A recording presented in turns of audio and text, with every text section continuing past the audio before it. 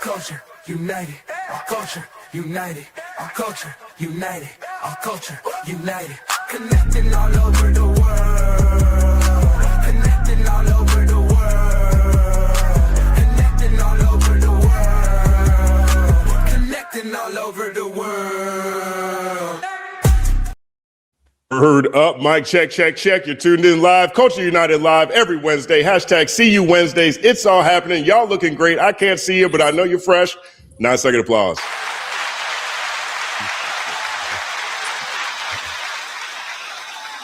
Nice. Now we got a fantastic panel for you today. A couple of cats have been waiting to get on here for a very long time. A couple updates. So we had a change. Glass Malone was scheduled to come on earlier today, so you guys did not watch that flyer. He had to reschedule for next week, so he will be here next week. He's confirmed next week. So 1 second applause to G Malone. Now, announcing our panel, back again, always delivering incredible commentary, always bringing heart and always bringing perspective in everything she drops. The one and only BK, 9-second applause.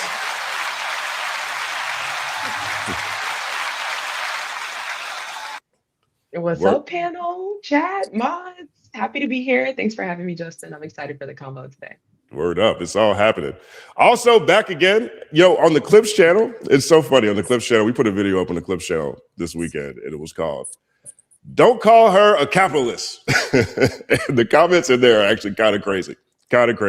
She's been a comment section favorite over the past couple of weeks. Also in that same video, also on the Clips channel, they're talking about how she's the MVP of the last 3 weeks. And fantastic strategist, marketer. First and 15's own, the one and only Elle. 9-second applause. Bringing back all the old dances. And I raised the roof. I don't know. I'm an auntie. I don't know what to tell you. I'm still here though. But hey, Justin. Hey, panel. Hey, BK. I'm excited to talk to the new people on the panel that I haven't got to engage with, as well as excited to speak to the squad. So let's go. Word up. It's all happening. Back again. One of my favorite artists, one of the most important artists from the West Coast, in my opinion, period. A true innovator and a true what do they call this? Oh my God, what was I gonna say? What was the thing? Renaissance man. Hey, because it's crazy the number of things that he also does for people behind the scenes and the collaborations he puts together. Always insightful. The one and only Open Mic Eagle. 9-second applause. What up?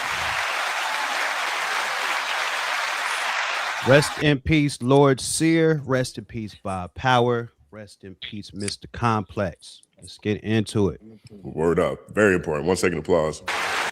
Man, you say it like that. You put him in a row like that. This is one of them years. Already.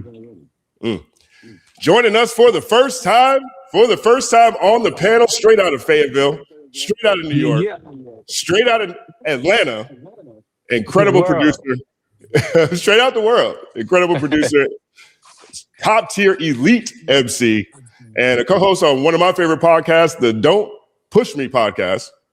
Don't quote me. Don't quote me. Oh my God. Yeah. Don't quote me podcast. There we go. The one and only Rain 910, 9-second applause.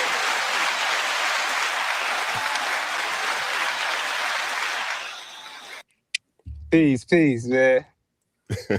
I'm happy to be here. Yo, man, me and Rain go way back.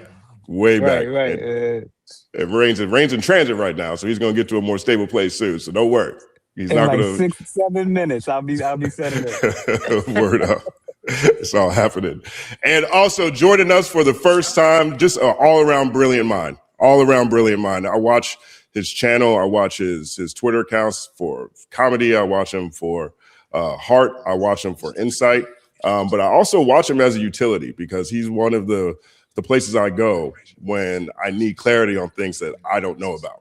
Historian, music historian, comedian, the one and only DwannB. 9-second applause. Thank you for having me, my brother. Welcome, and not welcome. Yeah, thank y'all for having me too, because I be watching y'all. I love this show. Word up, man. Thank you for being here. You guys know the routine. Everybody who's tuned in here, we got started 30 minutes late because I think everybody had some things they need to wrap up before we got started today. So thank you guys for bearing with us. As always, we have a 2-hour main discussion. The main discussion is going to cover probably around 4 topics as they normally do. A couple of new things I want to try out this week. We'll see how they go. If you pay attention to people's lower thirds, there are some cash apps in there. If you love what someone has to say, let them know directly, and really show the appreciation that you have for all these people who are giving their time, but also their perspective to this conversation. And with that, let's get started. 1 second applause. Now, the biggest story the past 2 weeks, it just keeps going, and I really, really enjoy it, right? We talked about this last week.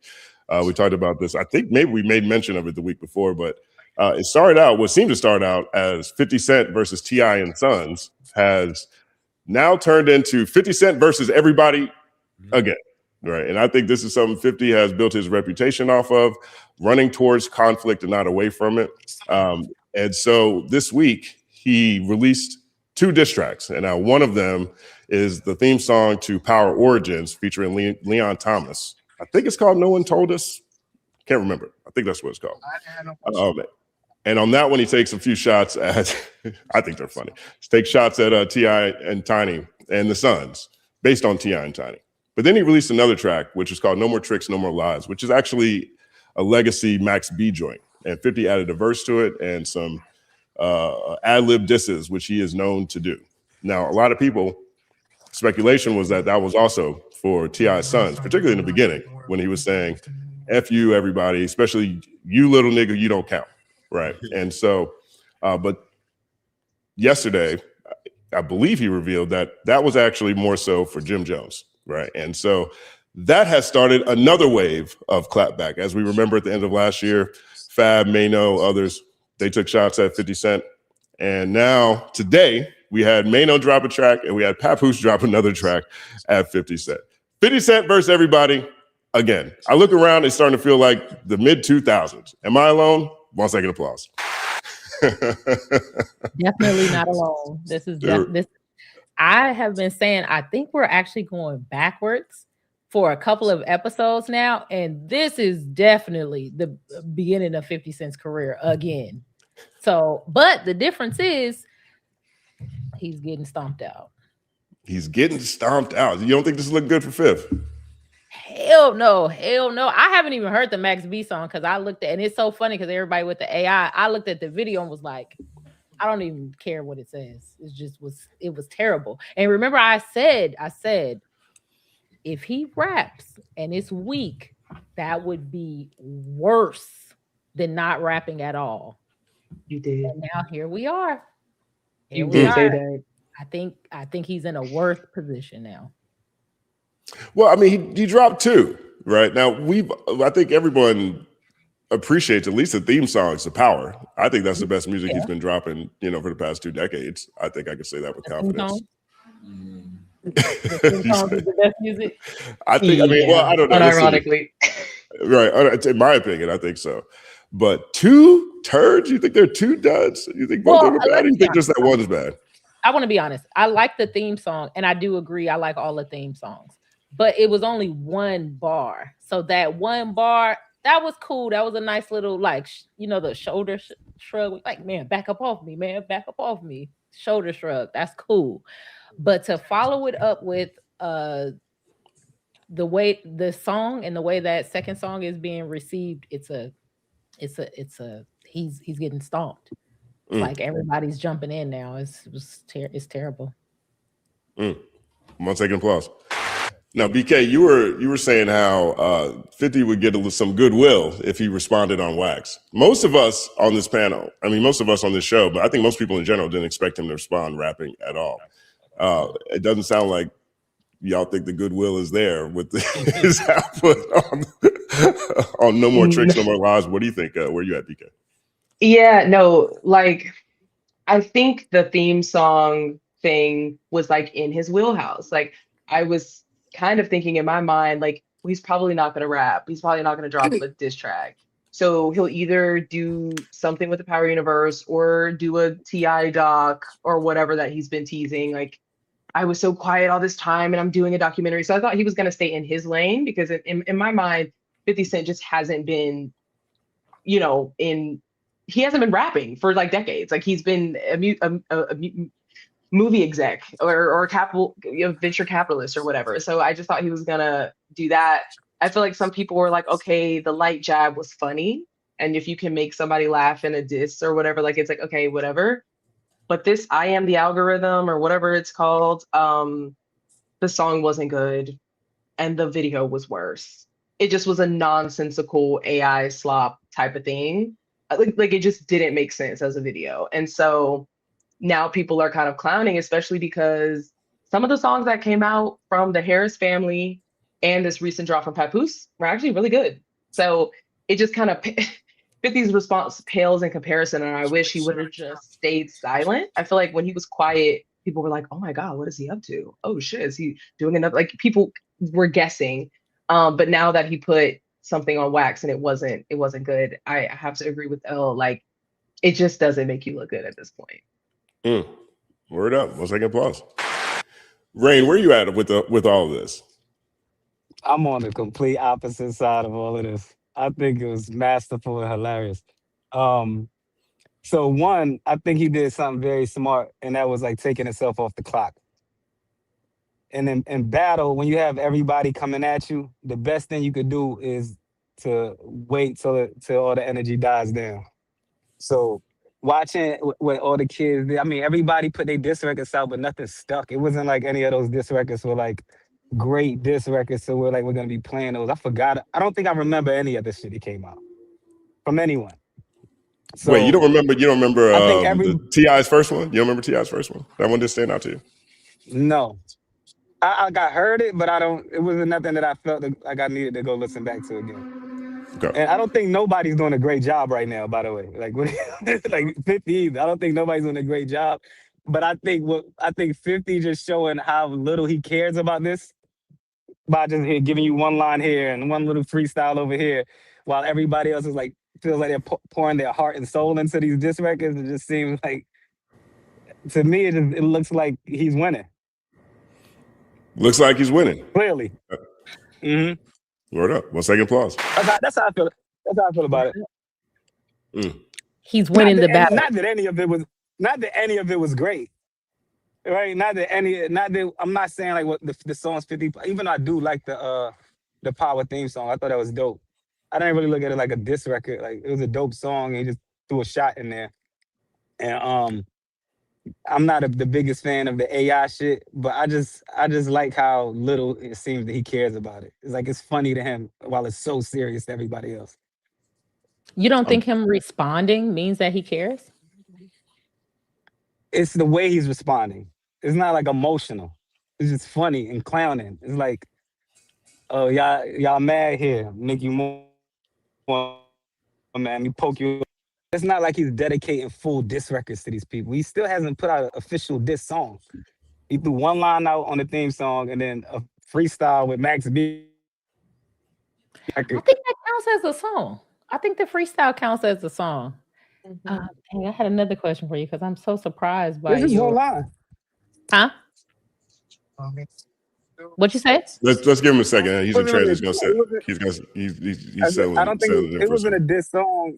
It was just a line, right? Well, in the theme song, it was just a line. It was a hilarious line too. I gotta be honest, it was a good. If you're gonna do one line, boom, he got the one line. He got the one line. That was funny. But the freestyle, I mean, I think that counts as a diss song. You said it has to be a full song with multiple verses and a hook. A diss to who though? It wasn't a response to T.I. is what I'm saying. It wasn't a response to T.I. It was like him just poking fun at Mano, Jim, and Dave East. He didn't even really say their names. It was just a random verse. It didn't feel like he went in there to make a diss song. Like, here goes a song. Like, it's not Piggy Bank or Back Down or, you know, when 50's in full attack. Yeah. It still was bad though. I don't know. It was still bad. It just, even if it was a light jab or like a fun track, like it just wasn't good. It was bad. Mike, where you at on this? So when you when we first talked about me jumping on this week, I was really, really hoping that this wasn't on the topic list because I hadn't heard None of this. None of it. None of it. I had been. I could almost say I was avoiding it, and so I did a quick sort of catch up before we started right now, and my brothers and sisters, I have to report I hate all of this. I hate it all. I hate it all so much. Oh my God. I hate everything that I heard this afternoon coming into the session. I didn't hear everything, but I heard the 50 Cent stuff. I heard the T.I. song. I heard the Papoose joint. And you know, I think Gen X rap beef, it's just not really for me. Like it's a bunch of dudes like making early 2000s club bangers at each other, like white tee music. Like I'm not really like, that's just not sonically, that shit don't appeal to me at all. Yeah, and I just feel like I'm out. Like it's not, you know what I'm saying? Like the new rap songs, the new beef, like the stuff that we've just come out of, I feel like people are making like really interesting music in it. You know what I'm saying? Like to me, like even with the Kendrick and Drake shit, the flyest shit to come out from that shit for me was Meet the Grams, because you got this sinister ass, dark ass underground beef, and the dude just laying out all of this vitriol towards the other cat. And this is like, you know, this music is not for me. Like, in fact, my origin as an artist is like rebelling from like the early to mid 2000s sound of rap music. So for me, it's just not fun to be back in it at all. 1 second applause. Gen X rap beef ain't for you, huh? That's crazy. It don't look like it. It don't look like it. Are you what do you think, Dwann? Where you at? I'm with like that. I think that mid 2000s era was just it was a trash era, you know, in a lot of ways on the pop, not on all areas, but a lot of the pop era, a lot of phony BS in this.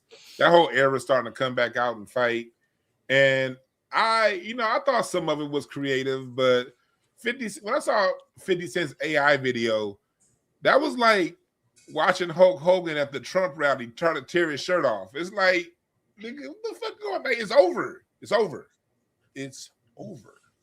And you can't play the I'm slick and I'm better than you. Now, he could have played that if he didn't respond. Now, if he doesn't respond, he can stay above the fray. But if it's one of those things, if you're gonna go there, you gotta go there, and you don't get a pass for going there and going there halfway. You know what I mean? There's no, you got in the booth, you were intentional, and you about talking about some people, and you missed the mark. And, but that's what I expect from a lot of artists of that era. You know what I mean? It was not all, but especially the ones that was pushed like a 50 Cent. It was just like, but I like what T.I. did. You know what I mean? I was never the biggest T.I. fan, but I like seeing children step up for their mom. You know what I mean? I like the family affair. I like, you talk about somebody's mom. It's like, hey, I'm not gonna wait on my dad. I'm gonna get to it. I like that. You know what I mean? But 50, if you was gonna stay out of it, stay out of it. That crap you did right there, nah, that was like watching Magic return. That just didn't work. Watching Magic return. That's a reference. 1 second applause. I mean, I'll say this. I think I'm probably more with Rain on this, right? And I'll say I'll say this overall. I don't think 50 is winning. I won't say that. But I was about to say, what? When he dropped that line on Power, I thought that was using what he's good at to the best of his capabilities in 2026, right? Because that line on Power, back on my dope boy grammar, your daddy made your mommy eat every box in Atlanta. That is a Jeopardy question. That is one of those questions. My apologies, I'm back. Okay, you're good. That is a Jeopardy question, right? That's one of those ones where people will pop up on trivia night and say, who was 50 Cent talking about on the theme songs to Power Origin? I thought that was shrewd. I thought that was great. You know what I mean? When he dropped the second one, and I said it on this channel, I felt like, one, I wasn't sure who it was at more than anything else. I felt like that muddied the waters, right? And so that one is a troll job against all of his other rivals from New York City. You know what I mean? And that one took, I guess, essentially 2 months to really show up. I'm not sure where it goes, but it's definitely activated them. Mano dropped a track today. Papoose dropped a track today. And if part of what you're trying to do in a battle is make your opponents uncomfortable or be able to manipulate how your opponent reacts to stuff, 50's pretty successful at that so far. So it's hard for me to say that he's actually getting stomped out like that. Can I say two things? I'm sorry. Completely disagree. I think y'all are giving 50. Oh, go ahead. I think y'all giving 50 Cent special privileges. You know what this reminds me of? Like in battle rap culture, it was a time where Loaded Lux had did a freestyle video, and he took a shot at everybody, right? And then the whole battle rap culture started firing back. The minute that happens, he won. It doesn't matter what y'all saying. It's not the same thing, though. It kind of is, because it's like, not. Like, I feel everybody's firing at one person. He could just sit back and like, it's just funny at this point to see everybody like just if one person went around slapping the shit out of everybody, and it's like, oh, he winning because he keep getting in the shootout because y'all all trying to shoot out. He has systematically went through and poked all of these bears. He posted Clarissa Shields talking about he been liking them rough. He fucking is partnering with Jim Jones and them landlord and releasing video of them trying to get back into their old shit. He posted patrol. But is anything damaging to him though? I guess that's the question. Has anybody sent a shot at him? Has anybody sent a shot at 50 damaging to him? It's not super damaging, but I'm gonna tell you what is registering to me as intro to the damage. First of all, did you hear Papoose yet? I know it just dropped today. Did you hear Papoose? Yeah, I did. He put out two already. Him up. Yeah, he dropped another today. Fired him up. We not about to act like Pat didn't fire him up. I think you're in the meetings vein. I'm not sure if you heard the one he dropped an hour and a half ago. Yeah, I saw. That's the one he did the video for. One he was just in the car. Yeah. But did you listen to No, he wasn't in the car. He wasn't in the car for this one. This one he was in front of the Juniors. First one he was in the first one he was in the car, and this one he did the actual video for. Right, correct.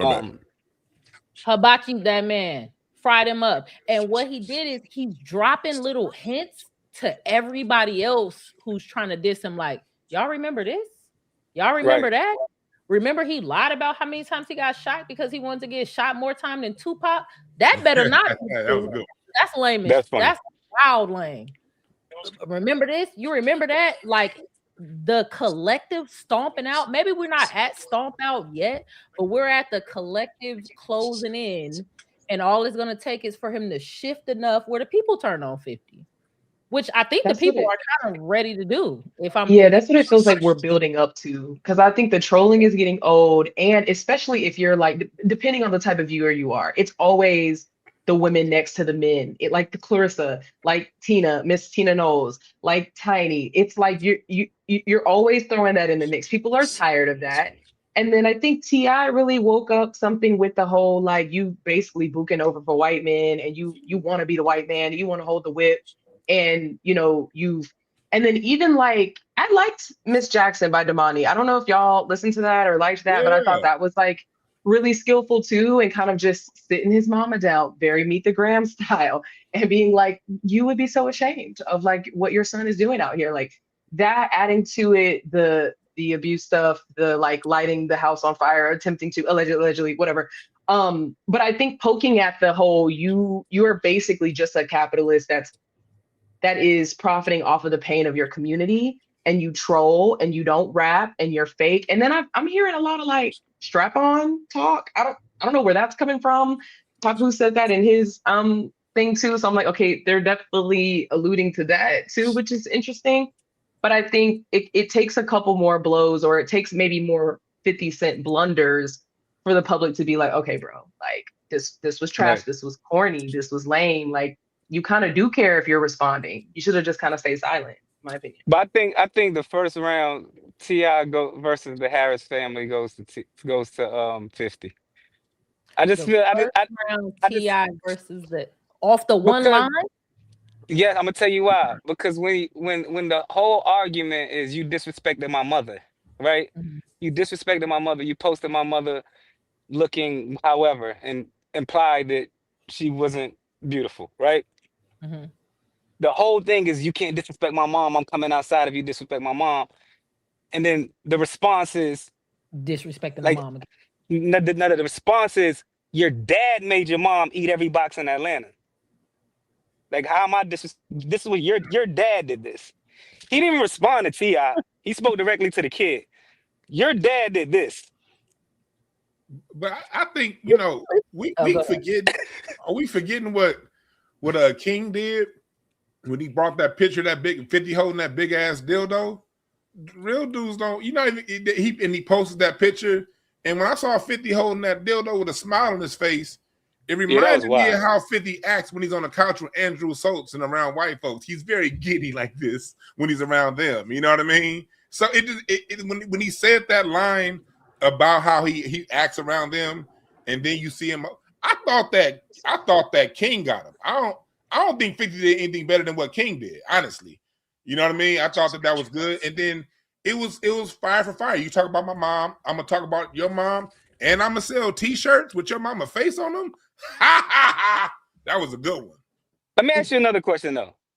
Is this battle based on who's rapping better? If it is 50, definitely it can't be in your eyes. Because if it was, 50 definitely wouldn't have won. Because who's really getting busy? This is not like Domani. Hold on a second. Watch the crosstalk. Like none of this is like a war of wordplay, punchlines, clever lines. It's like, how much can I disrespect you? How much can you disrespect me? That's why, to me, this is just a laughable thing altogether. It's like, well, what is this battle based on? Is it skill? Well, I want to jump in right here with this response. One, I think that the audience is listening for different things, right? And so I'll say this: since 50 has barely rapped, he hasn't given us much to really compare on that front. I will say that 50 used, again, his resources really well, because I think that Power Origin one is really good. All right. Two, when it comes to everybody else, yes, it actually is based on skill, right? The Domani Miss Jackson joint, that is one of the most creative songs that I've heard this year, regardless of if it's a diss track or not. He literally gives 50 Cent a new nickname, calls him Firebug all up and down the joint, right? It's hard to listen to T.I.'s Right One. That one has all kinds of entendres in it, right? Now, whether or not people are paying more attention to that than they're paying attention to how he points out 50 Cent's affinity for white men, I'm not sure. But there are all kinds of metaphors that are all up and down that. Same thing with Papooses right now. But it's hard to say that all these things are being judged on skill. Even though I will say people think that 50 is getting waxed because of the skill that's being shown on the other side. The only person I've really heard that I don't necessarily hear the skill loudly like that is King, and King is memeing him to death to a point that I think that 50 actually respects. Can I ask y'all a question? That was funny. Wait, can I ask you a question first? Wait, what? Go for it. Go for it. Is it possible, because I'm a marketing director, so I know that the story is really what leads people's outlooks on things, on what's true and what's not true. Is it possible that because you have this story of 50 Cent not caring and being this super duper troll, that you're maybe just following your understanding of 50 Cent, the character, more so than kind of like really analyzing like how good Papoose rapped against him and Domani's shit? Like Domani's shit was really good. Like, is it possible that you like, it's just not enough to sway me from the story I already believe? Is that possible? You asking me this question? And only you. Oh, well, one, the Domani joint, I to me, that track gets void because it wasn't creative. It was a copy of the Locks, Miss Jackson, when they did 50. They did the Jackson joint first, so he just copied that. So to me, that was a lack of creativity, and to me, in hip hop, that's an absolute no. You cannot tell somebody and redo it your way. You mean like? So I didn't respect the Domani joint. Whole career. Wait, hold tight. I want to hear what Range got to say. Go ahead. Well, I mean, I didn't hear what you just said about who did what their career. No, just keep going. You said Domani's joint didn't have creativity. Yeah, I think. And then, right, because that's the same thing. Like when the Locks rapped off the Outkast Miss Jackson beat and spoke to his dead mother, and like Domani just did the same thing over. So to me, that wasn't creative. As far as following the 50 Cent story, I just feel like when I look at a battle, I think it's making everybody else look worse than it's making 50 look. That's just how I'm looking at it. Like when I look at it, I don't see any damaging moves being done to 50. I don't see anybody saying anything really new other than, him pandering for the white man. I feel like that was like the first creative, new, fresh topic that was presented, and I think that's dope. He'll come back in a second, I'm sure. Mike, I know you had something you wanted to ask. Well, the question I was going to ask, and it really is just to sort of get at the bigger question of who is this for? Because it feel like there's a conversation or perspective on this from rap fans, and there's a conversation and perspective on this from like the larger internet troll community at large. And so what it makes me think about is a couple of the songs I heard going into this today. It was people saying that Rick Ross had beat 50 in their battle, but I don't even remember 50 rapping in that battle. And I remember 50, I felt like was winning because he was clowning harder, right? Like with Curly and Rick Ross's baby mama and all of that. It felt like he had won favor that way. But now it's like, okay, so now it's two different approaches to this. And given that, how does somebody win? Like, yeah, the rappers are doing it for the rap fans and they rapping better for him, but better than him because they're better rappers. He's going to troll circles around him because he's a natural troll and he got all the money in the world. So like, I don't see the end point for either side, I guess. I mean, I think T.I. has, I'm not saying this as like the narrative that like T.I. is clout chasing off of 50 Cent. Like, that's not what I'm saying.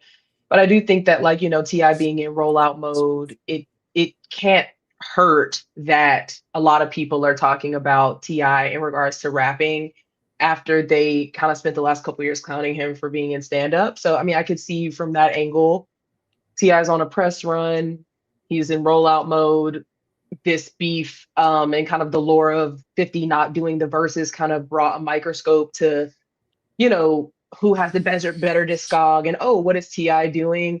But I don't know. And I think the kids, jumped in because that was their mom. And then the medium that they choose to express is music. So I don't know. And I think it's kind of to your question specifically though, like in the 2020s and beyond, in the internet age and the social media age, what is the end of beef that kind of kicks up like this? Because it does kind of seem like a new, you jump out there, you start a beef, you get some promo, you sell something, whatever. That's fine. That's fine. But I do wonder, where does it end? And I feel like we've been kind of having that conversation alongside of which track was better or whatever, is like, what's the end point of like them two going at it like this? Like, where does it end? And I actually don't know. I think the short answer is that it doesn't. I mean, if you look at who 50's beefing with, these are people he's been beefing with forever. These aren't necessarily fresh encounters. 50 is amazing at marketing, and I think marketing is beef is part of his marketing. 50 is very much a person who's like, well, if I can't be your friend, at least let me be your enemy. And so that's one of the things that I like about what T.I. and his family is doing, right? Where I disagree with, even though I feel like I definitely disagree with the idea that 50 is getting stomped out. I don't see that at all, right? Where I do see 50 vulnerable, more than I've seen 50 vulnerable in any rap battle ever, is the continuation of certain narratives. 50's I won't say entire, but his main focus is his production company, Target, that puts out products and films and documentaries aimed at the Black community. We have a succession of people at this point in time pointing out that 50 Cent only has problems with Black people. That is something I don't think 50 Cent can, I mean, who knows what can happen, but I've never seen 50 have to deal with that narrative while selling products that are basically aimed at that community. And if that keeps going, I would jump in just on the TV side and say that he's selling his products to white people in executive boardrooms, and then they're showing that product to Black people. So it would take quite a long time, even if Black people in mass decided to stop watching his programs, it would take a long time for that to really come back and affect him, I think. Well, I think what you're saying is really valid, and I guess this is why I'm at he's about to get, well, maybe I shouldn't say he is stomped out, but he's about to. It's looking real stomp outable right now, and I think I'm comfortable saying that really off the papoose. Like I listened to that while I was getting ready, and I'm like, let me read what he said. What? And I feel like when you get jumped, that's how it is. It's a bunch of people who probably couldn't whoop you on their own, but once you start getting weak enough, I mean, that's how it works. And I think the Papoose diss is the best diss. Domani's may be more artistic, but as far as like a thorough rap diss, Papoose has the best one. I also, again, like I said, I think he's leaving the gems to say, man, if you gonna diss him, these are the real problems. And just like you said, it brought up a problem that we're not used to seeing 50 deal with. And I think he should have just not rapped. If I'm being honest, I think 50 should have just not rapped. He should have did the one line in the documentary, and 50 would still be in the lead. But coming out with that song and just looking that lame like that, Yeah. it starts to set in where people is like, is 50 Cent lame as shit? And Like, do people you think are it affects his cultural cachet? Like, do you think, Yes. yeah, like, is it because I think the trolling has kind of, there is a section that's like, LMAO 50, love that troll shit. Like, even though it's been like he hasn't been rapping and he's been trolling, like, there has been kind of some appetite for it. But do you feel like, yeah, maybe these jabs, the angles that T.I. went with, that he's going to have to deal with for the first time, like, will that actually shift his cultural cachet? I think that is. Angles. Go ahead. I think that is shifting because 50 is very powerful. It's not going to be one thing to take him out. Mm-hmm. But I think that the moves that he's making, some bad moves right now, that's taking away his cultural cachet. Like at the end of the day, people love Tiny, and we all know how Tiny look. You know what I mean? But she has her own following, her own crowd. And when you see 50 consistently doing that, and when T.I. brought up the point about his TV shows, like if you look at 50's his TV shows, he sells black suffer porn. He sells trauma porn. A black person either in jail, getting out of jail, going to jail, dealing with drugs. It's a perception that, you know, it's sold a lot, but it's like it's getting old. You know what I mean? It's getting old. So T.I. pointing that out, and then going back to the battle with Kendrick, you see him mucking it up with Andrew Schultz and things like that. T.I., his rap is sort of bringing a lot of things that 50's been doing together, and he's losing credibility. This ain't gonna do it, but if he keeps going down this road, he better watch out. 1 second, pause. I want to add one more wrinkle to this that has been speculated, and I want to know if you guys think it's going to make a difference. There is rumor that Eminem is actually on the full version of the Power Origins theme song with Leon Thomas. And does that make a difference? Well, let me get Rain back in here since you just jumped in. Okay, I apologize. I finally made it inside. No, you're good. I can argue with you. Yeah, there's a comment on the screen that I think is directed to you. It says, "See, this is why we get at New York ninjas. They don't hold 50 to the fire." I'm from North Carolina. He didn't even want to hear the whole thing. First of all, no. I'm from North Carolina. What are you talking about? But yeah, I do want to add this to see what you guys think about this, right? Because there is speculation that Eminem is actually on the Power Origins theme song, and who knows if he's going to be saying something directly about T.I. or any of these things. But Eminem being on the song makes this actually a real song now. Eminem just doesn't come out and do things that aren't going to have some sort of commercial push. And if this song is out there in the marketplace, that puts 50 Cent as a musician out there in the marketplace. And I'd be very surprised if 50 is putting out a song with Eminem and doesn't have more music coming behind it. Right. So does that reframe the way we are thinking about 50 Cent as a rapper, as a musician, and what all of this potentially could mean? I mean, I think just by the song being on the show, like by this being a theme song to a show that might last for 10 seasons is enough. It's like you have to hear this every Sunday. It's already a annoying thing to deal with if I'm on the other side of that. So, but like I said, I still believe that this is, to me, it's just not a serious battle. It doesn't feel like a serious battle to me. It doesn't feel like Drake and Kendrick when they were going at it, or any of the like great battles before that. It just feels like a circus, wild west. Mike, you look like you wanted. Mike, you look like you had something you wanted to say right there. No, man, I hate the shit. I really do. I swear to God, it's like Eminem. That's like the only way for me to hate it worse is that Eminem is on it now. Like, fuck, come on, no, please. There are things going on in the world. My God. That was actually one of the best lines in Papoose' joint. He said, "America just kidnapped the president of Venezuela, and you out here pushing propaganda." You know what I mean? He's dragging it, but I was with it. Like, yes, like I don't think 50 is the reason why niggas not paying attention. Whatever. Let's go, Papoose.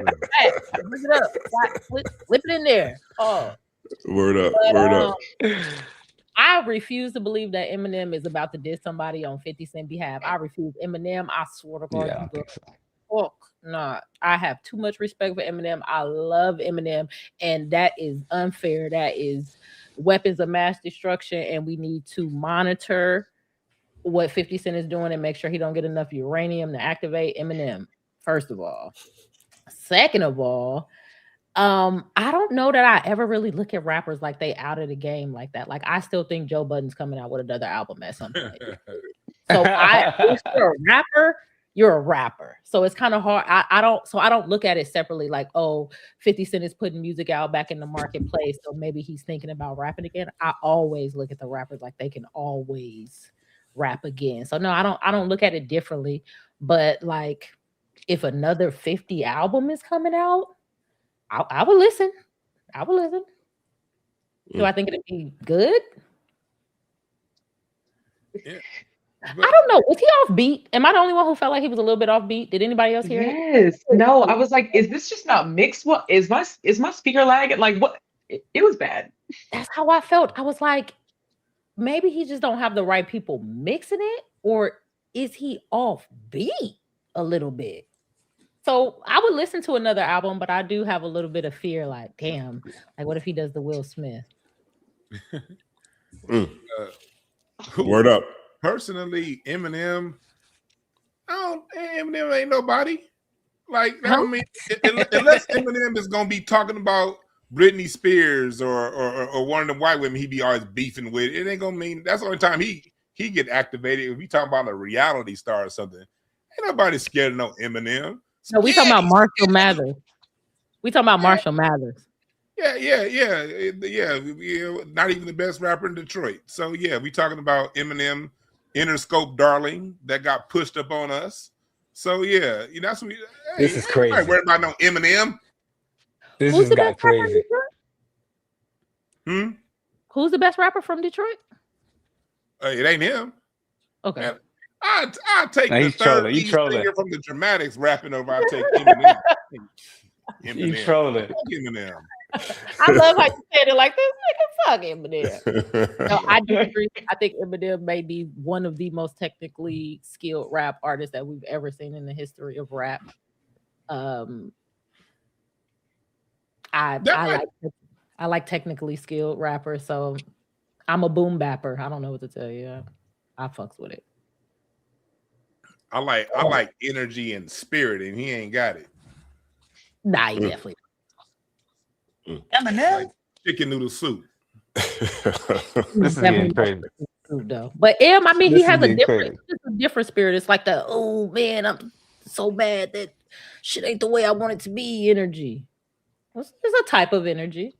I don't know. I'm not about to spend my time taking up for Eminem. He's one yeah. I mean, look, Eminem's reputation is solidified. He's one of the greatest rappers of all time, regardless of what we think about him. And he's done so much to, add. How about this? I'll say this. Just to me, it's at a certain point with certain artists, it's kind of like it's just preference at that point. Right. Jay-Z's at the preference point. Whether or not I like Jay-Z, he's at the preference tier. You know what I mean? Like Eminem's at the preference tier. Lupe's at the preference tier. Andre 3000. A lot of people are just at the preference tier. Whether or not I'm a fan of them is totally different. But, it's kind of hard to sit here and say Eminem can't rap, whether or not someone is a fan of him. I don't know where that would come from.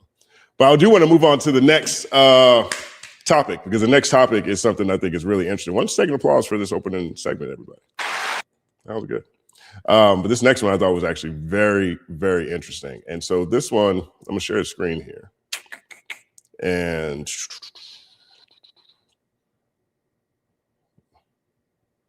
Let's see. I think, yeah, this is it. So this right here, this comes from Billy Corgan, right? And Billy Corgan was from the Smashing Pumpkins, if I'm not mistaken. And he made a statement on his podcast talking about the transition from rock to rap music in the late 1990s. And he put out there a conspiracy theory I'm only used to hearing from a hip hop standpoint, from a rap standpoint, but he has it from the other side of it. Here's what Billy Corgan had to say, and then I want to open this up to the panel. Rock has been purposely dialed down in the culture. When would you say that began? Mid 2000s? Late 90s. I think the first, and again, this gets wizard behind the curtain, right? Somebody's going to say, well, how do you know, or who was the wizard behind the curtain? All I know is I saw the gravity shift, okay? If you were at MTV or around MTV, 1997, 98, suddenly they decided rock was out when rock was still very, very high up in the thing. And it was replaced by rap. They immediately changed the way their standards and practices immediately shifted. So now that things that weren't allowed were suddenly allowed, people were waving guns. Okay. So some people assert that the CIA was involved in all that, again, above my pay grade, but I saw it happen. I did witness it happen. Okay. And of course, great music came out of it. So it's not like it's not a barren wasteland where something was pushed in that replaced something. Qualitative things and great artists came in, but there was this overt shift. I saw it happen. And then now, as you pointed out, rap seems to be waning in terms of its cultural influence. Pop is completely dominant. Rock is probably the most dominant ticket selling thing in the Western world, and yet there's almost no representation of rock in culture. So why do we have that schism? I think they purposely dialed down the ability of rock stars to have a voice in the culture. He thinks they purposefully dialed down rock stars' ability to have a voice in the culture. Open floor. Hey, so I got a 20-minute video going up on this tomorrow because I had a lot to say about that clip. I really don't like boogeyman arguments. I really, really don't like that. I really feel like that comes from an inferiority complex. I think that is reductive to people's agency. It makes people not have to be accountable for their own choices. And I think it lets capitalism off the hook. I think oftentimes capitalism is the boogeyman. I think a lot of these corporations are a bunch of people who are scrambling, trying to figure out how to keep their jobs from quarter to quarter. And they're not necessarily sitting having meetings trying to decide what's going to be the next thing, because they're always chasing the thing. Like trends come and go, these things happen. And you know, just like I said, I got a lot to say about this in a video going up tomorrow. But you know, one of my main takeaways from what he was saying was like, if guns being allowed in music videos takes your genre down, that means your genre was cooked anyway. Well, second applause. I got a sneaky suspicion somebody's fucking racist. I just can't. I smell it.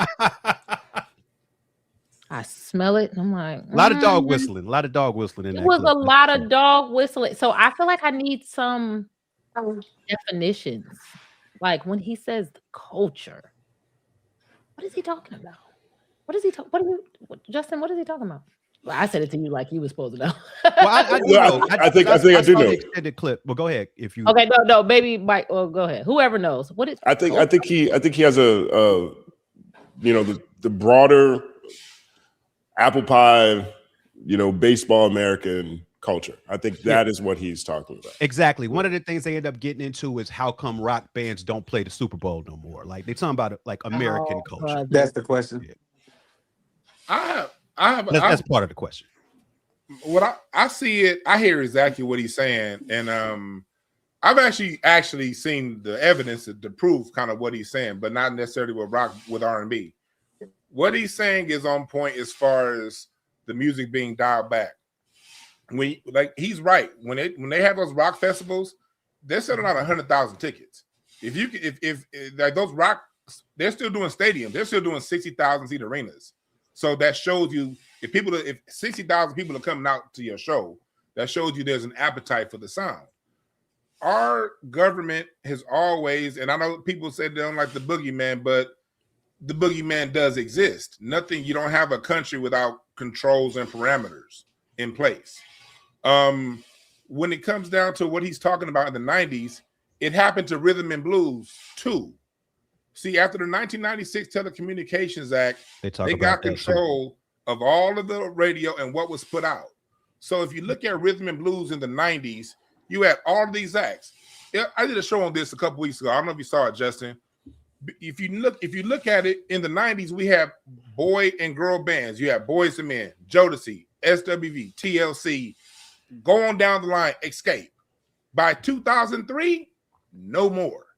We didn't say we don't want to hear groups anymore. It got taken. Rap, and I've done deep dives on this 4 or 5 years ago. Rap was elevated over other forms of music because of how cheap it is to make and produce. You don't have live bands. You don't have tuning. You don't have all these other things. And so rap was elevated over R&B, and it was pushed to the front. And we saw that because after between 95 and 2008, you saw all of these record labels get consolidated. Universal got Capitol, Def Jam. You saw all this corporate consolidation. You no longer have competition in the market. And when you take away competition and you combine that with the 1996 Telecommunications Act, you can force feed the people what they're going to hear. There are no more regional sounds. Now artists aren't breaking regionally anymore. On my radio show just last week, I interviewed Kevin Slow Jam and James, who used to be at 92.3 The Beat. And we talked about how we saw this happening in real time. You saw it happen back in the 70s, into the 80s. When I say I have evidence, I heard Dick Gregory say something years ago about what happened in the 70s, about how they took away live bands, live instrumentation, background singers. And so I just asked my father-in-law. My father-in-law is a producer. He's a producer for Motown. I said, have you ever heard of this report where they talked about they stopped allowing you guys to use live bands? He said, yeah. He was actually in the studio with Lionel Richie. This is when they were recording all night long. He said, yeah, Dick Gregory came into the studio when we were recording those sessions, and we saw the report where it talked about the taking away of the live instruments and the impact and the reduction in cost and this greater plan to take away these live sounds. These are things that happen. Now, it's hard to find some of those reports, but you can look up the Harvard report by Dr. Logan Westbrook. That's one book you can read where they talk about how they capitalize on markets. If you also want to read more about how they manipulate stars and manipulate music and manipulate rock, you can read this book called Weird Scenes in the Canyon by David McGowan. And they talked about how they did that back in the 60s. There's an overabundance of evidence of showing how music is played with. If we're talking about Scenes in the Canyon, reducing costs, is that not just capitalism? Is that not just the machine trying to pay less for a product that they're selling? Reducing costs is one, but it's also, you got to understand that music is also a spiritual experience. And if you're going to control how people behave and interact with each other, you got to control the lyrics. It's also, when you take away live drums, you take away the feeling. When you take away background singers, you take away the emotional aspects. You take away ingredients people need in their music. And you see the evidence as far as like now, when we talk music, everything's a battle. Everything's a fight. There's no more coming together. People didn't stop writing that kind of music because they stopped writing that kind of music. They got forced to stop writing that kind of music. And it wasn't all capitalism. That's an excuse. It's part of it. It's definitely part of it. But the cause and effect relationship of what we have right now versus what we come from in 1974, that didn't happen by happenstance. 1 second applause. Elle, you had something you want to say, right? Well, I don't know that I'm going to say it right after that. I mean, I'm going to respect the OG giving us game like that. And so I'm processing what he's saying. And I definitely agree with Mr. Eagle that a lot of it sounds like capitalism. Like even when he started talking about, because I watched a few more of his videos and he started talking about how the labels were overcharging for what it costs to produce a song because they would charge for all of these extra microphones for a drummer and all these inflated costs. And once they realized that they could take those away with new technology, like Pro Tools, things like that. So it does sound very much like a capitalist thing. Like they started to realize, hey, we don't need a whole band. We can have one person do all of that, maybe not instrumentation. But then I also want to respect what OG is saying when he's like, well, it's more than just the money. It's also controlling the spirit aspect of it. But I do think that I don't know. I'm still processing it because it does come go back to the Boogie Man idea. This is how I triangulate that. Spotify, they just said a couple years ago, said that over 70% of the streams through now is still music made in the 70s and before. So if we're going to talk about money with live bands, live orchestration, it initially it costs more, but when you look at the return you get, you look at somebody like Adele. When they wanted to push Adele and make her the voice of R&B, the voice of rock and roll, they gave her live strings, live horns, background singer. Music like rock, music like R&B, it costs a lot of money to get it right in the beginning. But when you look at what's played, look at right now, Neo Soul's now 30 years old. When we look at a lot of the money, that was one of the art forms that they weren't spending money on. That wasn't getting the investment, but it was done, recorded analog, recorded live. And when we look at the music from that time, that's the music that's getting played more now than a lot of the pop tracks at that time. So just when you look at the evidence, but let me ask you a question. Stream is from before then is still long term. The live stuff still makes more money. But let me ask you a question. If that's the case, if you're these people, the shadowy people trying to control everything, why would you even allow that stuff to still exist where it could still be played today? If it's so important to take that stuff off of the market, like what is the benefit of having it around so people could still listen to the old stuff? It'd be very easy to take it away if you had all those levers of power. I'll give you an example. Michael Jackson's Bad CD. Michael Jackson's estate sued Quincy Jones' estate, sued Michael Jackson's estate because of how they re-engineered the Bad album. What they did was they took out the dynamics, they flattened the sound, and they did that. So when it comes to a lot of your old music is being remastered. And a lot of the feeling and effect is being taken off. We have lawsuits to prove it. But at the same time, it's still 70% of your profit. If you're Universal, you still own Motown, you still own Island Def Jam, you still own Capitol. And if you want to go more into how dirty this game is, read this book. It's out of print, but you can still find it. It's called Music Industry Hitmen. It talks about the different record executives that came victim allegedly to cats like Clive Davis and people like that in order to push and capitalize. That the music industry was set up by gangsters. We got to always remember that. It was started by mobsters and gangsters. And so when you're dealing with music from the 70s, let's go back to sampling. You can't get rid of that because who's going to sample? I make money twice. I make money off me charging you to sample, and I make money off charging your contract to pay for my sample that I already own. So it's an endless well of money when you deal with, and it's not just America, houses, sampling, UK pop, K-pop, they all coming back to us and what we own. So they're not going to get rid of it because since we don't teach y'all how to make music, we need you to have some music to go back to when you're making your music. So it's not going to they're not going to get rid of it. There's going to shine a very, very, very bright light on some of these new racks coming that are sampling music that we making money off of in the back end anyway. That Hitman book is a fantastic book, by the way. I do recommend that for anyone trying to understand the shift that happened in terms of how do we get to the landscape that we're in today. One of the issues I do have, though, with what Billy Corgan is saying is that the way he's talking about this makes it seem as though rock disappeared. And that's just simply not true. Yeah. You still had System of a Down. You still had Papa Roach. You still had Limp Bizkit.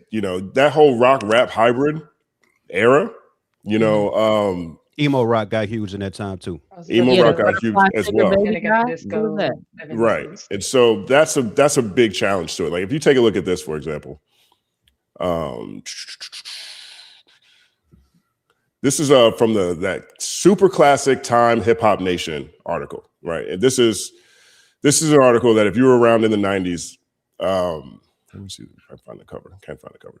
The cover of this issue had Lauryn Hill on it, and it said Hip Hop Nation, right? And this was viewed as a seminal moment in American culture because Time magazine put a focus on hip hop as being the genre that's moving forward. Now, perhaps that plays into Billy Corgan's point when he's saying MTV had more guns, and I just felt a shift, and you get time to start talking about something.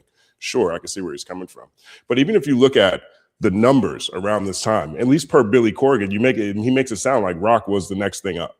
Like rock was bigger than hip hop or as big as hip hop or whatever. According to this, we'll say, in 1998, for the first time ever, rap outsold what previously had been America's top selling format, country music. Not even rock, country. Rap sold more than 81 million CDs, tapes, and albums that year, compared with 72 million for country. Rap sales increased a stunning 31%.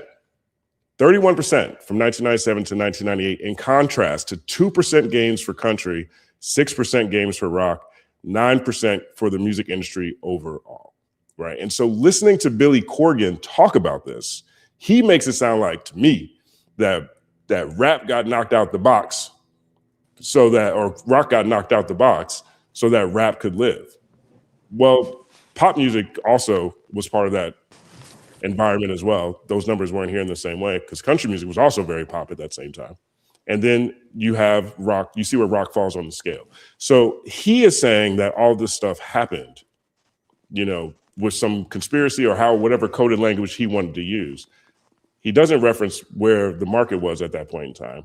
He doesn't reference Limp Bizkit, Papa Roach. He doesn't reference all these other rock groups who basically were just now rapping.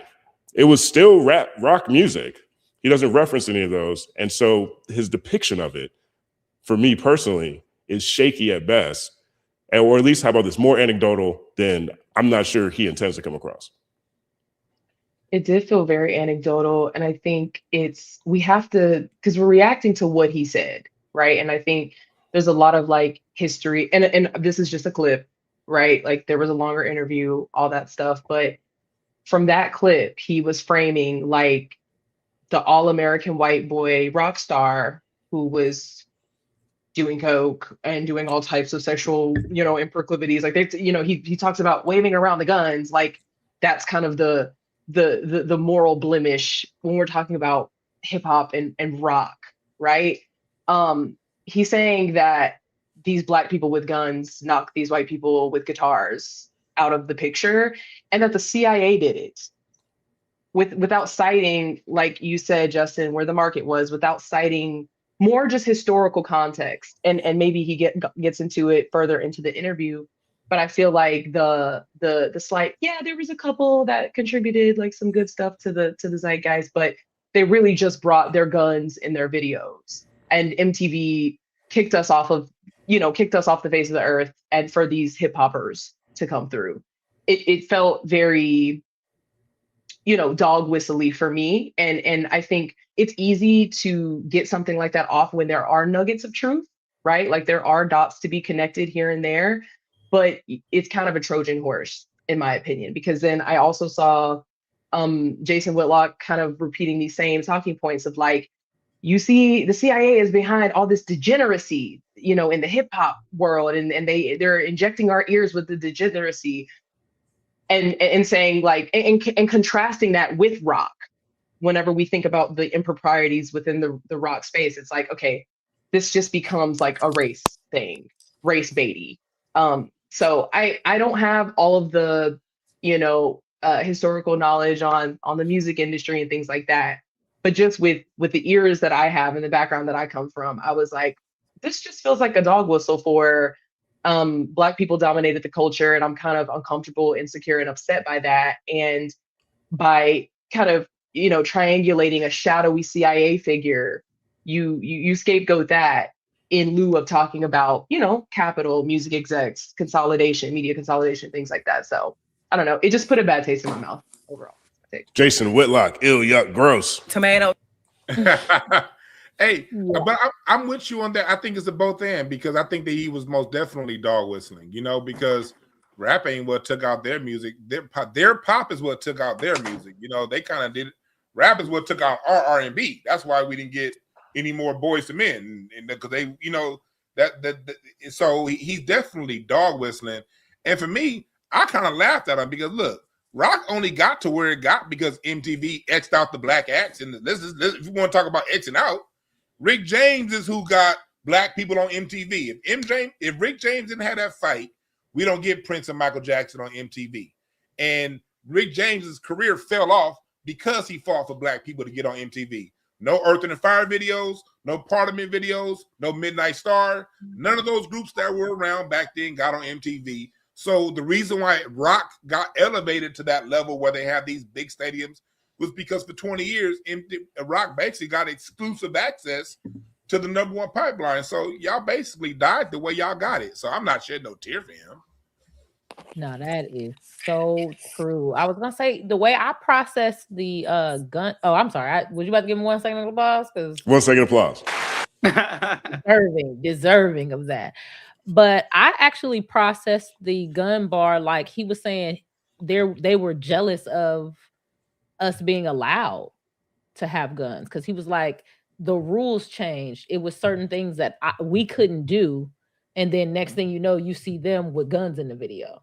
And so, and I only listened to it twice now, but the way I process that is we wanted to wild out and do all sorts of crazy things, but they kept restricting us, but they lifted the restrictions for the rap videos. Did anybody else hear that way, or was it just me?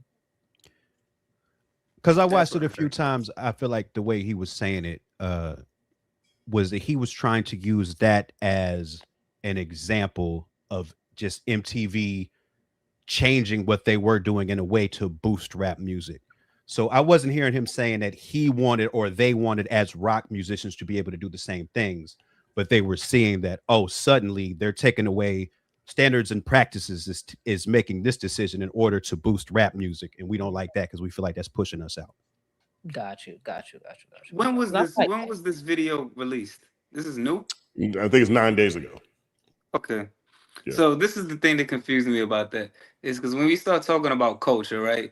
And him saying like they're no longer a part of like culture. That's where I'm getting confused at. Like, what culture is he speaking on? I think that was my question. Like, what is the culture? Yeah, I think you might have been off when we had talked about that. But I want to say this. I want to say there is no collective community of music anymore where we all sit there. It's not like a 106 in Park or MTV or a BET where we all sit down and experience music together. I think nowadays with everything being subscription based, it's kind of hard to see what's what. Everything is all over the place, and you could kind of just tune in and shape your reality of music to whatever you want it to be. There are artists out right now with millions and millions of followers that I've never heard of in my life. Because they're not just being put in my face on like the top 10 where we all have to sit here and watch this at the same time. And I think that this whole subscription base, interaction with music ruin it just eliminates culture, whatever that may be. Does that if that makes sense? Right. Yes, have you heard of Lil Tecca? Who? My son fuck with Lil Tecca real hard. I just wanted to see. I do too. I learned about this guy last episode who has a whole bunch of millions and millions of streams, and I was like, he's pretty great. I think Lil Tecca's pretty good. See, he's hip. He's solid. I was just I think that guy. He's just. Well, hold on, Rain. Do you know who Lil Tecca is? No, Rain, real quick. Do you know who Lil Tecca is? Do you know who Lil Tecca is? I feel like I've heard the name before, but no, I don't know who Lil Tecca is. See, no. I was actually supporting your point, even though it didn't really seem like it. Yeah, I don't. Oh no, I feel you. I didn't know he was talking about. So that definitely was with you. I was following you. I feel like part of what's left out, because a lot of in that same conversation they talk about how and DwannB brought it up a little bit too, how those big legacy rock acts do fill up stadiums, right? And they do still have a ton of monthly listeners. But I think that sort of also gets at what you're talking about, Rain. Like, we come from a time when we're used to being able to listen to music communally. And I think, like, for our generation and generations a little bit older than us, we're always going to want to go see a show. And I think for some of these newer acts that are popular, they don't perform as much. And their audience isn't used to coming to seeing shows as much either. So I feel like generally we're going to be moving more in that direction to where legacy acts are going to be the one filling up stadiums because their fans have developed that behavior. We're used to coming to be around each other and hearing music that way. And money, like a lot of the a lot of Gen Zers and Gen Alpha-ers are priced out of going to see live music. I mean, $200, $300 for a damn ticket. It's like, you really got to pay in for to go see your fave. And it's like, okay, no, I'll just catch the live stream or whatever. So it really is. I mean, there's just this soul sucking element to the industry that it feels like it punishes the consumers that want to support their people, you know, punishes musicians that want to still, you know, do the live instrumentation and things like that, saying, you know, it's too expensive and things like that. I don't know. It's definitely like a dark energy there. I can't lie with that. But it feels like the monopolies, the media consolidation, just execs caring about their bottom line has like fucked this whole thing. And maybe the ire should be pointed that way and not just like, well, rap took our spot and they were so cool and dope and had video vixens and had the best videos. And so fuck our videos. Like, okay, there could be some truth to that, but I don't know. I feel like he just had a little gripe. Yeah. Fact. And I think there was a little bit of cap with the rock concert thing. Like, I just looked it up real quick. I looked up 2024. I don't know why I thought maybe we'll have better data, but I mean, domestically, rap had the highest concert stats. So I do think there may be a little dragging of this, everybody coming to see the rock stars and not the rap stars, but I'm not sure. It was a quick little chat GPT, but I thought rap concerts were breaking the records. I don't know what's this new. I also, my bad. Dwann, go ahead. Yeah, I was going to say it's an overall thing, an attack on live music that's happening right now, and it's happening on both sides. And I got to give a lot of the rock guys credit because they were the ones that are responsible for bringing this Live Nation lawsuit that the Department of Justice just settled yesterday, which was still a win for Ticketmaster and Live Nation. But tomato, yeah, you get to see, we know all of this stuff that's going on right now in the industry, and I think it's really going to come down to, you know, the musicians on both sides talking. Like here in California, I was part of the reparations task force that helped. We're putting together. The CJAC is putting together legislation to bring to reparations for music industry, and not reparations directly, but to change how companies operating out of California in music do their contracts, because we're starting to see these major discrepancies in Black people's contracts versus white folks' contracts when it comes to artistry. But what's happening now, those white folks are getting our contracts, and so it's coming to them. So a lot of what they're talking about, we as a people, we've been dealing with our music for decades, but now that it's coming their way, you see Taylor Swift is part of that major lawsuit. We see what the industry is doing. I think it's really going to come down to musicians really standing up and artists and really vocalizing what's really going on and not being so quiet about it, because there's most definitely something going on that's bigger than the artist. And you no longer have artists running record labels. It's all suits. These are all people that don't know anything about music. They wear suits. They don't know how to create nothing. And they making the decisions and they stealing. But I think these are good conversations to have, because these things are definitely happening. But like you said, it's not because of rap music. It's because of the people making the decisions at the top. 1 second applause. I mean, the other thing that I think is part of this discussion, right? And now that's whether or not we're talking about the Telecommunications Act, or the 1996 Telecommunications Act, or if we're talking about the rumor / conspiracy that's been going on for the past 30 years, probably, that all the executives got together and said, we're going to promote music that helps us fill prisons, or whether you're talking about Kent State and Vietnam and a lot of revolutionary music that was coming out then, right? When you get to a point of consolidation, you get to a point where you're in a monopolistic system that all seems to be pointing in the same direction, certain types of music that is speaking on certain types of things becomes less of a focus, if not an outright scourge to the establishment, right? And so when you shift from, I don't know, Rage Against the Machine, right? Or even big shout out to Green Day, their album American Idiot, one of my favorite albums of all time, right? And it just the concept of American Idiot in 2026 is crazy. It's as crazy as the Dixie Chicks coming out against, you know, George Bush at that point in time. There was a lot of anti-war music in other genres. There was anti-war music and a lot of anti-war rock music was happening at that same time, right? And so regardless of what that shift was leaving 1998 into the 2000s or whatever, the strength in all those genres, in country and rock, in hip hop, or in rap music rather, is that rebellious nature. And that rebellious nature, regardless of genre, is gone, right? And so that to me speaks more to perhaps the shift that Billy is talking about here, because you start getting into a lot of that in the early 2000s, post the passing of Biggie and especially of Tupac, where you started having music that was really focused on 3 lanes of conversation and not things that tackle any bigger issues that are affecting all of us in the world. And I think that's also a part of this discussion that it'd been cool if Billy said something about, because I know he knows this. He's in rock.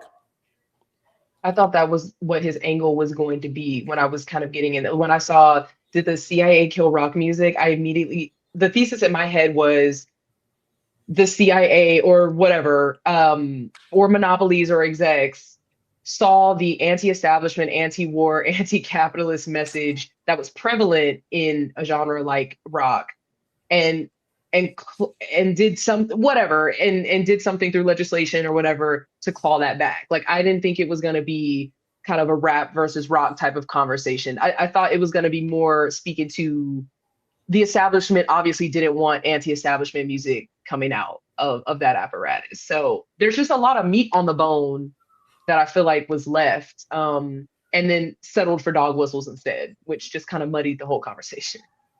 You're right about that, because like going back to Weird Scenes in the Canyon, you find that LA rock scene of the mid 60s was literally created out of nowhere. There was no music industry in LA in 1963. By 1966, you got the Whiskey, the Roxy, you got the Birds, you got the Monkees, you got the Carpenters, you got all of these rock bands that came to LA. All of those cats, they were from DC, specifically DC and Maryland. All of them parents worked for the CIA for the alphabets or whatever. But you also look at the context. Vietnam was starting out, and Bob Dylan was writing all of these anti-war songs. You find that, you know, there was a bubbling up in the early 60s, especially as the Vietnam War came. People like Bob Dylan, they're writing this music to question society. Out of nowhere, you start getting the Doors, and they look hippie, but they're not giving an anti-war message. And you see the waters get muddy. You see the early 70s. You see what happened when you had the years of What's Going On, Stevie Wonder's fulfilling his first finale, when you had the Harold Melvin and the Blue Notes and all this conscious music. By 76, 77, they making everything all of a sudden where it now has to go commercial. It seems like every time the music gets independent, every time it gets anti-war, anti-what's going on, the Isley Brothers skated through because they were completely independent. You know, the hip-hop was born out of an environment that the message in R&B was taken out. And then you see hip-hop has a message, and then boom, 96, no matter what it is, rock, R&B, hip-hop, country, the minute you hear a message starts to get brewing, something happens, whoever you want to blame it on, but a consistent thing, something happens and the music changes every time, no matter who's doing it. That's how you go from Pac to 50 to Lil Zane. All you had to do was put a do-rag on somebody's head back then. That was enough. And a damn tank in a little tank. Word up. What's that for? That was those apocalypse. There was a whole bunch of apocalypse. They dressed up everybody. Nah, that's fire. Ja Rule's apocalypse too. Definitely. That's fire. Maybe the people will realize that, hey, man, we all actually have to come together to fight against the crooked corporations that are trying all sorts of different ways to reinforce their own ideals and make more money and reduce our quality of life. I don't know. Maybe with AI. We're going to do it with their machine. I think so. It's possible if you're creative enough. Oh, geez. 1 second applause. That's what's up. That's what's up. With the Max B video, though, that ain't the way. And Papoose had AI in his video too, didn't he? That's what I'm about to say. You like Pap's? You like Pap's joint? Yeah. You didn't complain about Pap's AI. All them little animations. You know what? I was listening to him. I had the phone off to the side and I was listening to it and I was like, oh, damn. I wasn't really even paying attention to the video. I glanced a couple times, but I missed it. I missed the AI. So again, just like we talked about technology, just like he said, those labels was charging all of that money in order to do all of the separate instrumentation and all of that. Technology brought y'all Pro Tools, which brought y'all a bunch of artists that y'all wouldn't have without that. So y'all kind of got to decide: are y'all with the forward movement of technology, or are you like, no, I still want them to pay $200? Let's not get stuck here. Let's not get stuck here again. There's a fantastic video of Elle explaining all of this on the Culture United Clips channel, which is currently live. If you would like to re-witness or witness for the first time her crash out on the audience. 1 second, please. Now, I want to move on to the next topic here. This is a new segment I wanted to start. Okay, I want to try something new here. This might fail miserably, but pains of progress. Nothing starts off dope. All right, so this one is called React to This. Okay, so this is for the panel, of course, and I have a series of tweets I pulled out, and I want to get people's reaction to them. So we'll start with this first one here. Let's see, where's that? Okay, we're going to start with this one here. It says, you definitely Gen X or millennial if you know what this is called. Incredible Hulk. Incredible Hulk. That's exactly what it is. Yeah, this was killing me because this had Incredible Hulk trending on Twitter all day. I'm like, oh, is there a new MCU thing? Nah, it's just the hood back with a vengeance. Oh, you never heard of it? Oh no, I definitely heard of it. It was I didn't think that the world knew about it like that. Wait, BK, did you know what this is? I did not, but I did know Hypnotic as a separate beverage. But not, okay. not the combination of the hen dog with the damn, that's crazy. This was the Incredible Hulk was, for me personally, a 3-week experience. Because it looks awesome, right? This is like the grandchild or the child to Alizé, right? It used to be Alizé, one part, that's Thug Passion, right? 1 part Hennessy, 2 parts Alizé. That was the Thug Passion. And then they came back with the Incredible Hulk by the time I was able to go to the club, by the time I was able to go outside. And club nights would have Incredible Hulk night. Mm-hmm. And so shout out to Cool World, 1 second applause. That was the club in Spartanburg, South Carolina. And they had they had Incredible Hulk night every Wednesday was Incredible Hulk night. It took me 3 Wednesdays to get off of Incredible Hulk forever because everything is green about it, including your upchuck. You know, I was about to say, doesn't this just like fuck up your stomach? I don't know. It just looks like a mixture that just got you like on the toilet. It's awful. This was my first mixed drink at the Coconut Teaser on Sunset and Cahuenga. You know what I mean? This is my first mixed drink. Well, when you in your 20s, you could drink anything at that age. It was like, let's go. But it wasn't. I think I was done with it about a year later. But yeah, this was my first mixed drink. Was it really? Yeah, the Coconut Teaser. Yeah. Nice. Word up. From LA, you know the Coconut Teaser? I know. I've heard about that one, but I didn't come up in LA, so I wasn't experiencing the Coconut Teaser. Yeah. That's what's up. Shout out to Incredible Hulk. 1 second applause. All right, we got another one. This one's a little bit longer to react to. It's a little bit longer. This one right here. I love this one. Wait, I just lost it. I gotta bring it back. I'm getting better though. I feel like I'm getting better at navigating these screens. I think I am. So. Oh yeah, he's smoking this. So, thoughts are physical, right? All right. So this one is from Meg Thee Stallion. It says, also, this is the legend who has inspired a lot of my music, Juvie the Great. The first time back on the charts since 2005, blessing us with the amazing NOLA style. They released a song called BBB Meg Thee Stallion jumped on it. And Juvenile is now sitting at number 68 on the Hot 100. You better go, Woody. Better fucking work. I'm excited for Juvenile being back on the charts. I'm fucking with this. I like the song. The remix. Sometimes people do remixes, and I be like, I think she did great on the remix. So I'm excited that Juvie's back on the chart. You better fucking work, Juvie. Mm-hmm. Period. I feel the same way. I love Southern rap, and I love that Megan is one of those artists that's keeping it alive, even when people are like, I don't like her accent, or why does she say stuff like that? It's like, because she's from the South. And there was a period where people were like, why won't she say that she's inspired by Nicki? And I'm like, y'all don't hear that, like, she's just inspired by like Southern rap. That's like very clear to me. So I love the song too, Big Booty Bitch. Love it. Can't wait for the music video. They said that's coming. And I thought it was just cool that the collaboration like this from two Southern powerhouses got him back on the Billboard. Not that, we don't care about these charts, right? But, it's significant. So congrats to both of them. I care about the charts just like I care about the Grammys. And I think it's important for anybody in a field, any field of interest, to understand what trends are happening in that field. You know what I'm saying? Like, I think that alone at a primary level is important, regardless of how much weight I give them in terms of being correct or being, advocates for things that I consider dope.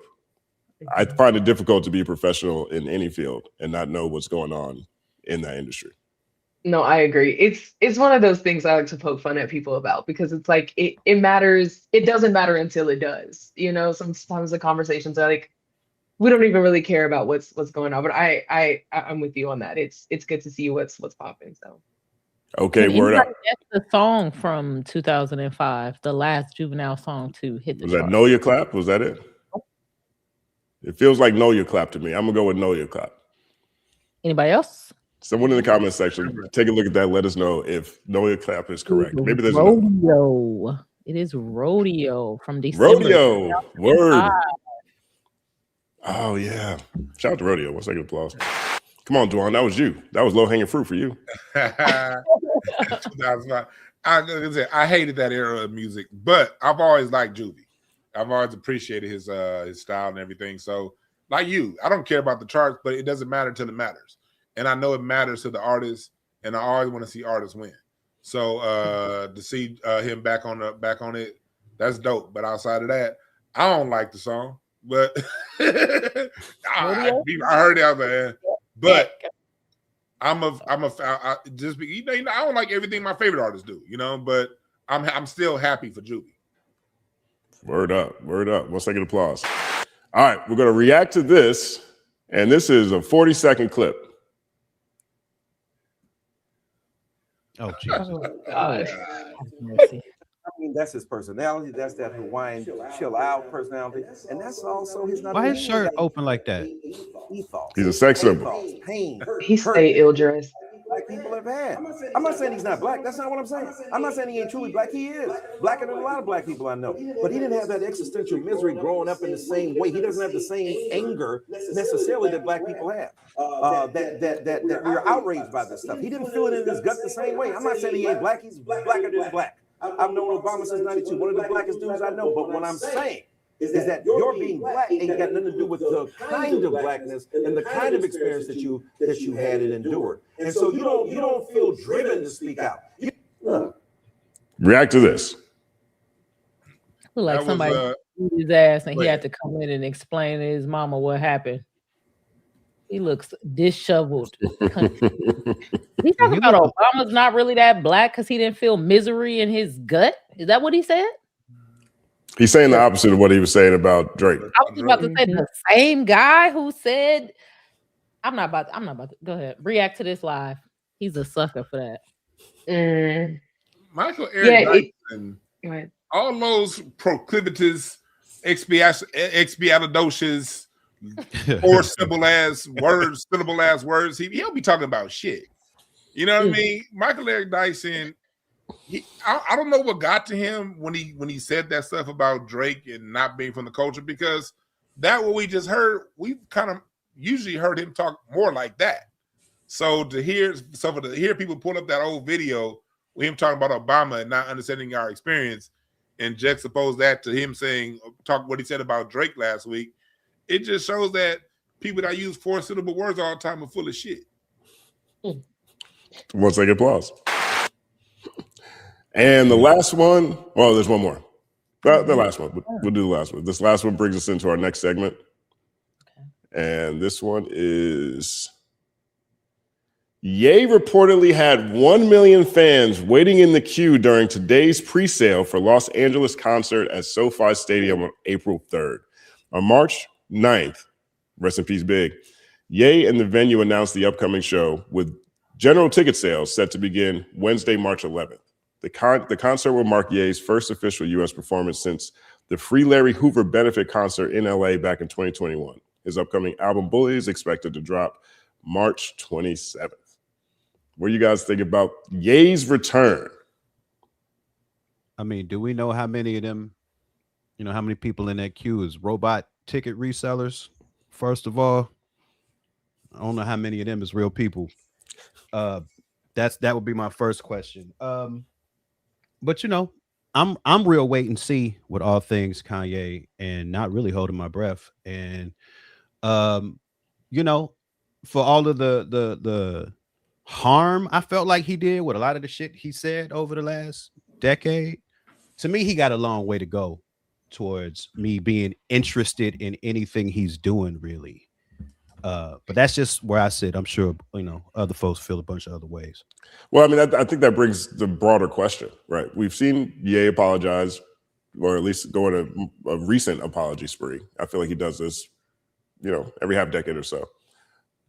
We saw him with the rabbi. We saw him with the article in the Wall Street Journal. And now it looks like those things worked, right? It looks like the rabbi and the Wall Street Journal gotten to the point where Live Nation and others are willing to do business with him again, right? And so now that he is back and he's moving forward, are there things that he has done that you think either personally impacted you to the point where you're looking at him differently, or do you think any of that stuff, all of that now is just magically washed away? Nah, I feel like the return of Ye in this manner was inevitable. I feel like he never goes away as part of just like who he is, and who he's built himself to be, like this character he's built himself to be. But I'm just so cool off him. Like he even got to the point where he was submitting projects and music that was like unfinished and be like, okay, this is just a prototype and I'm gonna come back. Like it just wasn't even like good. Slavery was a choice was I was just like, I don't care what you say beyond this point, because your platform is so big. You're putting the red hat on. You're not like even reading a book. You're not seeking out knowledge to, you're putting out misinformation, disinformation about our ancestors. Like I've just been so cool off him.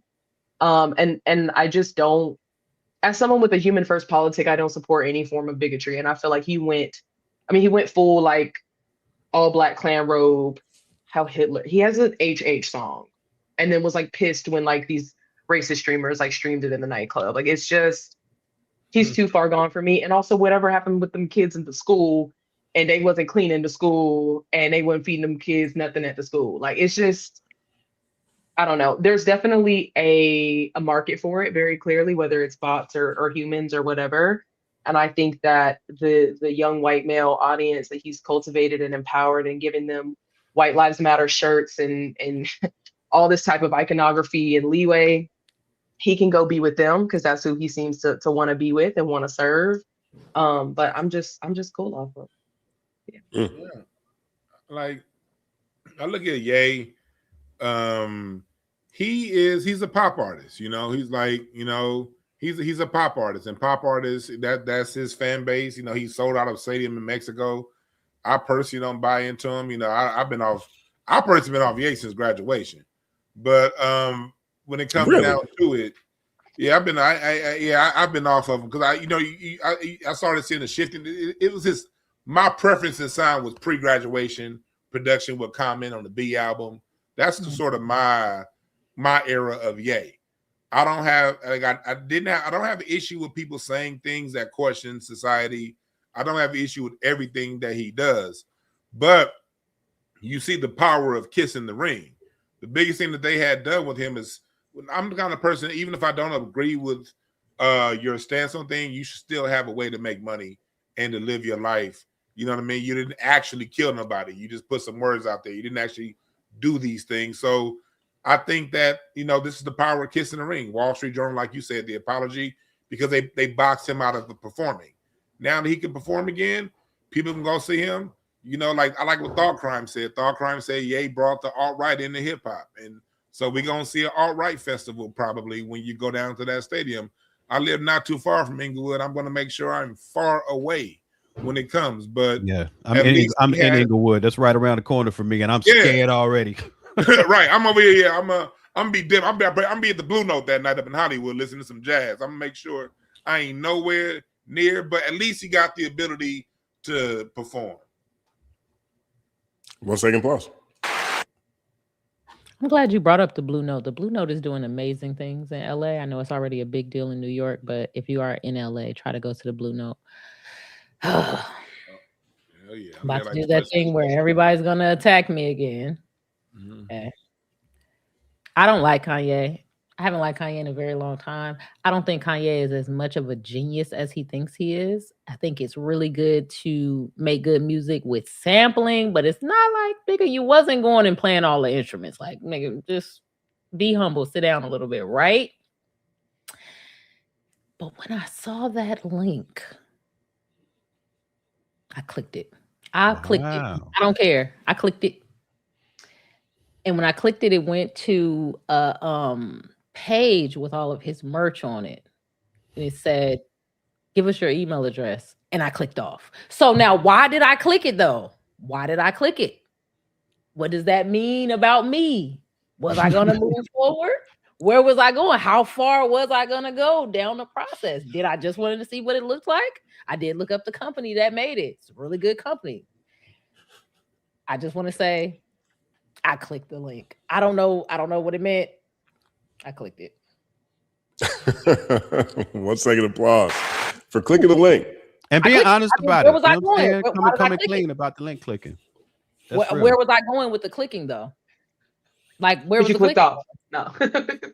So I just feel like I would be fake if I was like, fuck that. I didn't even care at all. Like that can't be true. Because when I saw it, I'm like, what nigga? LA? I'm in LA. Boop. And so I don't know. Was I gonna go? I don't know.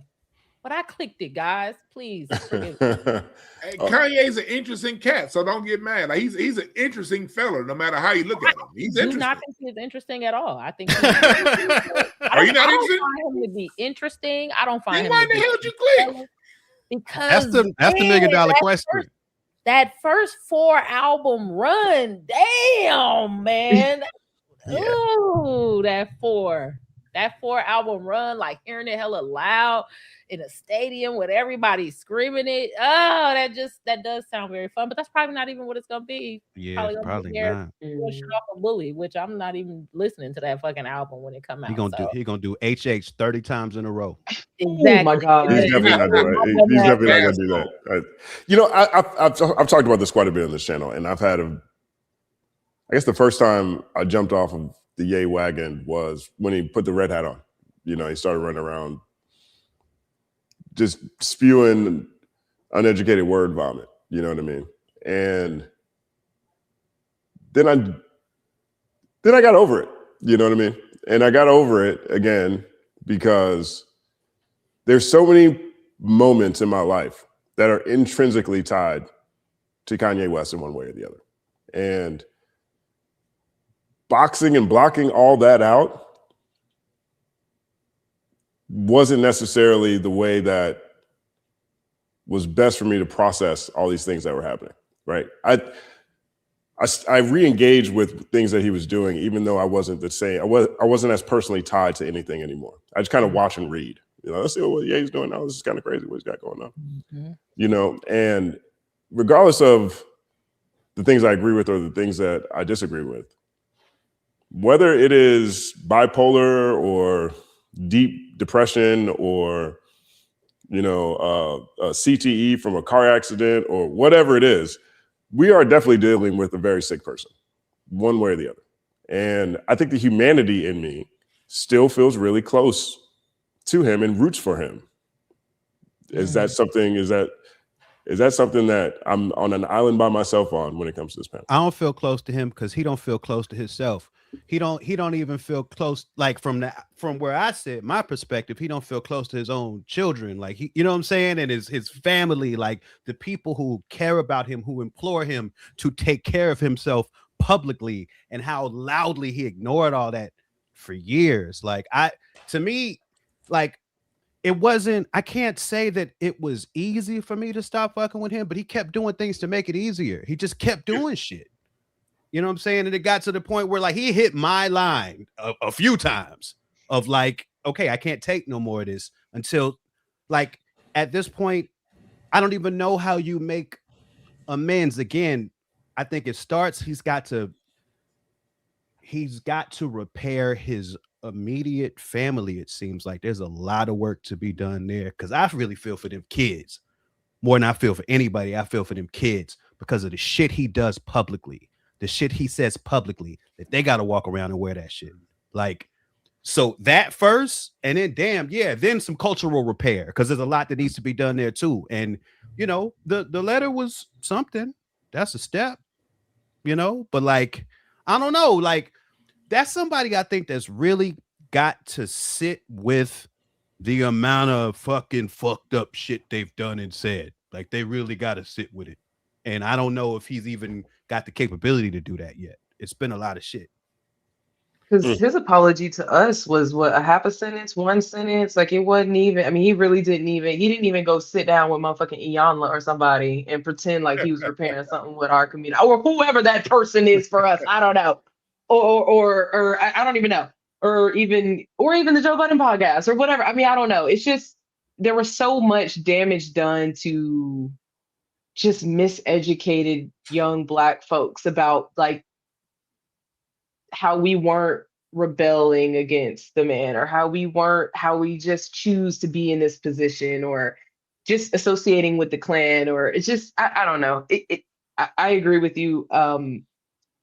He hit the line too many times, but on Justin's point too, obviously I see the humanity in everyone, and I want that repair to happen for him. I don't want anybody to be in torment, so much so that they're like spewing that out to their loved ones and themselves and their communities, or dealing with the disease of addiction. Like I don't wish that on anyone, but it's just like, I don't know, the damage just feels like it's done. Yeah, like with Ye, I do believe he's bipolar. I worked 15 years in the Department of Mental Health. I'm not calling myself the greatest therapist, nothing like that, but I see the behavior, and it rhymes with other people I've dealt with dealing with bipolar. I get it. But at the same time, it's like he said, like you said, one sentence apology. I don't buy it. Like I'm tired of people using us like as a stepping stool to get what they want, and then give a half-hearted apology if they don't apologize at all. Like I'll believe Kanye when he started donating to the 1500 and Nothing Academy, started donating to charities that support Black musicians and Black causes, and not a backpack giveaway. I mean, really donate money to people, to the Black community. Outside of that, it's just him marketing, because all that apology came right when it's time for him to release music. I agree he is bipolar. I agree he's everything we all say he is. I think he's a Gemini. I know he's a Gemini. He's everywhere. So I think everybody's always right about Kanye West. Whatever side you come down on, you're right, because he gives you that angle for you to be right about. He shows you that. That's why you're saying what you see. But at the end of the day, I'm just happy that at least he gets to work. And after that, what he's done said to us, and the things that he's done, he got to get right with himself. Like what you said, he got to get right with himself. He got to get right with his family. At that point, Is it okay if I don't care about Kanye West like that? Mm-hmm. Like I'm not really wishing him well. I don't think I am. I don't wish him well. I'm not hoping that he figures it out. I don't think I'm not actually wishing him well. I don't care, Kanye. Like I think that is what happens is like you love somebody so much and you think they matter, or you don't give a fuck at all. And with Kanye, let's be honest, I'm never gonna forgive Kanye. Really, I'm not even forgiving Kanye. I would be forgiving myself because it's me who feels stupid because it's like I connected with what you were trying to do. I rooted for you, and the whole time you had this internally inside of you. So in a way, I kind of feel like I helped you go and put on the red hat and offend all sort of black people when really in your mind you wasn't really connecting culturally with black folks. You were trying to find a way out so you can go imagine you're a white man and see and beg and say, how dare y'all not treat me like a white man? That's racist. I'm trying to shit on these niggas. Like, and so the fact that I even supported that process to help you get to the platform to say that, it's really myself that I would have to forgive, but I'll never forgive Kanye West. My thing is that shit still slaps though from the first couple of albums, and I still know that my utility of music, a way that I use music in some ways, is that escapism of where I was when Flashing Lights came out and what I was thinking about when Flashing Lights came out. I'm not thinking about that you was really crying because you was trying to get the police to let you back into your white bitch. I'm thinking about what it meant to me. And so, yeah, sometimes I do want to experience that in a live way selfishly. But I mean, I clicked off when they asked for my email. So I guess I'm not really. Well, I wanted to use this, and we're going to start with you on this, Rain, but I do want to pivot into this because this is our last segment here, and I've really enjoyed these who has a classic, who hasn't conversations over the past couple of weeks, and I do want to talk about this just on some music analysis for this last segment here, which is kind of tied to Ye in a way, but I do want to start with what is a classic album. I want to start with you, Rain. What, in your opinion, what does a classic album have to be a classic? So I think one is the biggest misconception of a classic album is that that every song on there has to be great. I think that's where it's like every single song. You might not like every single song, but I think when it comes to a classic album, one, I think it has to start conversation. Like it has to shift. It has to shift conversation. It has to add something new or innovative musically. I think that plays a big part. I think it's so much that goes into a classic album now that I'm wrapping my head around it, because all of the albums that I consider classic are so different from each other. But I think the one thing they have in common is they give us a idea of what the zeitgeist was in that time period, what was happening, what it felt like to be in that time period, in that space, and the continuity of an idea or the sounds, the sonics. It's a lot that goes into a classic album. And I also think, with all that being said, a classic album is subjective. Anybody can have their idea of what's a classic. You might think something's classic and I might disagree. So that's One second tough. pause. Yeah, 1 second pause. Mike, where you at on this? Where do you think of the classic? I'd love to hear. Oh, yeah, I definitely want to hear your.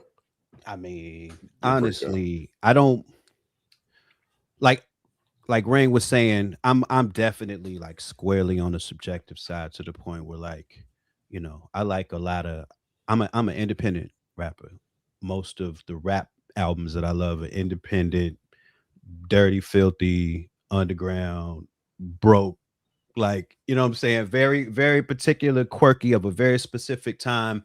Not a lot of people care about it because probably not a lot of people know about them type albums. And it's not like that's what I seek out specifically. That's just a reflection of my tastes. Like, that's the rock albums that I like. That's the fucking jazz albums that I like. A lot of them. It's a very particular kind of sound. So when I think of classics, I think about albums that mean a lot to me. But you know, I'm not exactly sure how that works in a conversation like this. You know what I'm saying? So I feel like I'm going to be more reactive than anything else. I like that though. I like that perspective. Dwann, what's a classic to you?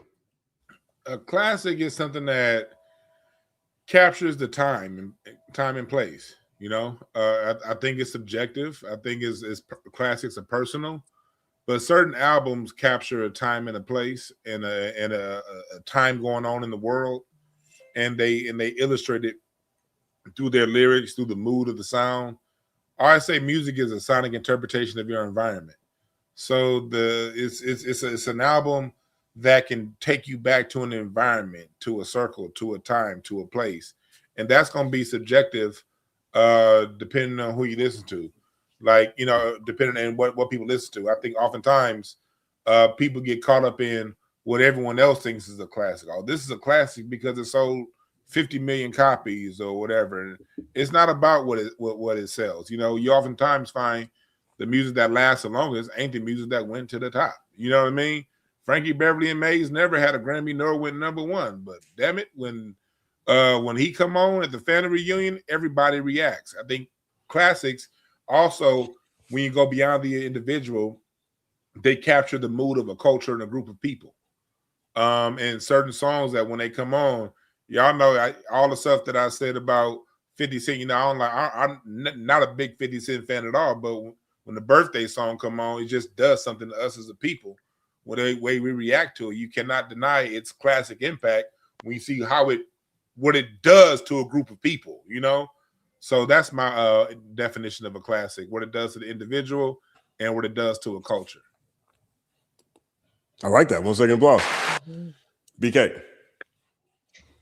Yeah, I think again, obviously heavily subjective because we all have different rubrics, and so if we have different rubrics, then how are we comparing whatever? No, that's how you compare. That's what makes it interesting.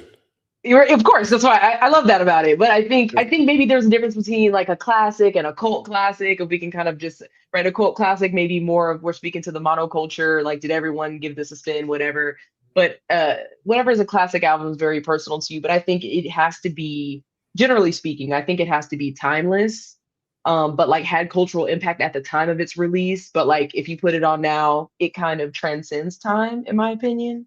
And it doesn't feel stuck in the era that it was created in, although it could be representative of that time. I feel like it should transcend. It should be timeless. That's what I feel like.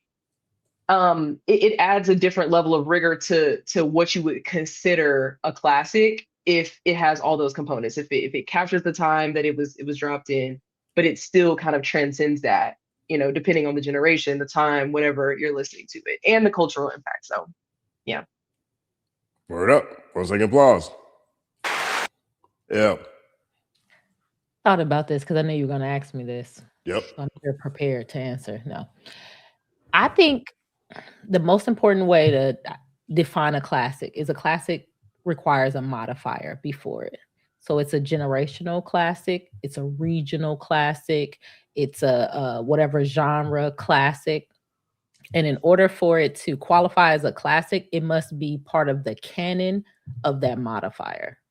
And I think that's the most academic way I can kind of break down what a classic is. If it's a requirement to explain that genre, that generation, that region, then it's a classic. If it's required in telling that story, then it's a classic. If it's not, then it's not a classic.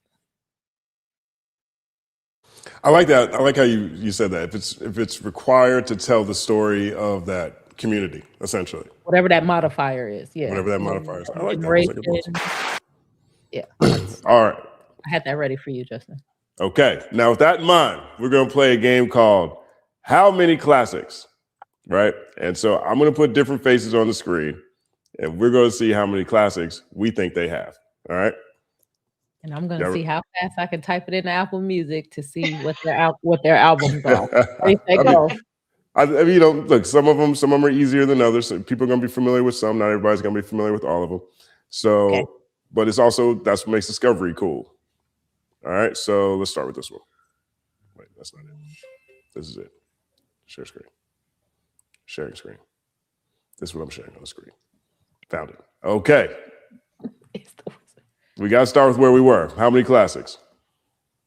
2, 3. 3.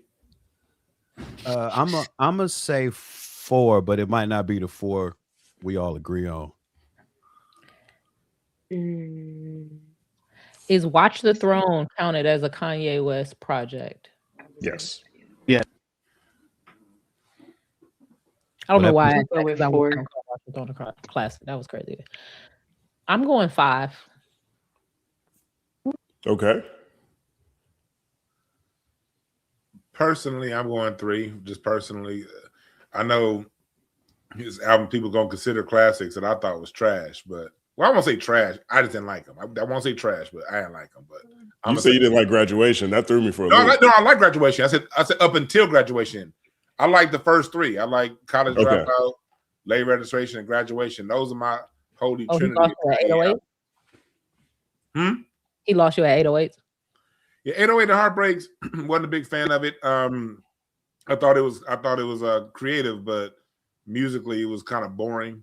And then when you get to Life of Pablo, No More Parties in LA, I'd rather listen to Junie Morrison's original version of that, Susie Done the Tuesday. So Susie Done the Tuesday is a hell of a song.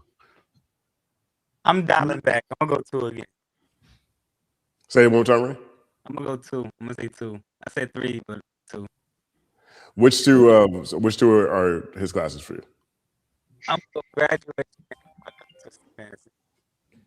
Graduation. Wait, you're breaking up. You sound far away. Graduation, what? My Dark Twisted Fantasy. Okay. Word. Good choice. 1 second pause. What'd you say, Mike? I'm gonna change mine to 3. Actually, I'm gonna do College Dropout, Late Registration, and Dark Twisted Fantasy. Word up. 1 second pause. Justin, we want your answer. Thank you very much. Hello. Look, I think we going to the next. No. I'm having a good time with it. You guys are driving so many cool things. College Dropout's a classic. Graduation's a classic. 808's a classic off impact and how it changed the course of and direction that people were moving in. I think of My Beautiful Dark Twisted Fantasy as more of a perfect album than I do a classic album, even though I think that, the impact is there. You can't sit here and not look at that, especially with the Good Friday campaign that happened right before that. Like that was just that transformational time in music. I think of it more as a perfect album than a classic album in a lot of ways, because one thing that's really interesting about Kanye, and I think about this in general when I think about music, like what kind of music are people playing in open spaces? Like if you just go to the beach, what kind of stuff do you just hear at the beach? What's pumping out of people's cars? If you just go to a park, you know what I mean? If you walk through, an arboretum somewhere, what kind of stuff do you hear? I tend to run into, despite the fact of how good that album is, I don't necessarily run into that music in open spaces in the same way. Now that's anecdotal, but that also colors my opinion. And I also have Yeezus as a classic, because that is another one of those shifts. With Yeezus, then you get Travis Scott, you get Playboy Cardi, you get Yeet, you go down a whole nother timeline. And so for me, he has 4 classics. Did you say Late Registration? I did not say Late Registration. You don't like Late Registration? I love it. It's amazing. But to me, Late Registration is just a more dynamic College Dropout. There isn't, he goes from violins to full orchestras. A lot of the concepts are the same. The skits are basically the same. He has more of a personal element to it. But what was happening on Late Registration, outside of being bigger, had already taken place on the College Dropout. Impact is huge for me when I think about classics. I think that's why I removed College Dropout from I had it, but I feel like College Dropout was just a better version of what Jay-Z did with the Blueprint. I feel like it was already done.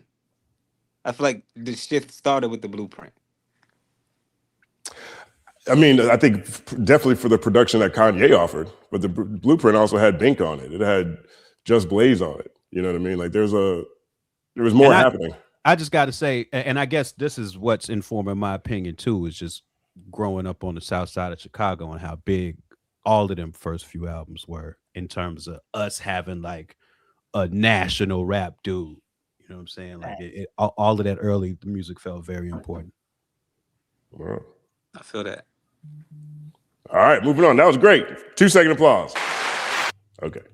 You got 2 seconds now. All right, here we go. In the chat said, why do El Janelle think she's in charge of the applauses? She's the Duchess of the applause, please. That's funny.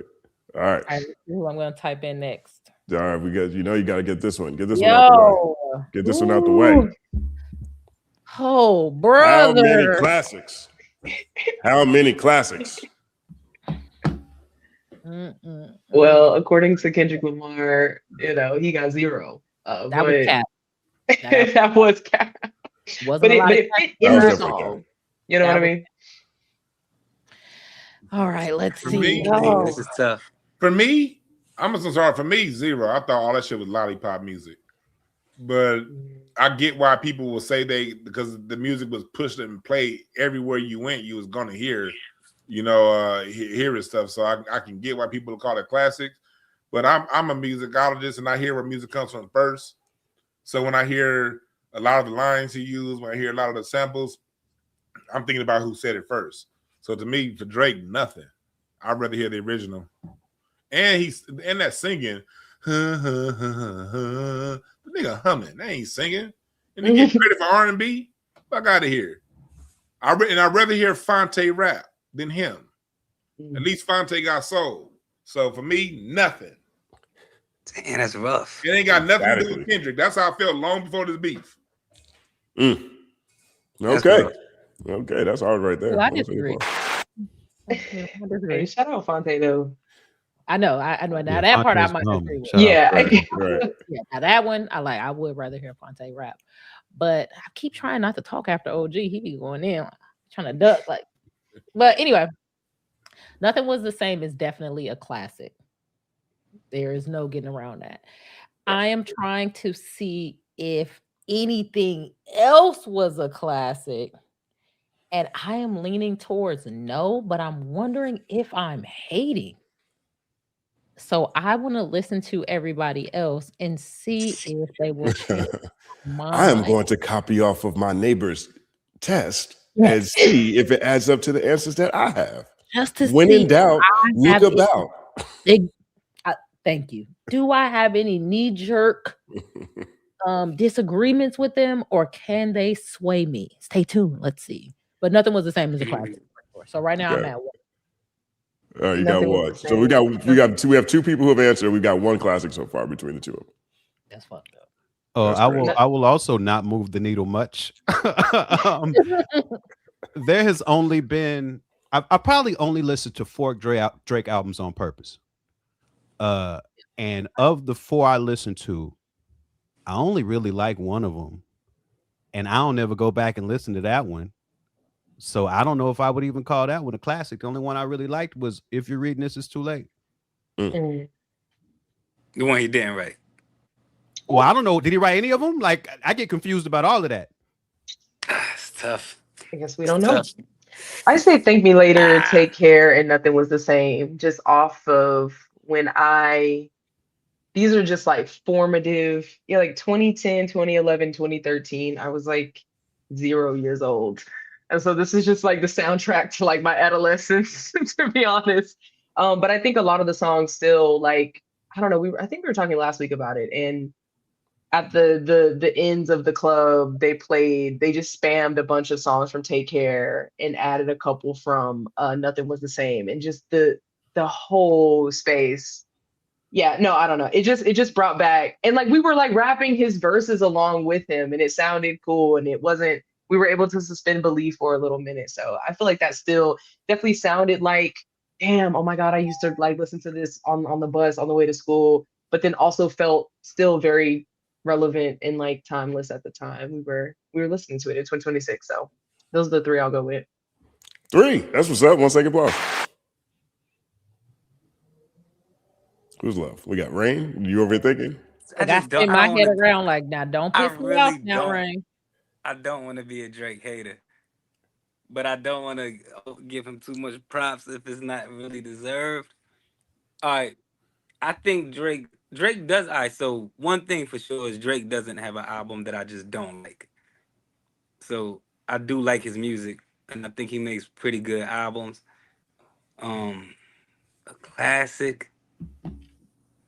I'm not sure if Drake has a classic. I would have to say 0. If You're Reading This, Is Too Late is the album I like the most, and Nothing Was the Same right after that. But do I listen to those and feel like this is like a classic album? I don't think so. Wow, man, y'all hard on the boy. Wait, just before you say, y'all hard on the boy out here. But I I went do like easy his on the music boy. a lot. I feel I like he went has easy great on him. music. I don't. You definitely did not go easy, Dwann. Oh no, I went easy on Drake. That's easy. That's definitely easy on Drake because wow. Yeah, I personally I don't like mimic artists. I love originality. I like when I see somebody come in mimicking. He's an actor. You know what I mean? He's an actor and he has a good team behind him, Universal behind him, and you know he was put on. He was kind of those are my club years when Take Care and all that stuff was coming out. And I remember being in the club hearing Drake like 7 times a night. Like, okay, why is this shit being forced up on us? Like, damn, it's a lot of hot stuff out here. Why is he on everybody's song? Like, I don't even like this nigga, and I'm still listening to him. But how's the club? What happened in the club when they played the Drake song? Yeah, it was. Let me tell you, the Drake era club. You know what? Wasn't nobody dancing. We was all on our Sidekick too, and then we was all on our Blackberries, and then we was all on our iPhone 4s. Wasn't nobody dancing. People act like when Drake come, people were like, well, they don't play Drake in a club. Ain't nobody dancing. Everybody on their phone texting when Drake is on in the club. It ain't like he was doing what the cats in the 90s was doing, where they had to get you up off your seat and dance. So it's like when Drake come on in the club, everybody looking at their phone and looking at everybody else and judging their shoes and judging what they got on. I That's what disagree happened with when that Drake one. come I've on. been in the club and Drake records go crazy. Right. So I gotta disagree with that one. I just went crazy popping my ass to that shit. Nah, Drake definitely set the tone. Drake definitely has great music. Like I said, he doesn't have an album that I dislike. Is anybody dancing was the question. I ain't talking about for sure. I ain't talking about rapping about or doing this. I'm talking about dancing. For sure. When that first couple years of Drake was insane.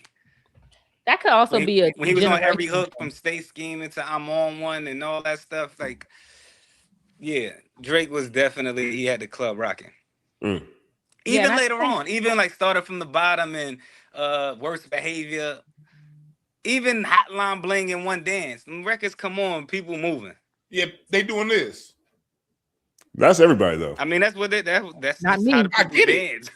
But I'm saying there was a time our music, like even Soulja Boy made you dance. I hate Soulja Boy. But when that shit came out, people was actually doing a dance. So it's like I got to give credit to that. Bro. I mean, Goody Mob. I love that Goody Mob song. They don't dance no more. People don't dance no more. All they do is this. Right.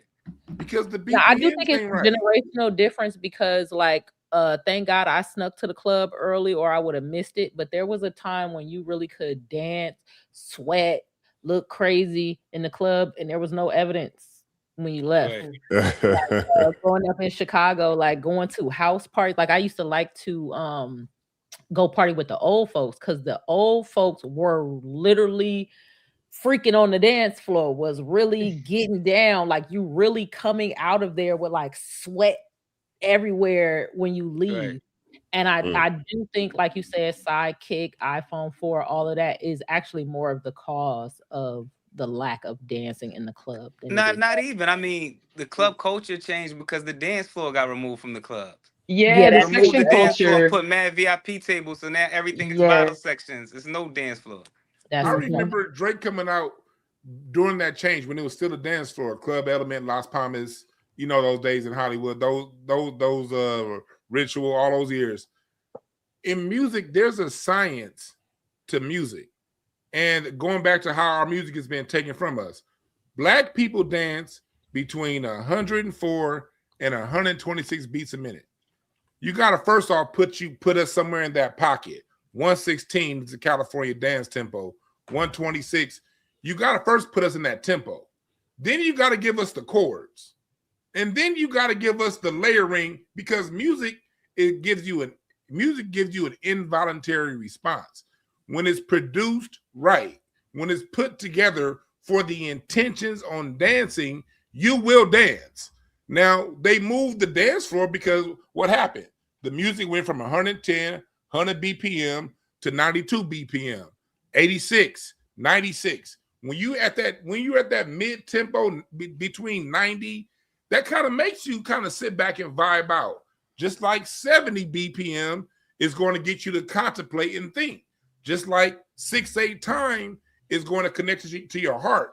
And if you want to make it emotional time, you put it in 6/8. Music is very scientific. So when the Drake music came in, there's nothing scientifically in the production that's going to compel you to dance. That's why, to me, I look at it just like it's cool.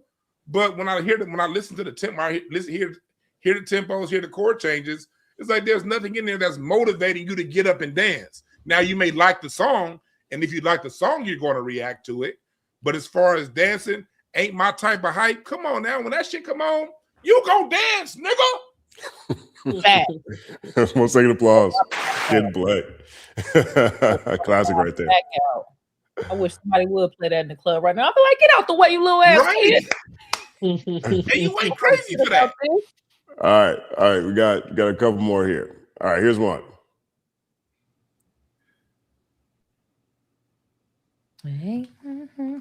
Now that song finna be stuck in my head all night. Thanks a lot.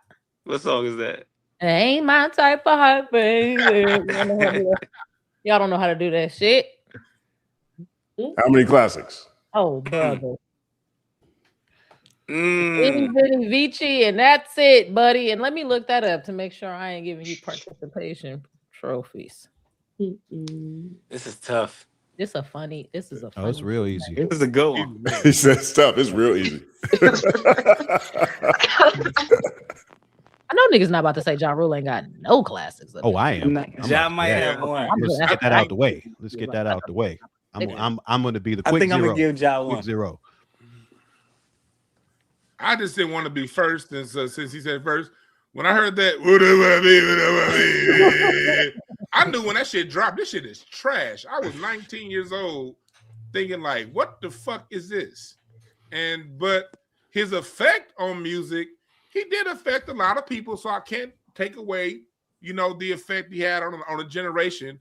Well, I remember being 19, 20 years old listening to that shit like, what is this degraded, fake Tupac singing ass, grumbly voice ass, Fred Sanford sounding ass nigga talking about? This shit was terrible.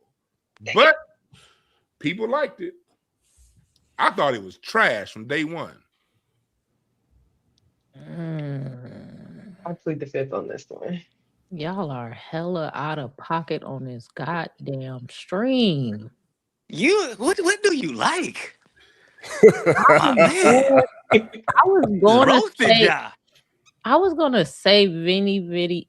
I can't. It's not a classic. I'm going one, and I'm gonna say Pain is Love.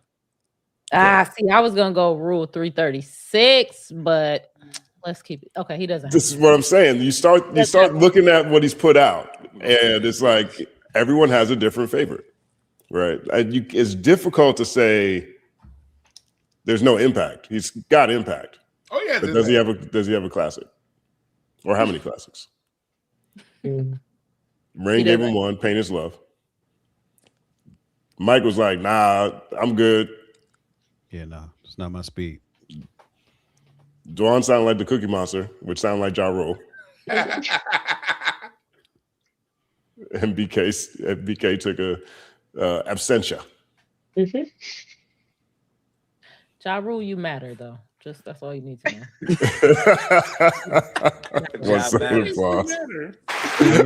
He out here going to bed hungry. He'll be all right. I can't have much to say about this one. I can't say he's got a classic. I can't say he got a classic. I think he's got a lot of classic songs. I can't say he's got a classic album. Every time I listen to a Ja Rule song or album, even back then, and I like Ja Rule, and there's Ja Rule joints I still love to this day, but I always find myself in that same lull in every one of his projects. And I don't remember a time where anyone was celebrating Ja Rule albums. I remember them celebrating Ja Rule songs. So where I was, nobody was like, yo, put that Ja on. Everyone was like, yo, you got that mixtape? You got that mixtape? They got that one Ja joint with the one with J.Lo and then the other one with J.Lo. You know what I'm saying? And then Vita. Right. Lil Mo. I'm gonna be Vita when I grow up. It ended up going deep. All right. And we got one more. How many classics? It is very hard to make a classic body of work, though. It's a very difficult thing. Very difficult. It's almost impossible. Oh shit! How many classics? Oh, brother! Oh no! You gonna do this to me, Justin? right here. Oh I my know crazy God. people on the internet. I don't know. Just hand me the nerd hat now. Let me go sit in the corner, please. Right. What is it? Where we at? Oh my God. I got to get out some scratch paper. I got to start doing some arithmetic. It's a tough one. Are you BK? Do you know who this is? I do this. I know this is MF Doom, but Okay. I can't cap. Like I'm familiar enough with the discography to say it was classic and not. Okay. Okay. I'm extreme. I'm not the one to ask this question too. Yeah. I We had love this we had whole crazy- catalog. Yo, this whole catalog? I love everything MF Doom. You got how many classics? Ah, man. Dwann, you listen to Doom? Yeah, like I would say, like I'm gonna stay out of it because I appreciate the man's artistry. You know, I like what he did. I like what he did, but personally, I didn't hear any classics. But I also don't want to step on the feet of people who do because I can understand why people would feel he has classics. Right. I'm gonna go 3. Which ones? Damn. I'm gonna go Operation Doomsday, Okay. Food, and Mad Villainy. Okay, I'm not mad at that. 1 second applause. I got 5. Okay. Yeah. Hey, yo.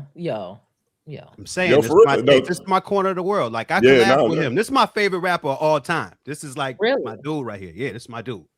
So I got Mad Villain, Food, Victor Vaughn, Operation Doomsday, and King Ghidorah. All 5 of them. Okay. Damn, you got the whole storyline. Well, I guess except for Food, but I got Food in here.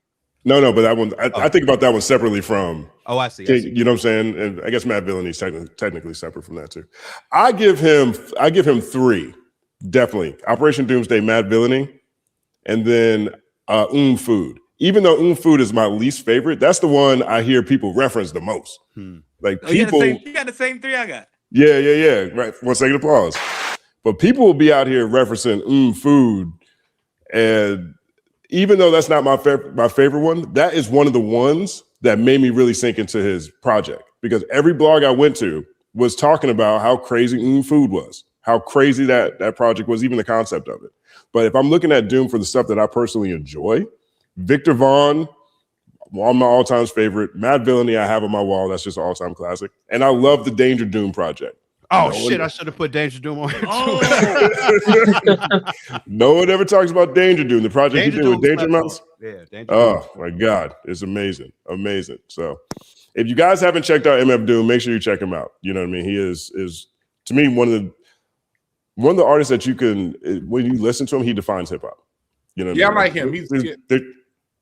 There's a tier of artists that to me always just define hip hop. Like Method Man, you can just look at Method Man, not know anything about him, and be like, oh, he's probably one of the greatest rappers on the planet. Look at him. You know what I'm saying? Right. Doom is one of those type of artists for me. I never thought of it like that. And that's why I don't want to step on nobody's foot. It's like, damn, he's next level. He's on that highest tier, I think, of artistry, you know? But you got to know when there's a difference between your preference and, you know, so that's why I'm going to defer to people who are more into him.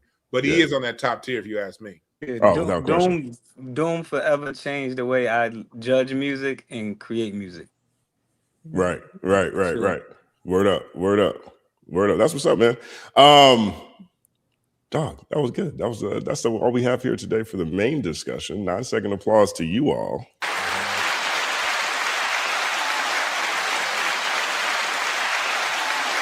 I want to as normally what we do, I think everyone here is pretty familiar. We move on to the super chats. Normally, I do want to touch on a couple of super chats here, but we do have another guest that's going to pop on in a few minutes for a surprise, unplanned conversation until earlier today. But before we get there, I wanted to see if there's anyone on the panel right now who wants to stick around for certain super chats. Everybody in here, I think, has some questions explicitly for y'all. So if you guys would. I gotta cut. Okay. Peace to everybody on the panel. Good to build with y'all. Justin, thanks for having me. Yeah, man, it's just one of the greatest things going. Word, my brother, I appreciate you, man. Thank you for always being here. I wanna apologize to everyone for my connection issues today. I've been in and out all day. I'm traveling. I don't know what's going on. I've been in 3 different locations since we got on here. and could not find good Wi-Fi anywhere. It's terrible. So please bear with me. I'm way more prepared. I think it's more of an issue in LA than people realize because everybody I know with Spectrum is struggling out here. Last week, It's I thought it bad. was me. it's bad, man. Bruh. It's bad. I mean, like last week, people out here paying super chats to tell me I look like Tecmo Bowl. It's an 8-bit. It was terrible. It was really bad. It was really bad. So word up. I have fun arguing with you though. I'm gonna DM you to tell me more about which MF because I've been people have sat me down a couple times and made me listen. I'd be like, oh shit, that's crazy. But I don't have the full like understanding of the MF Doom. So me and Raina had to make you a mixtape. You know what I'm saying? For sure. Put the Doom jewels together. I've been selling people on MF Doom for the past 10 years. Right. It's like a mission of mine or longer than that. For real. Word up. 9-second applause. All right, y'all. Peace. Word up. I'm gonna probably be in and out for the next 5 minutes, but I'm gonna stick around for the quick Q&A. Okay, back. Cool. That's what's up. My sound went out again. You say your sound went out? We can hear you. You sound good over here. I can hear you, but I see other people. Can you hear me? I can hear you, yes. Yeah, sometimes you can't hear it when you crosstalk. Justin's good at telling me not to do that. It's a good thing for clarity. 1 second applause for clarity. I can't hear Justin. Oh, you can't hear me? No. All right, leave and come back. I don't know why I think I run stuff. You're a troubleshooter, you know? You help the people. Yo, you know what I'm saying? It's a team effort. All right, let's take a look at a couple of these because I think Dwann was catching a lot of love in here earlier too. Actually, here's the first one. Shy Nose asks, how many classics does Nas and Kendrick have? I think every album Kendrick came out with is a classic. And I was literally gonna say the same thing. I'm like, I hate to be that annoying person, but like, I feel like it would be a more interesting conversation to see like what Kendrick album is not a classic and what would be the basis of saying that it wasn't. Because I feel like pretty much all he puts out is that caliber. Oh wait, I'm sorry. Let me be more specific. Go ahead. I don't think Mr. Morale's a classic. I think it's an amazing album. I wouldn't say it's a classic. You know what I mean? would agree with that too. Yeah. And I would also say this: if GNX doesn't come out within this battle universe, I wouldn't call that a classic either. Like the battle makes that project classic. Yeah. All the stuff surrounding it elevates it to a different level. I'm not even sure if that album is received the same way if there's no battle around it. Now, if there's no battle around it, he probably takes a completely different approach. But most of the things that Kendrick is celebrated for are minimized on GNX. Like he doesn't revel in whatever broader storytelling or macro themes are going on the way he does on other projects. This is like, yo, this is a fire tape. Me and my homies, let's hop in the car, let's drive around the city. I think GNX was old school. It was regional. It was a regional West Coast. It was for us on the West Coast. You know what I mean? It was for it was LA all the way. But I agree with you on that. You know, the momentum carried it. But you know, I was just happy to see a regional album come back. I'm tired of people trying to make music for everybody. No, make it for your region and let us judge. You know what I mean? But I'm with you on Mr. Morale. Mr. Morale, you know, I like Untitled way more than Mr. Morale. You know, the whole Untitled. But I'm gonna say, everything except for Mr. Morale for me. I'm Nas, in the wrong room today. Huh? I'm in the wrong room. I got 5 with today. Nas. At least 5. Are you? Off the top of my head with Nas, at least 5. I got Nas with 6 classics. I got Kendrick with 1 maybe. Yeah. Whoa. What's the one? To Pimp a Butterfly. All right, cool. Because I thought that's the one I was gonna have to argue the hardest for people to know it's a classic. No, that's the one. Mr. Morale. You don't think Good Kid, Mad City is a classic? What? Good Kid, Mad City? Not at all. Not at all is crazy. So I would start in my album count at Good Kid, Mad City. I count Good Kid, Mad City as his first album. I know a lot as the debut. Me too. I count that as the debut. A lot of people don't. So I am not talking about Section 80 and Overly Dedicated. one. Right. So my favorite Kendrick album is Untitled. I know a lot of people don't fuck with that album, but I think he went absolutely crazy. I think that's really what Kendrick wants to put out, but he doesn't believe it'll be well received. I think Untitled Unmastered is the type of album that not many artists can, and not even an album, just that collection of songs are just so dense and different. I must say exquisite. um And I think the rest of the albums after that are classics. Maybe they're classics in some other modifier, just like you said with GNX on the regional classic level. So maybe they're different classics. They're not just straight hip hop classics, but every album, yeah, I'm real comfortable saying every album that he's come out with is a classic. And Mr. Morale and the Big Steppers, I think, is similar to Untitled with that kind of the uniqueness of the project. It's jazz rap. And if you kind of look at it more of a lens of the rap version of jazz, more so than the jazz version of rap, I think maybe then you'll start to kind of understand what he was doing on that album. And it was fantastic. Fantastic.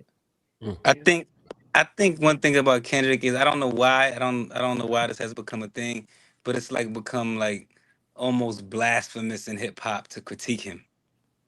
And it's like, yo, it's okay. A lot of the way he writes, a lot of times I think he gets away with really simplistic rapping that we look at as complex because we just want to like him. But like a lot of that one syllable rhyming, the way we would grew up MCing, that was a no-go. Like you can't just rhyme the last word. And I feel like he gets away with that all the time. And that's something that just my ears are just tuned to just dislike. So maybe I'm listening to it with a different ear. And then a lot of I think even on the first album, a lot of those beats were just subpar. I wasn't excited about it. I think with Pimp a Butterfly, the production, he hit it out the park, the concepts, the clarity, the dynamics in his voice, everything he was doing on that album was amazing. So to me, that's the classic. And just how he touched on the times, everything that was going on was amazing. And then I think after that, with what was the album after Pimp a Butterfly? Was it Untitled? Damn. Or Untitled come Or out. was it Untitled Damn? comes out first. I like Damn. I like all his albums. It's not that I don't like his albums. I just feel like when it comes to like calling them class. Oh damn. Oh damn. But like to go on what he was saying about, you know, everybody listens for different things. More so for me, more so than rhyme pattern. It's what are you actually saying? A bar is like you gotta actually say something. It's like to me, it's sounding slick ain't good enough. Like what are you actually saying? You know, and Kendrick actually says something. I look at Good Kid, Mad City as a coming of age album. You know, you really ain't trying to act all crazy, but your environment is pushing you in a particular direction. And I think Good Kid, Mad City gives voice to people who like me. I'm from South Central LA. You know what I mean? So I understand growing up in a world that all this stuff is around you, but you really ain't trying to be a part of it. But because these are your friends since you was 5, sometimes you're going to be put in situations, not because he repping the set, but because I've been knowing this cat since I was 5. And Good Kid, Mad City sort of gives voice to those of us who grew up in a world to where sometimes you were put in environments that you necessarily want to be in, but because these are your people, you know, you're in it. And so I thought that as far as the substance of what he was talking about on the album, because I was basically done with hip hop around the time that came out, with a lot of the bullshit rap that was happening in the late 2000s. You know, that album really restored my faith in the substance of music. Wow.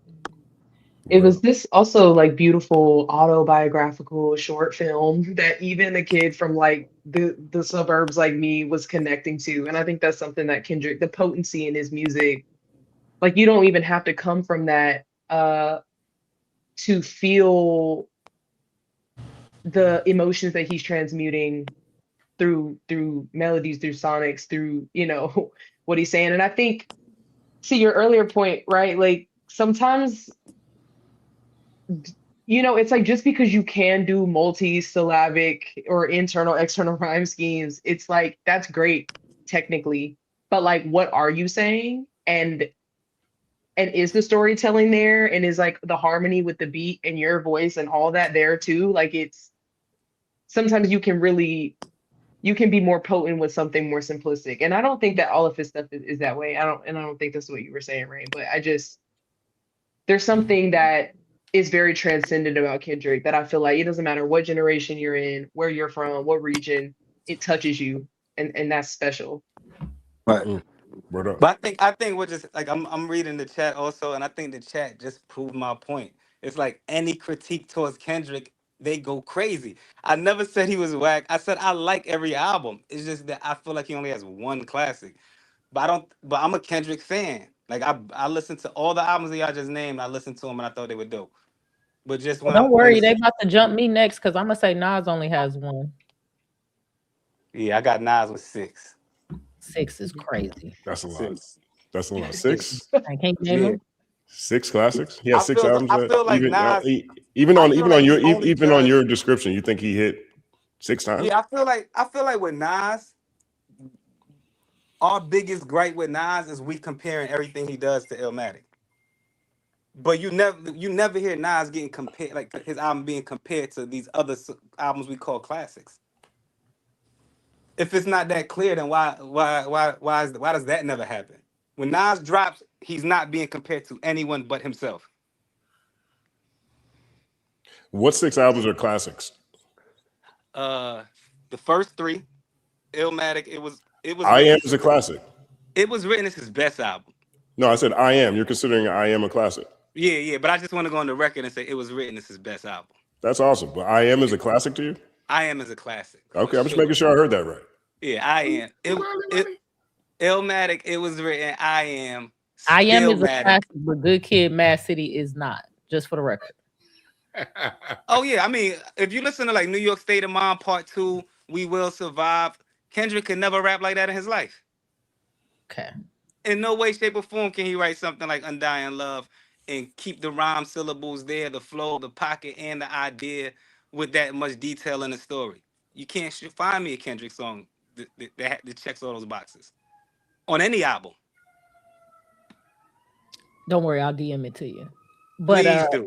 I just want to. I mean, I don't want to get lost in this because I do want to bring our next guest up here in a second. But, but I want to hear these other 3 Nas projects. The first 3, then I'm gonna say Stillmatic. That's a classic. For sure. Stillmatic isn't a classic. No, it is. I give it that. I give it that. Yeah, I can see. I can give. I have come to realize that certain fights aren't worth having, and Stillmatic not being a classic ain't one of those fights. It's not worth it. It's just not worth it. Then I'm gonna go. Then I'm gonna go. I can't wait to hear this. Life is good. Okay. All right. Well, And then Life is that's good. 5. That's 5. Now where you gonna go? Now where you gonna do? Then I think his most recent classic is King Disease 2.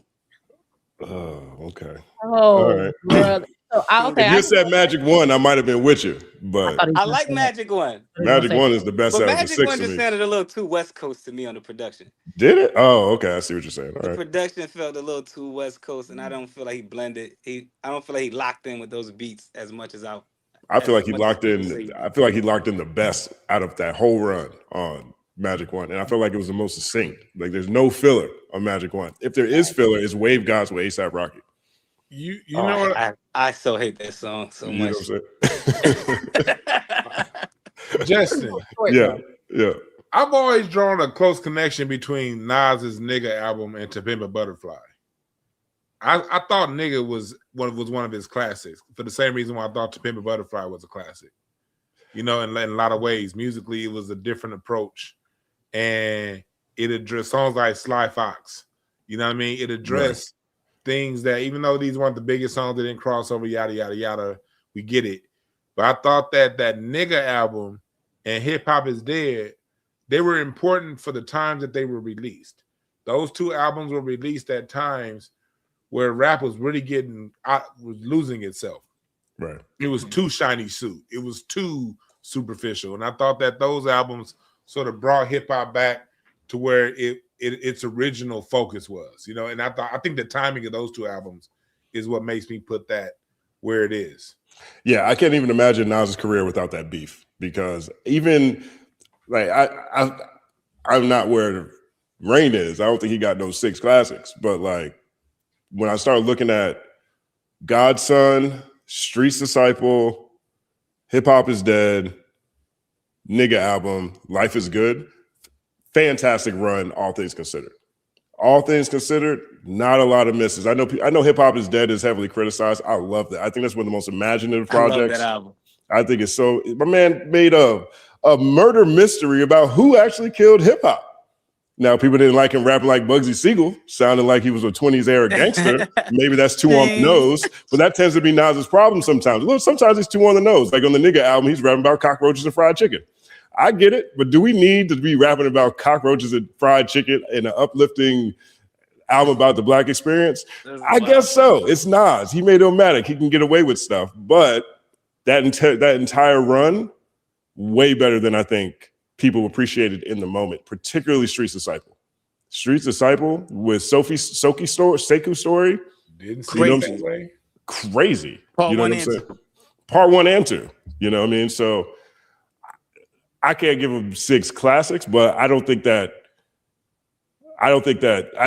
Nas is probably in like the 3 to 4 category pretty safely. You know what I mean? Regardless of how you look at it. And I think it's amazing that he's been able to carry this on. You say what? Give me the safe 3. It was written Illmatic, Stillmatic. That's safe. You know what I'm saying? That's before you get to these last 6 which people love. And to me, and that's not even including Lost Tapes, which might be his second best album, all things considered. Lost the first one? The first, not the second one, the first one. Definitely the first one. And just for some clarity, when I say the Magic joint was too West Coast, meaning not that I don't love West Coast music, I don't love Nas on West Coast beats. I don't love Nas on West Coast production. It just doesn't mesh well. So I wasn't a super big fan of the Hit Boy run. Okay. With Nas, but I did like King Disease too. I like Magic 1. I just wasn't all the way crazy about it. They got some West Coast production on It Was Written now. It does have some West Coast production on It Was Written. The Dre joint? Yeah. It's one of the best songs he ever made. I'm going in. That's one of the best songs ever. I think it's trolling. I love that joint. I'm sorry. I like it, you know. Word up. Yeah, I don't want to be disrespectful to my guests now, but I want to bring up our next guest onto the conversation. Everybody sticking around for this? You guys want to hang out here for this Q&A? I think it's going to be very interesting. I'm gonna go get off real quick, but I'm gonna be here. Okay, bet. All right, bet. Yeah. I thought you meant. I think. Okay, so we just brought him to the stage. Brought him to the Why you stage. spitting like that? You ain't cool like that, man. Yeah, them niggas on a glimpse of me. Can you hear us all right? Can you hear I us? gotta be careful, huh? When I start going. You are now. That ain't me, bro. That is you. It is you. 18, 2 minutes. I don't think he knows he's on. I don't think he knows he's on. I'm gonna mute him and let him do his thing. Hold a second. You're on, by the way. I'm not gonna lie. I feel like he looked at Rain 910 and was like, "Nah." I think Right. He said, that ain't me. That ain't me. The host unmuted your mic. Okay, facts. I can't hear nobody though. You can hear us? If y'all can hear me, I can't hear nobody. We can hear you. You wanna log off and log back in? Yeah, I'll text him.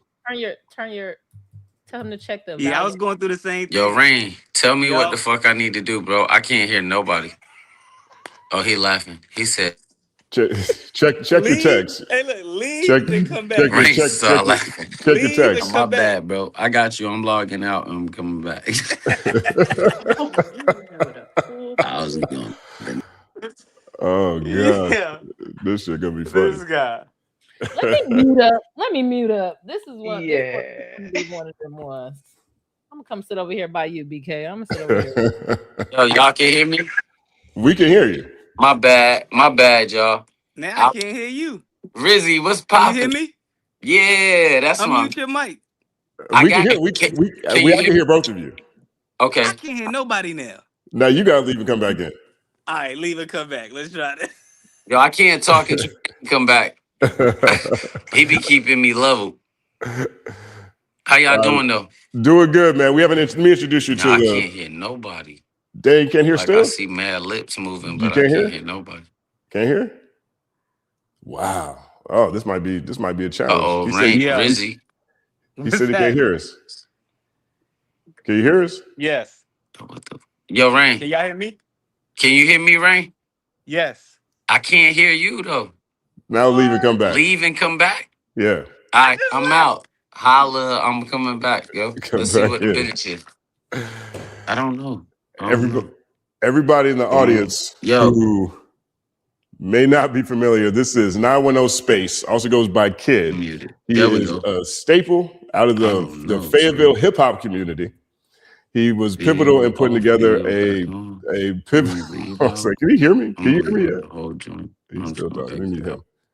This is 910 Space, everybody. 910 Space, straight out of Fayetteville. A pivotal member of the Fayetteville hip hop community, but also hip hop in general. He put together a fantastic street DVD series where he documented all kinds of artists coming up across the Southeast, including J.Cole. And he is one of the people that fans suspect J.Cole was dissing on Poor Things. And so he's going to tell us his side of the story if we ever get this audio right. So let's see what's happening. Back in the building. We can hear you. Can y'all hear me? All right, I hear Rain too. I hear everybody. You hear everybody. Right, how y'all doing, Queens? How the Queens doing in the building? Hello, nice to meet you. They muted. Doing well. Rain, can you hear us now? Rain, can you hear us? Yes. Okay, cool. Now we're on agreement on the wallpaper. Finally, special guest on the third hour of Culture United, straight out of Fayetteville, North Carolina, pivotal member of North Carolina hip hop history, a pivotal cog in the Southeastern hip hop tradition, the one and only 910 Space. 9-second applause.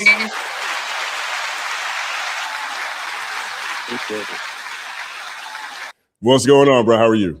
Thank you. How you doing, family? Doing good, man. I'm glad we got a chance to put this together. Me and Kid been talking for a couple of weeks trying to figure out how to, or when we're going to be able to have this conversation. As you guys know, I've been wild busy on multiple projects, on multiple platforms. And so no time like the present. And so I think you have a very interesting story that I definitely want to get a better understanding of. But I might mute myself for this conversation because this guy's crazy. But yeah, I do. Rain got me. My fault, bro. Like Rain, wild, bro. Like that's my brother, so we be wilding, and I'm looking at him. I'm gonna look at you, bro.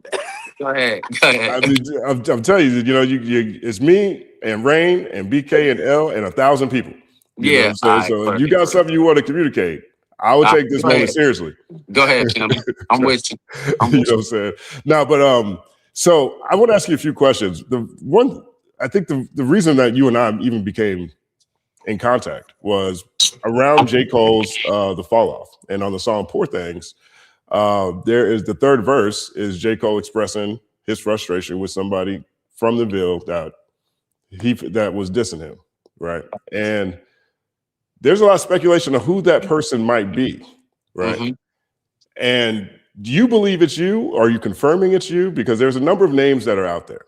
So how do you want to, when you heard that song, what was your initial reaction? Like when I heard the song, well, people start messaging me about it. Like I woke up and everybody was hitting me saying, yo, you got to check this out. So I got away from everybody to listen to the song one-on-one, you know what I'm saying? And take the song in by myself. And I'm not going to say I felt he wasn't talking to me because I didn't grow up like whoever he was describing in that song. That's not me. Like 2-parent home. I come from projects in Fayetteville. I'm from the projects. Like I'm not from no trees in my yard or nothing like that. I didn't go to school with Cole. I was a problem child. I went to an alternative school. You know what I'm saying? Like I got kicked out of every school in Cumberland County. So I was like, nah, he can't be talking to me. But then when he said some other things, and then got to the end of it about, you know, let's do this and don't do this if you're going to do this. That's why I felt he might have been talking to me. But Cole hasn't said he wasn't talking to me. And I think it's been publicly out there enough to where he knows that I've addressed the situation and he hasn't said he wasn't. So I'm just gonna play it the way he playing it until he let everybody know he ain't got the heart to talk to me like that. I mean, well, 1 second applause. I definitely think that whenever there's big viral moments, they tend to be good for everybody, right? If that, they're good for the artists who, telling this story in this case, and they're good for people on both sides of it. But you seem like you're kind of split on whether he's talking to you or not. Is that because of another artist out of Fayetteville? And maybe I'm getting this name wrong, but Tank Tyler, is that who else this might be? Well, I'm gonna say two things to answer that, if you don't mind. Sure. One, when I disco, I didn't disco for everybody to know that I disco. I disco so that I wouldn't see Cole physically and want to do anything to him. I did it so I projected in music, right? You get what I'm saying? Like, I do, yeah. Like, I'm really, like, if you called on me to do street stuff for you, don't play with me rap-wise, right? Like, I did it so that, like, I really come from, like, what do they call, like, mental health and, like, a behavior child and all that stuff. Like, that's me for real. So I had to project it musically so that when I see him, the same person that would call me and beg me to get him out of street beef and beg me to keep people off of his back in the street, not only did I take him to the J studio, but I also protected him to where you didn't have a rest in peace Nipsey Hussle, rest in peace Young Dolph, rest in peace to so many other rappers. That's who I was, to make sure he didn't become a casualty, right? So I did it musically so that I wouldn't be angry like some people do in the industry we come from, and then you looking like, oh, it's another hater on a rapper, or blase blah. So I projected it musically because I know my anger could take it to that level. Cole know that I protect people to the level that nobody would do that to him. My second answer is to Tank Tyler's situation.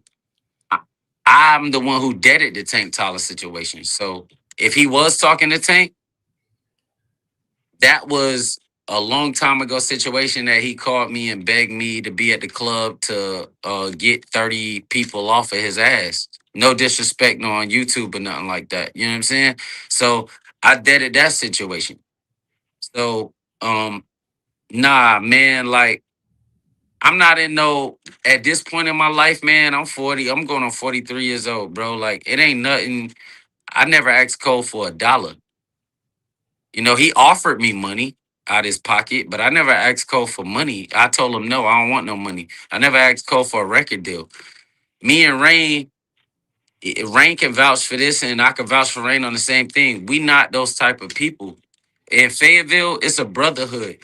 If you propelling, push that man and make sure that man fall forward, not backwards, not to the left, not to the right. Push him forward, right? So if he fall, at least he fall a couple steps forward than he was if you pushed him back or pushed him to the left, to the right. So, and if you not sticking with that, then you know what I mean? Like, you just broke the code. You know what I mean? So, well, let's pause for a second. Let's pause for a second, because when that's part of the fun. I don't want to say the fun, but I guess it is. It's part of the fun of the song. It's like, oh, who is Cole talking about? Right. I mean, that was a big storyline when the project dropped. He talking to himself, maybe. Well, real quick. How do you know Cole? How'd you guys meet? And what kind of work did you guys do together? I know Cole for wanting to hang with me. So I met Rain through, me and Rain had a battle, right? And this is gonna get to the story of how me and Cole met. Me and Rain had a battle. I'm not gonna say and tell you I won against Rain. I'm not gonna say Rain won against me. I'm gonna say, you ever fought a man, or y'all as females ever fought a woman, and then y'all said, like, we fought before. That's what me and Rain did battle-wise. Ain't nobody, I'm not finna walk away and say, like, yo, I destroyed Rain. We battled, right? And that's what it is. That's the best person I ever battled in my life. So from that battle, I ended up meeting Corey Guns. Corey Guns told me to get in touch with Rain so that he could be on a DVD that I used to film called the Scoop DVD. Me and Rain wasn't cool after the battle, right? Like, we was on some F you. I don't know if you could curse on YouTube, you know what I'm saying, or on your channel. And that was the end of it. So I reached out to one of our friends, which was Mike Hustle, my homeboy Champ, and I was like, yo, get me in touch with Rain because Corey Guns wanted to be on the documentary. Well, the DVD I was doing at the time called Scoop DVD, and me and Rain ain't got no contact. So I got in touch with Rain. Rain being the legitimate, real person that he is to this day, he was like, man, we cool, bro. If Corey Guns want to get on the documentary, I got you. Corey Guns was signed at Def Jam. I was filming like everybody from T.I. to Young Jock to anybody you could think of at the time for this DVD. Like kind of like how Smack DVD was doing, French Montana was doing with Coke City, right? And I got invited to New York City Baseline at the time through Rain and Corey Guns' relationship because if Rain don't mind me speaking, he was signed to Militia at the time, right? So Rain was a connection. Me and Rain's relationship built off going to war in the streets musically, which we don't run from battles, right? So that got us that relationship. Cole wanted my man's who, if you listen to Cole's new album, he sampled a song called Fayetteville, right? Fayettevi. That guy, my homeboy from childhood, is the song that he sampled. And he wanted to come to New York with me. And he was telling me that like a kid stay up there from Fayetteville that make beats. I was like, I don't know who the kid is. No, he can't hang with me. I don't know him. Right. So, but it was Jermaine, therapist at the time. And I don't know if Rain knew him or not, but I had to extend my hand to say, Corey Guns, is it cool if I bring another person with us to Jay-Z's studio? And because he knew Rain people was good, like me being Rain friend and Rain vouching for me, Cole was able, Guns said, yeah, right? So that's extending the hand of a hand of a hand of a favor, right? So that's how me and Cole became cool. And then when Cole got signed, I was in Virginia. I was laying low for like 2 years. And everybody's telling me Cole was trying to get in contact with me. After I got him the opportunity to Rain plugged him to the guy that got him the record deal. He wanted me to be there to protect him and get him shows in Fayetteville after he got signed. I did it because that's what we do where we from, right? So nah, it wasn't no like we grew up in the mud box together. We didn't play in the sandbox. None of that. You know what I mean? You an artist from Fayetteville. I got an opportunity. Rain got an opportunity. Let's just kick the door in and everybody go through. But if you sit there and act like you was waiting for Jay-Z in the rain and we didn't exist, that's a problem for me. Because you're trying to wipe me out of history. You're trying to wipe my whole history of what we built as a unit and try to make up a story. You can't do that. You know what I'm saying? I want to pause right there for a second. 100% hear where you're coming from. I want to play a clip of your video series here so people can take a look at what you're referencing. Yeah.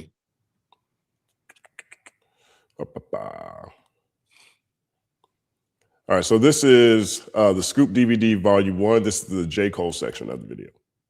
Therapist, his original rap name. Yo, check it out, Scoop DVD. Oh, it is Therapist, Preston City, Vietnam from long distance, you know. I'm out here at Baseline right now, you know. Pan around, you know what it is.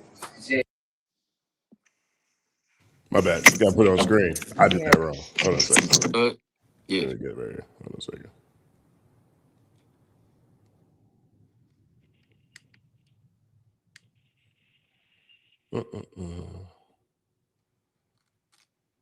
There we go.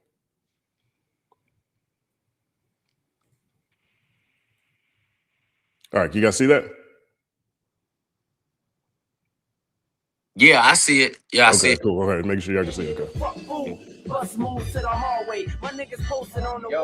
it out, Scoop DVD. Oh, it is Therapist, Preston City, Vietnam from long distance, you know.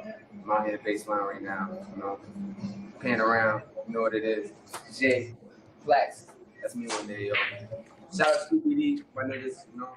Yo, hey, listen, fuck it. The do or die new arrival. Holla at my niggas, you survive, you's alive, yo. Now either you follow me and ride or you's a rival. The difference between you and I is you a model. You posing, but who am I? The mulatto out for that lotto. Money coming soon, the newest motto. Your crew is hollow. The type of niggas got swallow. Your girl in her face, she's suicidal. There we go. Shucks, you niggas is closed, you fold up. I'm from the Ville, niggas get killed over $4. Thank God we made it, my niggas, we growed up. Now we crazy over that bread, call us the dough nuts.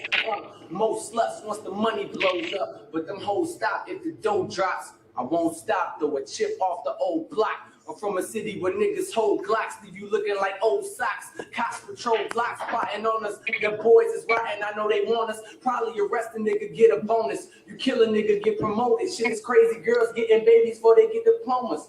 So much, I just go nuts. Niggas telling me slow up, never that. Trying to get where that cheddar at. Y'all don't hear me. Always somebody that don't want you getting cheese. Yo, this whole shit is like Tom and Jerry. I'm kind of very raw, niggas can't deny facts. If you black, they sending you to jail in Iraq. Honor is something you can't sell or buy back. Niggas don't like bragging, they 9/11 fly cats. Hijack, nigga, get up out your whip, nigga, strip. I want it all, ice on your wrist and the kicks. This shit happens. I ain't just rapping, believe it, yo. They got streets in my city, police won't even go. Peep it though, it ain't no secret niggas beefing cause my ego so big it got me speaking like I'm Diesel, like I'm Debo. Oh, niggas know my stilo, I ain't tweaking, I am lethal, yo. Have your daddy looking for you, this ain't Finding Nemo though. Let me slow it down, dumb it down, y'all boring. The sun came up out that womb, yo, a star's born. If real recognize real, y'all foreign. My team run the play on you, bitch, and we all scoring. Yeah, you know how it is. Hey, can I say something right quick? What's up? So you know the crazy thing about that whole situation? One, I put him on my DVD for free. Every time the squint. I didn't charge him to put him on that DVD. Plus, I got him in baseline off my relationship with Rain. Plus, I protected him whenever he had problems in the city. This is all for free. No money attached to nothing. Just trying to see a black man prosper. Well, half black man prosper, whatever you want to call it, right? This is the deep part of this whole Black man situation. prosper. Yeah, you good.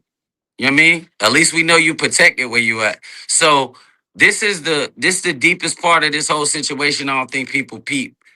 What did he say in his last couple bars? A star came up out of that womb. A son came up out of that womb. A star is born. What was his first song with Jay-Z? Stars born. Every day a star. So you got to understand when the universe, bro, don't be mad at me. This is God's work. Well, before we get there again, No, I want to not to you, but to the people. Like, no, I understand. I think we're following along. So your work with CORGAN, you guys end up meeting J.Cole in the studio. I guess Jermaine at that point in time in the studio with Jay-Z, right? Nah, my work with Rain, my relationship with Rain got me to CORGAN. Like Rain was connected. Rain extended. This is an extension of favoritism, favor to get one man through the door. Okay. Right? So yeah. Okay, perfect. So can you tell us explicitly when things went awry? Like at what point did your energy completely shift? What happened after this freestyle stage? After the freestyle, I went back home to do what I normally do. Like I'm recording more artists and getting more artists like Joel Santana on the documentary. I'm back working to finish this first compilation DVD that I'm doing, right? To put all the artists, like I'm putting mainstream artists on this DVD. And in the free slots, I'm putting local artists so that they could get a buzz. I'm not charging nobody nothing. Cole wasn't even a ranked artist in our city. You know what I mean? It was either Rain, Kaz, me, Fran D's, and so on and so on. Cole was just a person that I was like, all right, man, you ambitious. Go ahead. You could get on here too, right? In Jay-Z's studio. I didn't even rap. I could have rapped in Jay-Z's studio and did my segment there. Rain could have did it too. We didn't need that. You know what I mean? Like, we was doing our own thing outside of that. So we didn't need that publicity. Like, we was holding it down on some whole other stuff. But where it went left was that I got tired of a person asking me for favors and then telling me they gonna do something for me based off of everything I done for them. And when I needed them, there was nowhere to be found. And it wasn't a money favor. It wasn't a sign me favor. It was a same opportunity I gave you. Pass my music on to somebody and I'll make the situation happen. If I don't, then that's just on me. But I'm not expecting you to snap your fingers and make it happen. Let me put in my work. I just need you to basically stamp of approval me, right? Like I did for you. If Corey Guns would have said, yo, don't even come to baseline because you asking for too many people at this point to come, right?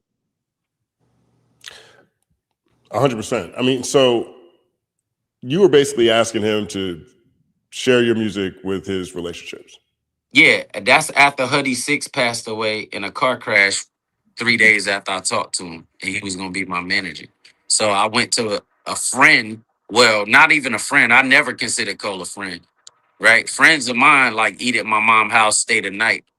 I protected him to make sure his mother always seen her child too. You know what I'm saying? After he wanted to party and people wanted his ass, like he would have to come to me and say, please get me out of this. And I made sure I put my life on the line. I put my relationships on the line that his mother would see him at the end of the night. You know what I'm saying? So yeah, not a friend, but basically a favor for a favor. When you come from nothing, you never ask a man knocking next door when you come from the projects. Can we get some sugar? And then it's like, all right, yeah, we got you. And now y'all done went to the grocery store and we need some sugar. Y'all ain't answering the door. Okay, okay, right? We don't do that. And anybody in here can relate to that, right? I would hope you could, right? Yeah, no, I see where you're coming from. Help me understand the timeline of events that are happening here. So when you guys shot this freestyle, for example, how much time passed after that when you tried to get the favor returned? When you tried to get him to share your music with other people?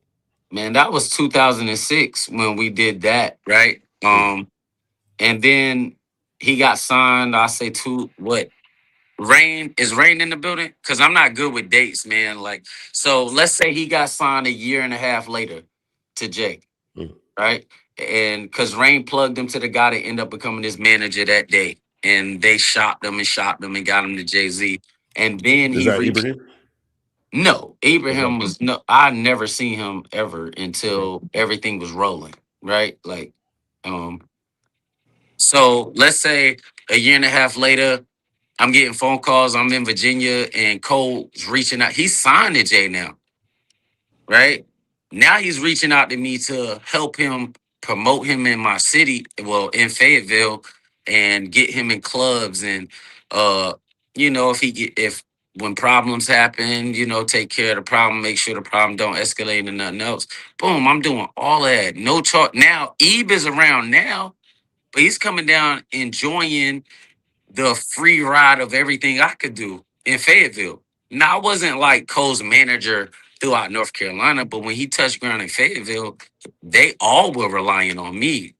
I got the footage to prove it, right? So let's say the issue started. Damn, man.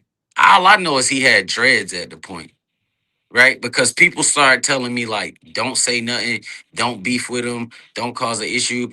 Maybe he'll come around. And I ain't really into waiting to no man to come around. I don't need a man to come. I ain't wait for my daddy to come around, right? So I don't wait for no man to really.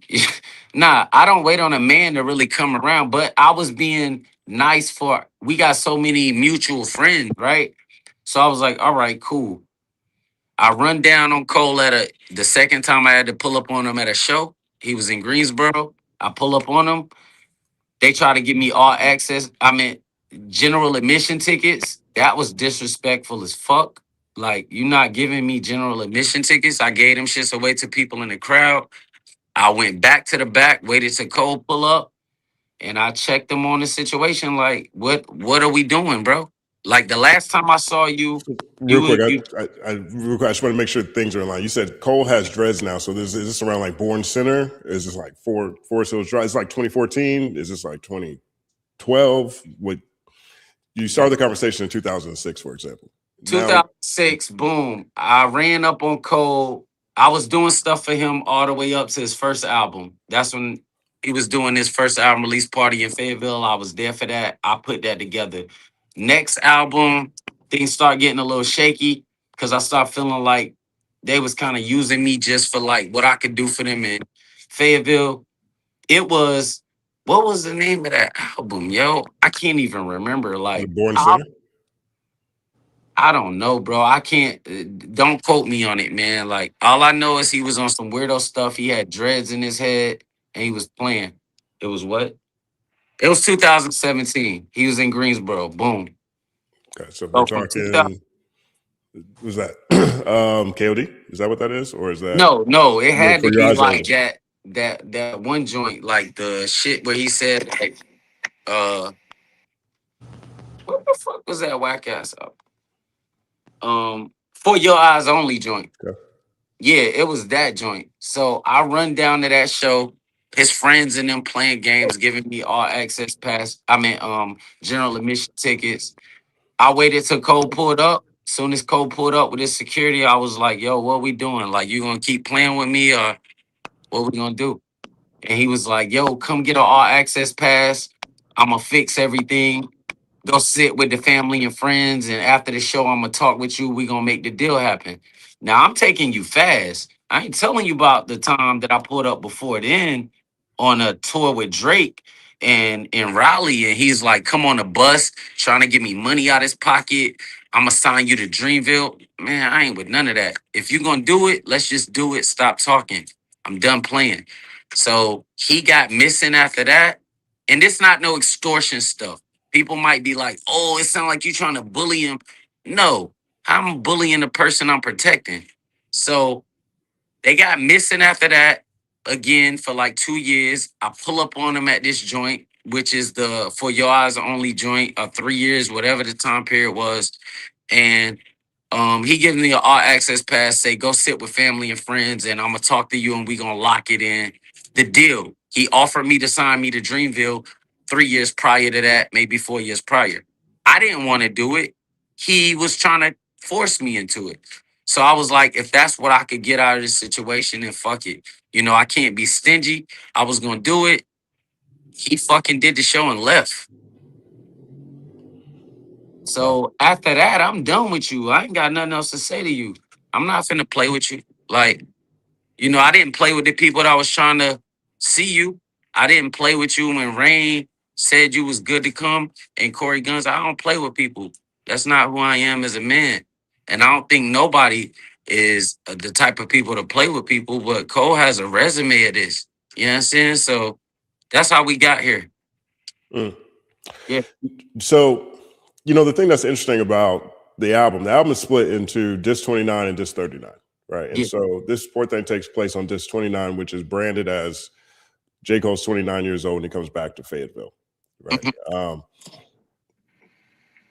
Does the things that we did, from your point of view, did J. Cole take a lot of artistic license in how he put the project together based on the things that he's talking about? Or is that conversation that he's talking about on Poor Thing, which sounds like it was presented as a real conversation? Perhaps it's not. Perhaps it's an amalgamation like where you started out at the beginning of this conversation. But what makes you, again, think that this is about you if you just explained to us in the beginning that the first half isn't? Because 90% of the internet started, I woke up and the internet said it was me. I know Cole. He is not tough enough to talk to me like that a day of his life, right? Yeah. Right? He's not going to talk to me like that. No, never, right? But if the internet said it and he didn't say he wasn't talking to me, I don't owe nobody to say he's not talking to me. He owe the people to say he's not talking to me. Because his fans said he's talking to me. He owe his fans to say he's not talking to me. I don't owe his fans to say that he's not talking to me. Secondly, the reason why I know he's not talking to me is because none of those things apply to me as an individual, right? And if he was 29 years old when he felt that way, then that's when I was protecting him from Tank. I'm not gonna say nobody's name. That's when I was protecting him from the situation he was in at 29 years old that transpired in the club that night. So you don't think he's talking to you then? I don't know. He ain't said he wasn't. So why do you feel like you need to have your story out there? Because the internet woke me up and said he talking to you. Well, yeah, but from your own description, you weren't. The song didn't sound like he's talking to you. The timeline doesn't line up based on the album because you were protecting when you were 29, and you don't have the same background as the person he's talking about in the song. But so why is this a thing? Like, why? I'm not saying this disrespectful. I mean this sincerely. No, because I get you. If I thought somebody was dissing me, I feel like I would know if they were dissing me. Right. I wouldn't have this many questions. There wouldn't be this big of a gap between what's happening on the diss or not, unless it was artistic license in some kind of way. That's the thing. I'm not asking no questions. If you talking to me, then let's shoot the fade. I'm not with the questions. Let's do it. Right? Like you said, don't bring no guns. Then no guns. Let's shoot the fade. That's what I'm trying to get. If you talking to me, let's fight. That's all I'm saying. I'm not asking no other questions about no lyrics, no how old he was. I'm a rapper. I don't like subliminally nothing. If you're frozen. This was interesting. I don't know if you're frozen, if you're gonna come back in, but I don't understand. Yeah, I guess he'll come back in. Let me see if I can. Let me tell him he's frozen on the other end. You're frozen. Let me see. All right, I'll take him off the stage for right now. Rain, what are your thoughts on this? I can't hear you. Oh, well, leave and come back in. You can hear me? Yes. Yeah. I can hear you. You can hear me? Yeah. Every time Great. I can have hear a few you. questions. You guys got a Me leaving. Wi-Fi bond. All right, well, yeah. I bet he did leave. I hope he comes back in here because I really want to ask him, why is he walking around? Like, is he using platforms to just talk shit about Cole versus under the guise of saying that he's the guy that Cole's talking about? Like, that to me is a special level well, here's Rain. Let's ask what Rain got to say. Rain. Yes. What's your side of this story? Because I'm looking at what's happening here, and I'm like, why is he walking around so pressed talking about Cole's dissing him when he says that the song doesn't line up? He told us the timeline doesn't line up. And yet he is over here saying, oh, the internet told me I'm getting this. Is this like a crazy clout chase? What's your take on this? I can tell there's real friction, but why is he attaching himself to this moment on this album? Okay, so this is how it goes. This is what I believe, right? So initially, when the song came out, everybody thought it was about me. So that's where it started at. Okay. And you know, Fayetteville is a small city, so it seems louder to us than it actually is, right? When everybody's calling from home, like, "Yo, you heard the Cole song? He's talking about you." First listen, I heard it and knew he wasn't talking about me. I'm like, he's not talking about me. Right. Me and Cole, we no longer have a relationship, but we also don't have any beef for him to talk about me like that. Right. Now, I think Kid Space, once I removed myself from the conversation, it was like, well, he has to be talking about Kid. Like I said, the Ville, we have our own world. Like Fayetteville is its own world outside of, you know, the industry and how they may look at somebody. It's only a few people the j.cole could be talking about. When you say remove yourself, how did you remove yourself? What? He told people that Did he you wasn't come on out j.cole. and say, on Twitter and Facebook. Right. Like I just now why after you came out and said, well, he couldn't be talking about me, what made it automatically go to space? Well, everybody knows their relationship. Everybody in the city knows that that's who Cole was hanging with. That was his guy at one point. I want to ask you this question. So he was the one, Kid Space was the one ushering him around. So there's another cat that's part of this discussion named what? Tank Toddler? Yeah. Are you familiar with Tank Toddler? And I went to school with Tank. So do you remember the friction that he had with J. Cole? Because Tank went far. Tank was on Funk Flex freestyles talking about J. Cole. He had. Yeah, I was kind of already tuned out by that point.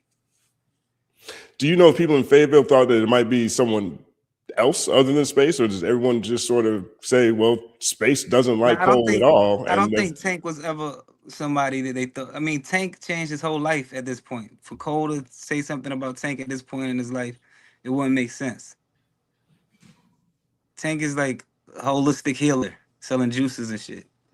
Like, yeah, that's not. I don't see Cole having nothing bad to say about Tank at this point.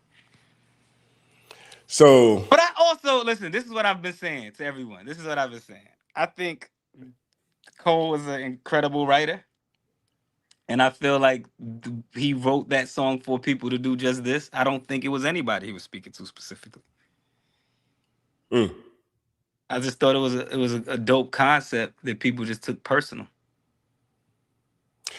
Space is very, very upset. But I mean, Space. See, that's the thing. So another thing with Space that I would say is Space. Where's he at though, by the way?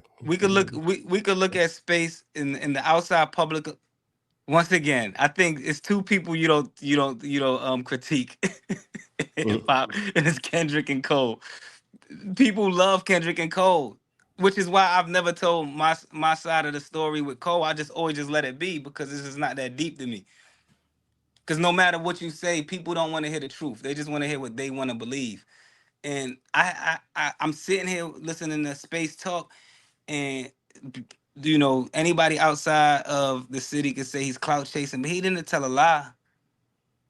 I can understand how people may feel like he's bitter or he's chasing a piece of history. But I mean, if you feel like you invested time, energy into something and somebody closed the door once they got through, I could see why you would feel some type of way. Well, that's just me. That's just my perspective. I 100% agree with you, but I also think that from Space's standpoint, he should be forthright about that. You know what I mean? Like Space, and not even just me, because I've had other people ask me about Space over the past couple of weeks on whether or not, they should talk to him. And I said, I don't have the details. I'm open to it because I like stories. I like to find out what is what and what is not. Right. I like what you said now. And even in what you said connects to what Space said. In my mind, it's probably a combination of a few experiences he had in Fayetteville that turned into one of the best song concepts on the album. And if he had turned that into a diss track against Kendrick, maybe we're in a different situation. If it was just punk bitch all over the place from the beginning, it might be funny enough to enter that space. Right. I think, but I'm coming from a journalistic standpoint. Right. And so I was interested in seeing what this story is or what it's not.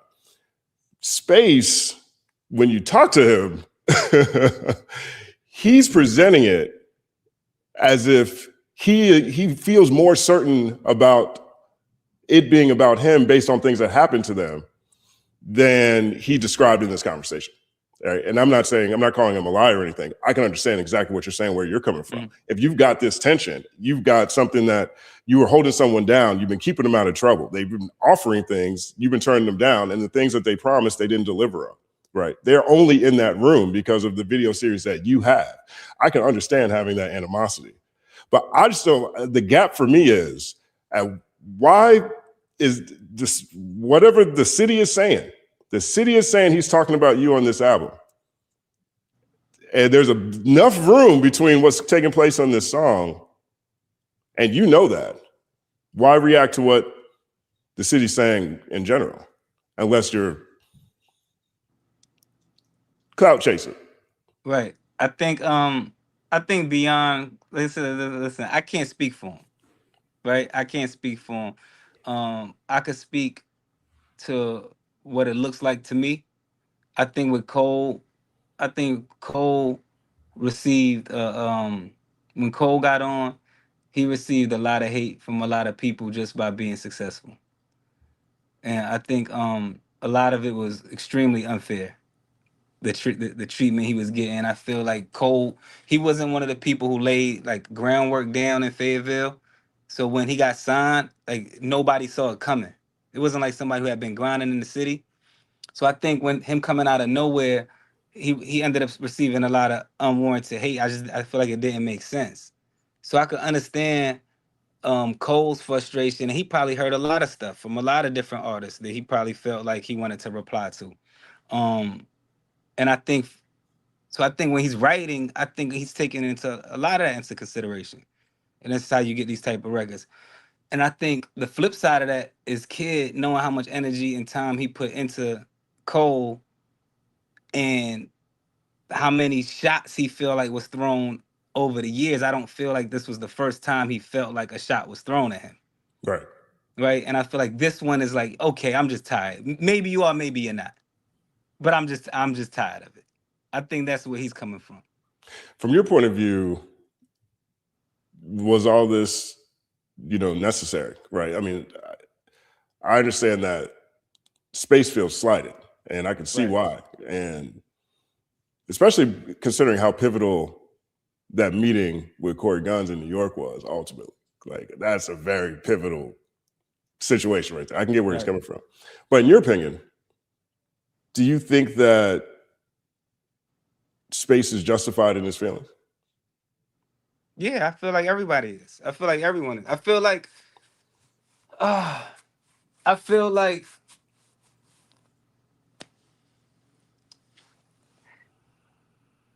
think we all have an obligation, whether we want to make it seem like nobody owes anybody anything. I feel like it's easy to erase those beginning steps. It's easy to thank the person who got you your latest deal or got you your latest $1 million. And I think it's easy to forget the people who opened those initial doors to make that possible, the people that spend their last bit of money on gas money to get you to the studio or those last. I think it's easy to erase that. So I think for years, Space has been feeling like his initial input to what became J.Cole's career, he's never been compensated for that in no way, shape, or form, not even a thank you on an album liner. So I can understand why he feels away. I do. I get it. But I mean, would I go about it this way? I mean, obviously not, because I have my own history with Cole, my own gripes with him that I don't even speak about. So, yeah, and that's the thing, away from just this specific situation, move through life, it takes a certain type of temperament, regardless of what you're trying to do.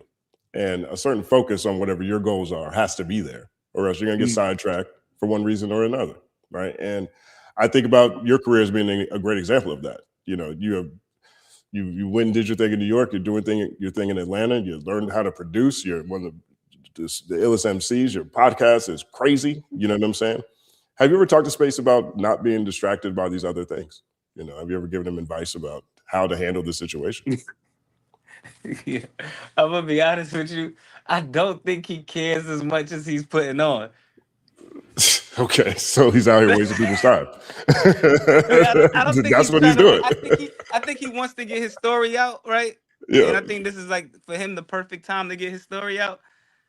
But I think he's okay. Like, I think financially he's good. I think he's good.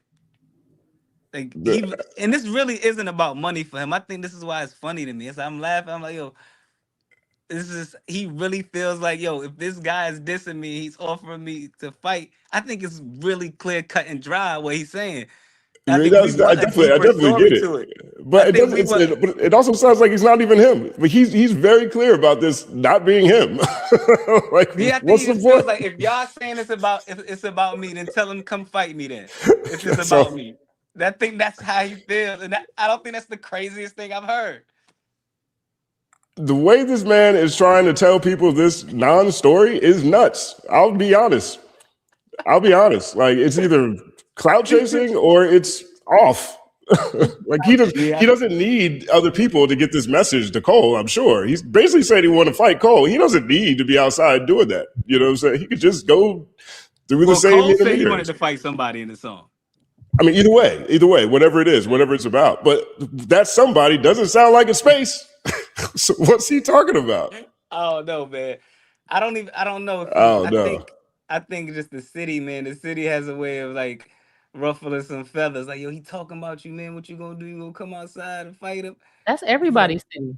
This That's definitely everybody's city. That's And not he's like, special. yo, cloud chase, and I tried to listen as much as possible, and I really wanted to wait for him to come back because I wanted to be able to ask some qualifying questions. I think we got enough information. I got enough information. What's left to qualify? I mean, one, is he still rapping? Does he have an album coming out? I don't. I think he got Absolutely plenty of not. promo. I'm pretty sure he got plenty of promo. Right, because There's I more mean, people who probably in one online space than a minute. I'm not saying this to be disrespectful, but to be honest, it's kind of a waste of time. a little bit, and it was nasty. Fuck it, it was nasty. I'm gonna have to say it. That was nasty. Dog. Like, I definitely understand. Well, we can say it's not him because he said it's not him, so that's on the record. Right. There's So the what's news. point? I don't believe him. I don't believe him. I don't believe him. I don't This think he is- believes that. I think he thinks it is him, but what he's doing is he's picking the cool thing to say. Like, I'm not saying. Well, that's not what Rain said. Ray didn't say that. He's I from don't believe Fayetteville. He's Rain. from I'm the sorry. city. I don't believe Rain. I don't believe you either. as And far I, as what? and I think now you're a part of this. That's another thing. You like, well, I don't really say nothing about J. Cole. Oh, you're a part of this now. Now you're. Oh, you know, no, He, I'm not. he That's triangulated oh, you. yeah, for oh, sure. yeah, Yeah, oh, yeah, he oh, yeah. triangulated you, man. You're a part The of this. entire My story. story, You're a my part of story this. doesn't start. What's you're your a part of J. it. Cole story, Rain? What's your story? What's your story with Cole? Yeah. I love J. Cole, man. I'm listening to Nah. the fall off as we speak. Oh, you Nah. scared of Cole fans and Kendrick fans. There's two fiery fan bases. I'm with you. You don't want both of them on you at the same time. No, I get listen, it. like, Look, But it's like he didn't. I think that there's a level of respect that people always. I think it's a level of respect that people need to maintain if you plan to move forward in any industry in general. You know what I'm saying? So I'm not trying yeah, to put you out I there. don't like. I'm not trying to put you out there like I that. really don't. Like, this sounds crazy. I really have no issue with Cole. Like, I just understand the truth is the truth, and no one was there for the truth other than the people that's sitting here telling it, right?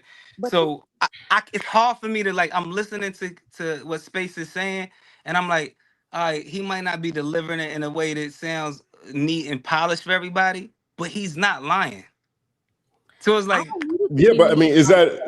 But I feel like that's a very common thing. Like, people get mad at somebody at some point in life, lives fork, and then Yeah. someone has a grudge. I mean, I don't think that's right. That's a And very. that's how I feel like even like I said, I'll say it again. Like, I look at that situation. I'm like, okay, I can understand why you're angry. I could look at Cole and be like, well, I could understand why you feel like you don't want him or need him around. If Cole was sitting here telling his story, he might say, well, I didn't need any more protection, or I didn't feel the need to give him anything because of whatever reason. He might have a reason that's valid to him.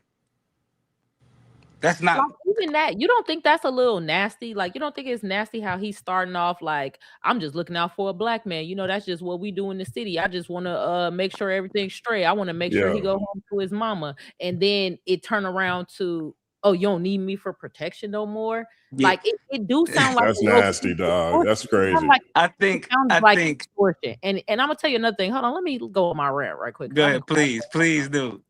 It Please sounds like do. attempted extortion that didn't work, and now you so mad it didn't work. You're looking for an opportunity to be validated and trying to be violent with him. And to be honest, that really wasn't a smart thing to do. If I keep it all the way real, what do you mean you protected him? Why? This a grown ass man. Why are you putting your body on the line to protect a grown ass man who don't have to pay you no money or do anything for you? Like, why didn't you start a security firm and protect him? Or get a contract? Like, what? Like, you had to get something out of that. Would you agree? Did you just want to feel like you was big and bad in the city and you wanted to help put the city on? Like, what was your reasoning? Like, what was your reasoning for protecting J. Cole if he really wasn't your friend like that? I mean, Why do you feel the need to it's like? probably- do it's that? probably- Hold on, I'm not done. It's cloud chasing. I've seen it happen a lot of times, and I wish he was here because now I feel bad because it's like I'm talking about him behind his back. But I told him to come back in. I told him he's frozen. Come back in. He hasn't responded. Maybe his obviously phone you don't have died. a problem You know what I talking mean? about people behind their back. So I apologize in advance, Space. I would have preferred to ask you a bunch of questions, but since you're not here, I'm just gonna go on a rant. It's a preemptive clout chase and an attempt at extortion, in my opinion. I could be wrong, just based off of what I heard. People do this thing where it's like, it seems like you're going somewhere, so let me hurry up and do you a favor so you can owe me. And I've seen this reverse extortion trick a couple times, and then they act like they're so incensed. Oh, you trying to play me because you didn't get me whatever I asked for. Whether it's tickets, even the idea of the tickets, I understand that. I don't deserve GA tickets. I deserve better tickets. After a while, that starts sounding a little entitled. I didn't see people give their family GA tickets where they in the balcony. So that starts sounding a little entitled. Then as he goes on in the story, he said his friends gave him the ticket. And then when Cole showed up, he's like, come to friends and family. So even that story, it wasn't really all the way accurate. It sounds like hate. And it's really unfortunate. And I'm going to tell you another thing that stood out to me the most out of everything. Y'all shouldn't be telling this story. Y'all supposed to be real niggas that did some shit. Keep talking about protection. That sound like that was hood street shit. This not a story you come to the internet and be like, I was out here doing this and the nigga ain't look out when I tried to pass him the CD. This is not a story real niggas tell. 100%, especially when you know that you're not the guy he's talking about. Because now what's happened is here's somebody who has enough information to know that Cole's not talking about him or just him. But now he's willing to go outside and talk about verifiable, quantifiable street shit in the process of airing out something that's not even being discussed. And now he like the whole thing. That's crazy. I know, and I've seen Space talk about this. You say what? It's centering around you in a way. That's crazy. I'm gonna be honest. Even though I disagree with your rap points, he validated himself through you. Right? The same way he said Cole got validated through you to get into the studio. The same thing just happened on this screen right now. It's like Rain is the one who did this. And so I'm like, okay, this is Rain. He has the Don't Quote Me podcast. I got it right. You seen that, Rain? I got it right. You heard me? Yes, you did. He's validating himself through you. So y'all gotta. I'm gonna be honest with you. I don't know. I ain't no real nigga. I guess I don't know nothing. I look at this shit. The way I look at this shit is, I mean, this shit ain't. I think y'all might think I'm.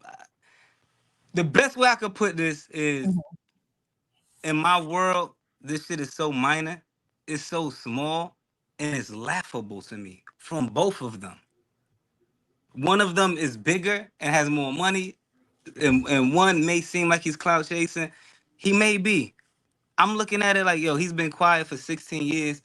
If this is a font, I don't know why you're choosing a clout chasing now. I don't know if you just want your story out. Same thing with Cole. I don't know why you feel the need to talk about some back in the day nonsense on your newest album. To me, it's all just a circus that I'm just laughing at from both parties.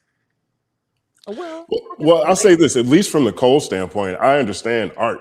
Right, Cole is putting out a piece of art. Right, his piece of art is centered on some of his experiences he's had in Fayetteville. He's looking at when he came home at 29 and 39. See, I don't want to keep saying it because it's gonna seem like I'm defending him. But the reason people are pointing Space out is because of the record he put out, which was art also. No. Say that one more time. The reason people had even tied Space to the diss record was because of the diss song this Space put out.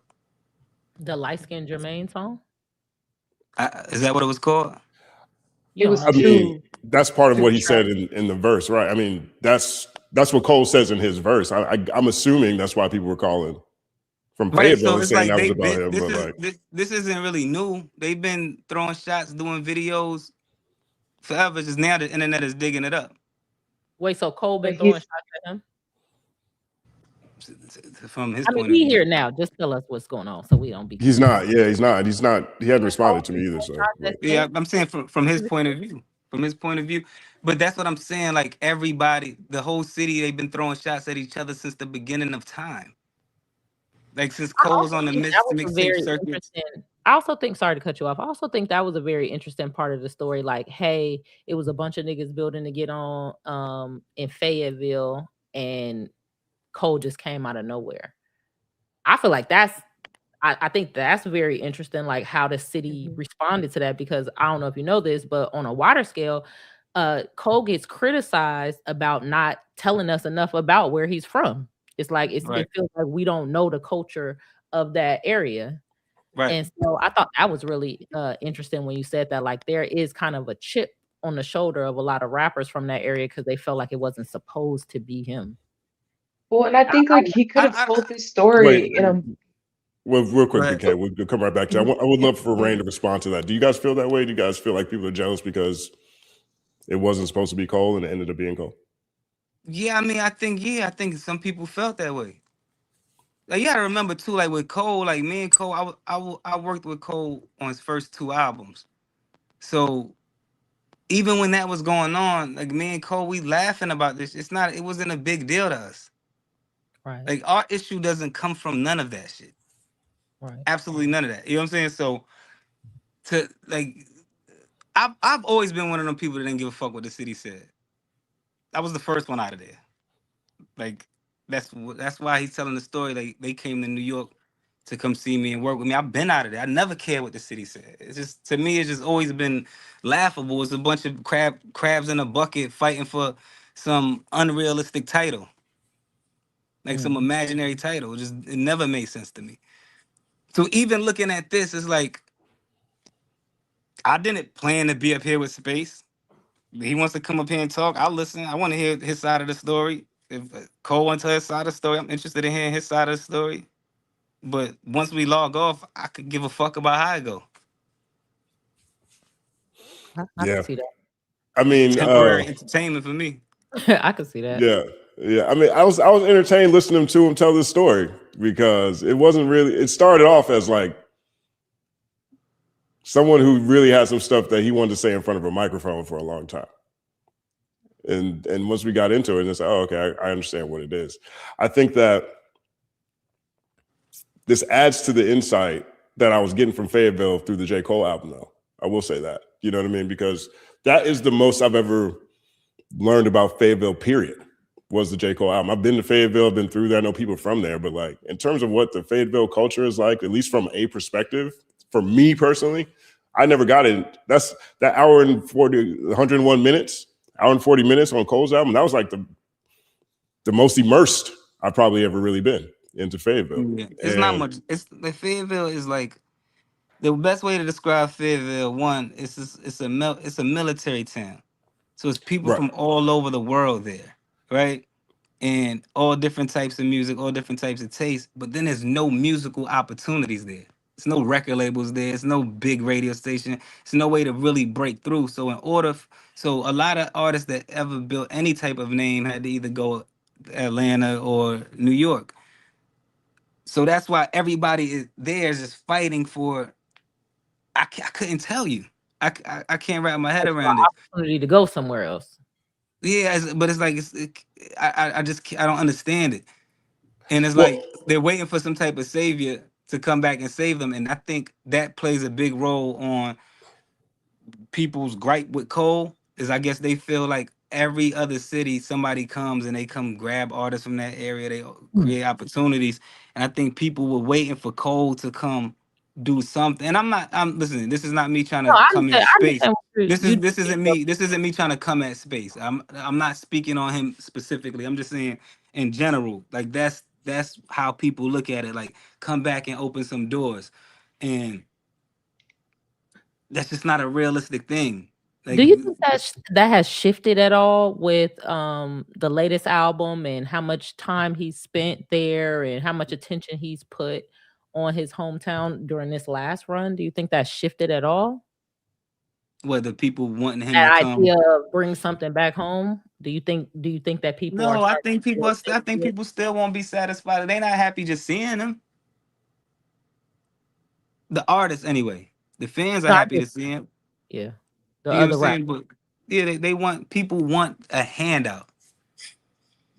They want or opportunity. Let me not say that. Listen, I understand why you go through this shit. You know what I'm saying? Yeah, I go through this shit with people reaching out to me, feeling like I'm supposed to come back and do something. You know what I'm saying? For everybody, and it's like, yo, that's just not a realistic thing. Everybody can't do. Who's to say that they want to? Right. And that's not having hate for the city. It's just like sometimes you're just sick of these niggas, man.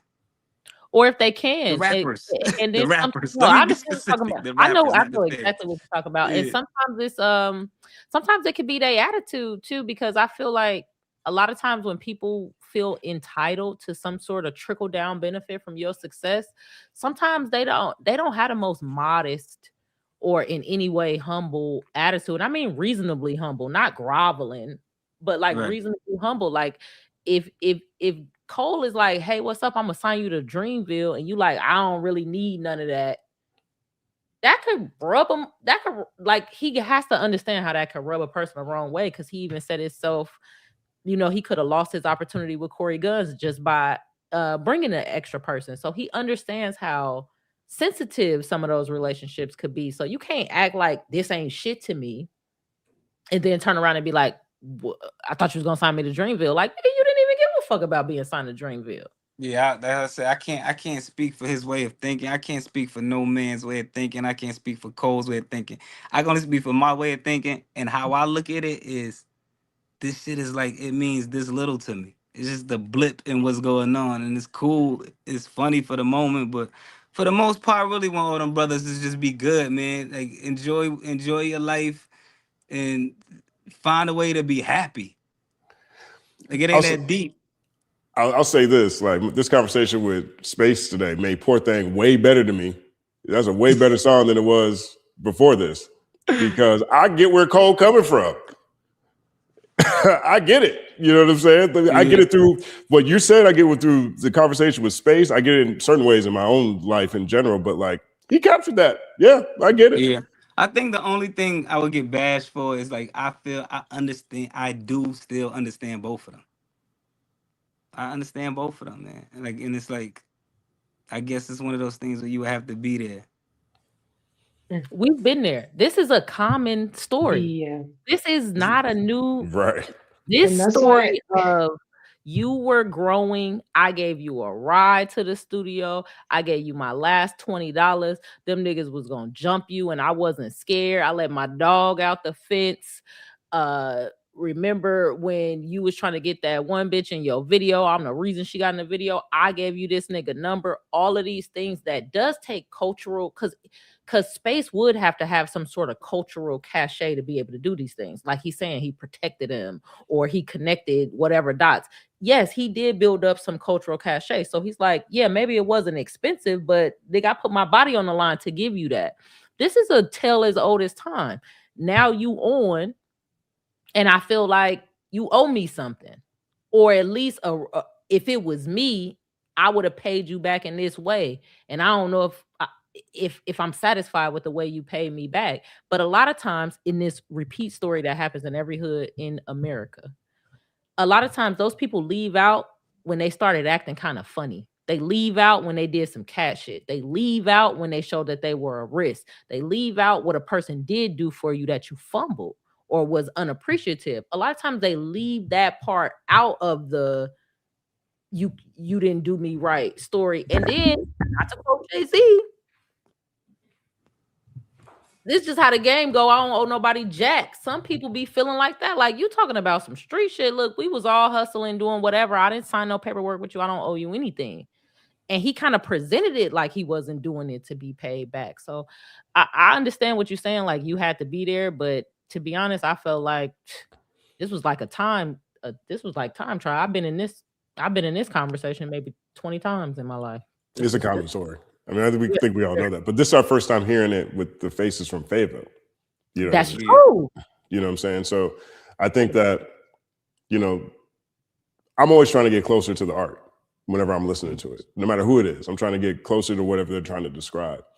And that's a powerful moment on the fall off, right? Because that has been a conversation since the album dropped and people are listening to it. You know what I mean? Like, who's he talking about? What's this? Whatever. And the fact that homeboy is running around here. I'm going on record and saying he ain't talking to nobody. It was just. I think I agree with you. Yeah, I don't think he's talking to nobody. That's crazy. Oh, and I borderline think that's genius, because it's like you could say he ain't talking about nobody, or you could say he's talking about all y'all. Well, that's what I probably think. I think it's probably a combination. Who of is y'all? Stop saying y'all. Sorry, all the rappers. Cole ain't got no issue with me. I think it's artistic license more than anything else, and I think that's what's really dope about it. But I think Space need to get it together. I'll be honest. Like,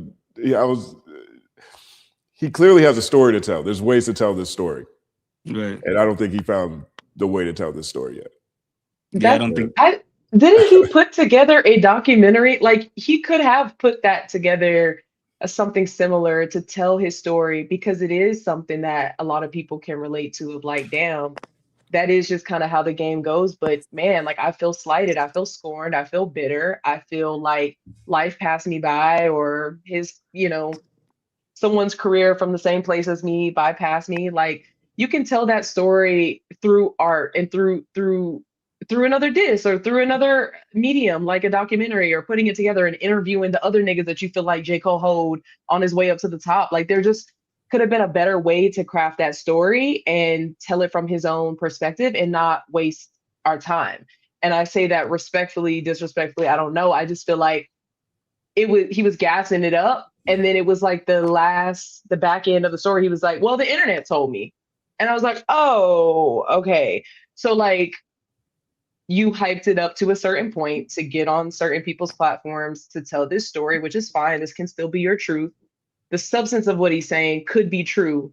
It's the way in which he decided to go about it and obscure, kind of hide the lead. And then at the end, just be like, well, the internet in my hometown told me, so I guess it's me. But my background, I didn't have trees in my yard and shit, and I didn't have a 2-parent home. And so this actually doesn't fit the description as me, but could have just told a broader story of how people who start with you in the beginning sometimes get shitted on or left in the dust. And I think all of us would have been able to appreciate that or understand where you're coming from that. We all kind of view Cole in this way as folding or being a hoe or whatever. And that would have played to people's sentiments just fine. But I think doing it in this way just made him look clout chasey and honestly more so sad and bitter in terms of, I mean, we started at 06 and then we jumped to 2017. It's like, what happened in between then? Like, okay. That was so fast. And I So think fast, I think that's the biggest. I think the biggest issue is sometimes men don't want to just admit that they're hurt about something. Like, yo, I'm hurt and I'm disappointed, and we want to play the tough role instead. Like, well, I was holding you down and I would have shot somebody. It's like, all right, cool, but the reality of it is you're hurt, you're disappointed, you lost your friend, you thought it was a connection that it wasn't, and I feel like that's why I'm sitting here, and I'm like, I don't want to like retell somebody else's story, their perspective. So that's why I said all I could do is really listen. And like, well, I just don't remember that type of energy. I remember more so being, man, y'all was cool, man. Y'all had love for each other, man. And hopefully y'all could probably figure that out. Or not. But just move stay on. away from that You know what I'm nigga. saying? But I think I wanted to second what BK said about the documentary. I actually would love to see that from space. I would love for space to recognize that we don't know what we want to meet more niggas like y'all. That was interesting. We want to meet more characters like that, and why are y'all like that? What was the reason? This is this person over here. What Tank? Why is Tank now selling good juices? What happened to Tank? We want to know those stories, and I think BK was really on to something when she said that's what Space should do. Space should say, even if you want to do it in a different way, j.cole ain't told y'all nothing about the city. We gonna teach y'all about the city. Right, especially considering like what you're saying, Rain, is that like, yeah, no, I agree too, because the disses, I didn't fuck with the disses, but I did, but the clips of the documentary I saw, okay, he obviously has some sort of vision in putting things together. It's like, we'll do that, especially if you're saying Cole was not a part of the kind of like, the ground floor of the scene. Like, okay, so then what's the scene? And like, about the scene. How did you interact with him? And he obviously needed somebody to be with him and usher him through because he maybe wasn't valid in a lot of different places. Like, that's a really good story that Cole did not tell on the Fall Out. He told pieces of where he was from, but he did not tell that on the Fall Out. Right? We just get this poor thing and we get little bits and pieces, but there's obviously way more meat on the bone. That's not his story to tell. So why can't Space do that? Since he's just so, you know what I'm saying? Like, I don't know, but this is not the way. This is not the way. Well, I'm like I said with everything, I'm always happy to get at the story or what the truth of a situation is. That's just my field, and that's what it is. And so I didn't understand the dynamics, and I couldn't tell what was what based on things that I'd seen prior to this. Right? I've seen him talk on different platforms years ago. I've seen some tracks he's put out. You know what I mean? But I didn't understand necessarily who he is in relation to Cole. I just heard him talk, you know what I'm saying? Or at least how he talked about certain things. And so this was clarifying for me. You know, I definitely think that the idea that that verse is an amalgamation of different people, I understand where that comes from in a different way now because of this conversation. With space, but also with the things that you shared, right? You know what I mean? Like just understanding what Fayetteville is about when it comes to this particular story, this particular type of energy, which is included on the album, right? So all of this goes back to understanding the art, which is where I tend to live all the time. You know what I mean? And so I'm happy I had this conversation, to be honest. I'm with you, Justin. It could be art, but for me, I've been in both the music world and the comedy world, and I done heard this story all the time. When people make it, it's always a story. You know, hell, it's happened to me. You know what I mean? In my 20s with certain things, but at the end of the day, don't nobody really care. You know, you got to figure that's just that long and short of it. And Nobody you know, people outside of you, even though it could very, very, very much so be real and affect people. At the end of the day, I found that through experience that at the end of the day, don't nobody care. You know what I mean? And in music, that like you said earlier, this is a story of entertainment. You know. And earlier, I forgot which one of the ladies said it, but sometimes you don't know what sometimes people do things to get people pushed out of circles and things like that. Man, these stories are complicated, man, and they're very complicated. They're nuanced, and when you go around and somebody made it and you didn't, you know, it's a lot of things that can come up, a lot of topics that can come up, a lot of things that people did. Nobody made it on their own, and I've seen people, you know, try to get credit just because they took them to the club one time and now they everything. And I've seen people who've done everything not say nothing. You know, I've seen both extremes. And so at the end of the day, man, I hope brother, you know, works everything out for himself. And, you know, is this song about him? I don't know. Like what you said just about creativity, oftentimes our artists sing, one person could make, sometimes like in comedy, I'll put 10 people into one person. And that's how you build a character for people who don't know these people. You'll combine 6, 7, 8 people, and I'm gonna take this story with that person's name, that person's mama, the way that nigga stink, and I'm making it into one person. And that's just the way art is, man. So for me, it was cool, but you know, I know I'm the deviant. That was about as interesting as most of J.Cole's music to me, and most of it's boring as hell to me. Now, the last album was cool. I ain't mad at the last album, but Forest Hill Drive. How many classics does J.Cole have? Dwann. He's the Will Downing of rap. How many classics does J.Cole have? Will Downing is crazy. We got some super chats over here. You guys want to answer some of these questions? Oh yeah, go ahead. You know let's we get it. but I'm looking up Cole's albums. Yeah, BK. I gotta dip out, but this was actually riveting. Shout out to you, Justin. Actually, I think a lot more interesting conversations came out of it because of your journalistic skills, your ability to be like, wait, back up, that makes sense, repeat that, you know, and really kind of flesh the truth out, flesh the story out. So that actually was riveting, and we've talked about probably Fayetteville more than any of us are probably ever, you know, which is I think something. But I appreciate you for having me on again as well. I really enjoyed the panel and the discussion tonight. Shout out to the chat, shout out to the mods. Y'all can follow me anywhere at LATM Pod or look at the material with BK. I just dropped a video about the Scythe. I'm really excited about them. I feel like I'm their target audience, TM. So I'm just like very geeked about that. But yeah, so catch me in that project. I loved it. I have been playing it over and over and over. Scythe, yeah, Scythe is dope.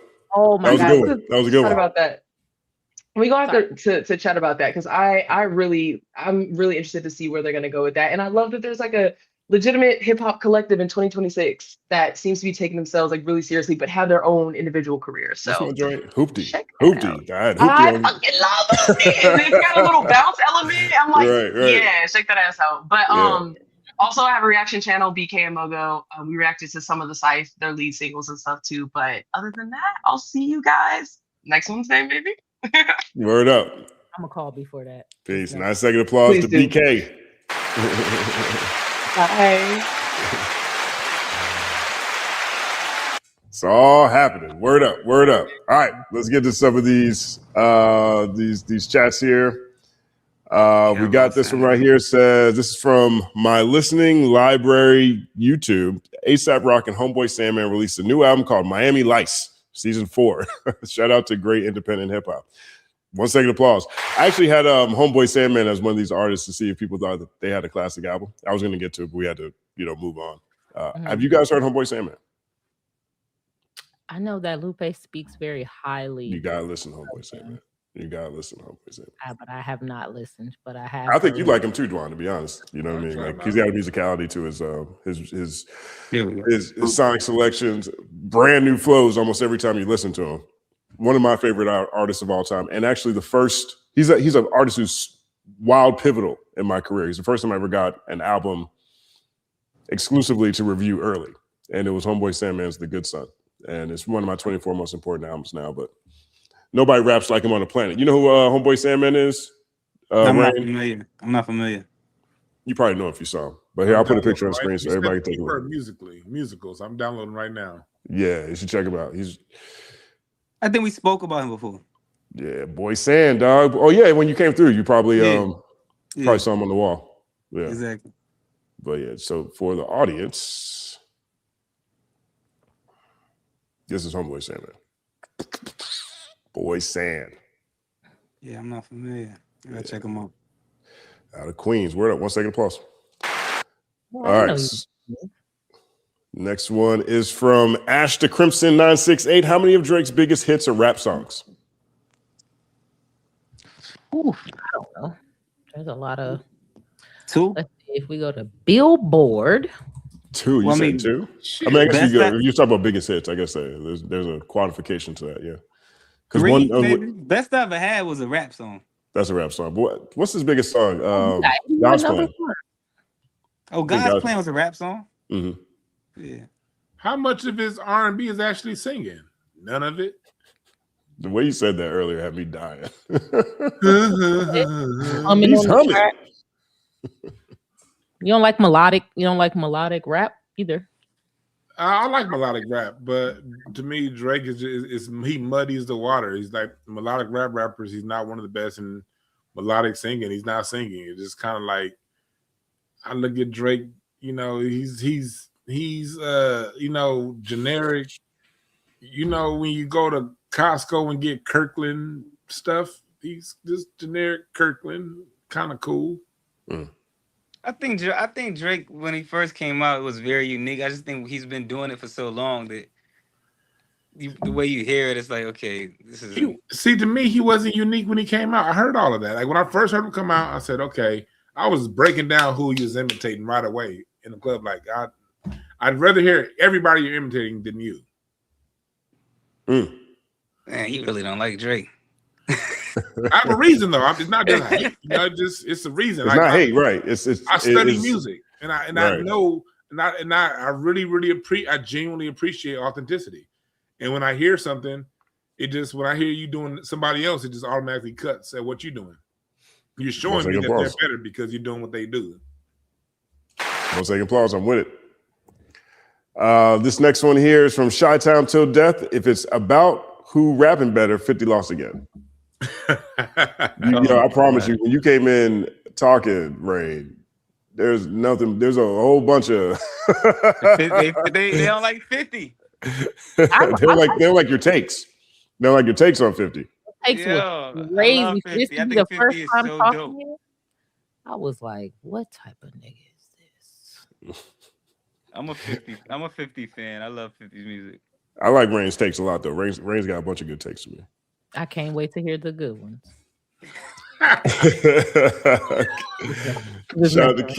Shout out to K-Way for real. He says, what two married people do in their bedroom is their marital business. We may not agree with it, but it's their business. 50 gets no points for that line. FYI, Tiny isn't Domani mom. So I think that was to me saying the line was it was a great line, man. And no, nothing that anybody does is our business, but that's what battle rap is. We make it our business. That's what it is. Yeah. Yeah. That's true. Shout out to K-Way for real. This next is from Toast God 207. Again, he says, crazy for New York niggas to act as if skill don't matter now. They still put you in that box, right? They really think you in New York. It's the hoodie. Like, man, only Yo, this is crazy. on like this. Skill does. I mean, you lived in the city. You lived in the city for a long time. I never said skill doesn't matter. I said skill doesn't matter in this battle because this isn't a battle based on skill. Nobody's trying to rap to see who's rapping the best. It's like everybody just airing out dirty laundry, being as disrespectful as they can, talking about the dead, memeing each other. This is not like Jay-Z and Nas saying, yo, I think I'm better than you. You guys don't want it with Hov. X Nas, he don't want it with Hov. It's not like I'm testing your mic. So no, it's not a battle based on skill. Okay. Word up. 1 second applause. This one right here is from K-Way again. Domani is 24. I'm pretty sure he ain't heard the Locks version of Miss Jackson. I feel like all of this is for me. They are. Yo, you were a tomato maven. First segment. The whole chat was just tomato. Maybe he did. Maybe he didn't. I don't know. 1 second applause. Big shout out to Pool Boy Q. I love that. Pool Boy Q. That's dope. I remember a few years ago there was a discussion going around about dropping one of these four: Jay-Z, Kanye, 50 Cent, and Tip. And I remembered being offended by the Tip disrespect. I personally would have dropped 50 in that. Me too. People really like. Where's the 50 hate coming from? It's not hate. I love 50. I think that the first album, Get Rich or Die Trying. Let me not drag it. I was about to say it's a top 20 hip. It's up there. It's a very important album, right? And he's not terrible, but I mean, that says Jay-Z and Kanye. It's really 50-50 between 50 and T.I., to be honest. Like the other two, you could just push them to the side. And it's like, if I had to choose between them two, I'd probably go T.I. I would drop 52 because overall, compared to these guys, his catalog just isn't there, in my opinion. I think I would drop Tip. Right, and that's what this next comment is about. Big shout out to you, Pool Boy Q. 1 second applause. This next one says, did y'all see Rain? Oh, shout out to Shy Nose. 1 second applause to Shy Nose. Did y'all see Rain's tantrum on his podcast about 50 versus T.I.? He's biased, no offense. 50 is getting washed. His best diss was a fan-made AI video. Oh. Well, that's the thing. There wasn't no tantrum about 50 and T.I. That's not what it was about. I think so. What people are seeing on Instagram is the 1 minute clip that we used to promote a 2 hour long podcast. So I'm cool if that's what you saw, but me getting angry had nothing to do with T.I. 50. It had everything to do with my sound guy trying to tell me to go to the next topic while me and MJ were having a discussion. He kept interrupting us. Oh, you cuss your sound guy out? I didn't curse him out. I just basically told him, like, it doesn't matter what you're saying because you don't run the show. I run the show. Keep it going. Wait till you blow up. He gonna be on here talking about, man. I can't hold. 1 second applause. Next one is N Starks 007 says, shout out to Elle for cooking Michael Eric Dyson. Dude is auto fellatio personified. Wow. Thank you. Auto fellatio is crazy. 1 second applause. Fellatio personified is crazy. Can't wait for real. Fam, nobody listens to the intro after the first episode. We all click skip intro, stop it. Yo, I think K-Way left this on a video that I did on the channel about this. I think there's people who do listen to theme songs that they like. I always listen to the Boondocks theme song, for example. I never skip the Boondocks theme song. Good point. 1 second applause. Can't wait for real. Brown Girl L318 says 50C is equivalent to Tyler Perry with black suffrage. Wow. Amen. I like that. Amen. That's always been my thing. Like, get rich or die trying. What the hell? Most people gonna die. Right. Only a handful of people gonna be rich. I mean, when he first came in, I'm like, man, get this suffer porn out of here, man. You know what I mean? Well-produced suffer porn. 50 got rich. Most people gonna die trying. Right. I think that was the point. Like, I'm different from most people, though. That was the point. Like, I'm actually get rich. Y'all gonna die trying. Like, if it was a choice. No, he didn't say I'm gonna get rich. He says either I'm gonna get rich or I'm gonna die. Yes, but we all have that choice. I don't find that unique at all. I feel like that's the choice all of us have. True, but the beauty we're of all that gonna is die. Most of us ain't gonna get rich. And I feel like that was just his theme. Okay. But I don't think everybody's gonna even try. I think people don't know. I think people in their mind try a lot. I think people in their mind are trying all kinds of stuff. Like people in their mind think they worked hard today. People in their mind think they left it all on the table. But I think a lot of people get up, go to work, and know they're not gonna get rich. Like, I think they know they're just maintaining their lifestyle. They're not doing anything to actually get rich. I think it evolves if we look at people on a national level and a global level. I think globally, people think about all kinds of different stuff. I think here in America, everybody thinks they're going to just be rich, whether that's a lottery ticket, whether that is, a clearance house check showing up at your door, who you're going to marry. We have so many financial checkpoints and quotients around everything that we all think. I think everybody thinks that they're going to be the one to make it. If they're not going to be Vinny Chase on Entourage, they're going to be Turtle. They're going to be somebody. They're going to be in VIP regardless. You know what I mean? Right. So that's what I think. 1 second applause. This next one says, are we acting like Eminem never dissed other rappers who had skills or were big like Ja Rule? Everlast evidence that old head is tripping, respectfully. This is by he said Ja Rule. He proved my point. What about Ja Rule? Ja Rule had the best line in that whole diss between 50, M, all of them. I don't want to say the line, but I think you know the line. Yeah. Eminem's still weak. I've always said I wasn't going to ever repeat this line. But it's the last line on the Ja Rule Who Shot Your freestyle. You might as well go ahead and say it. You might as well. All right, well. For hip hop, I'll say it. For hip hop, I said.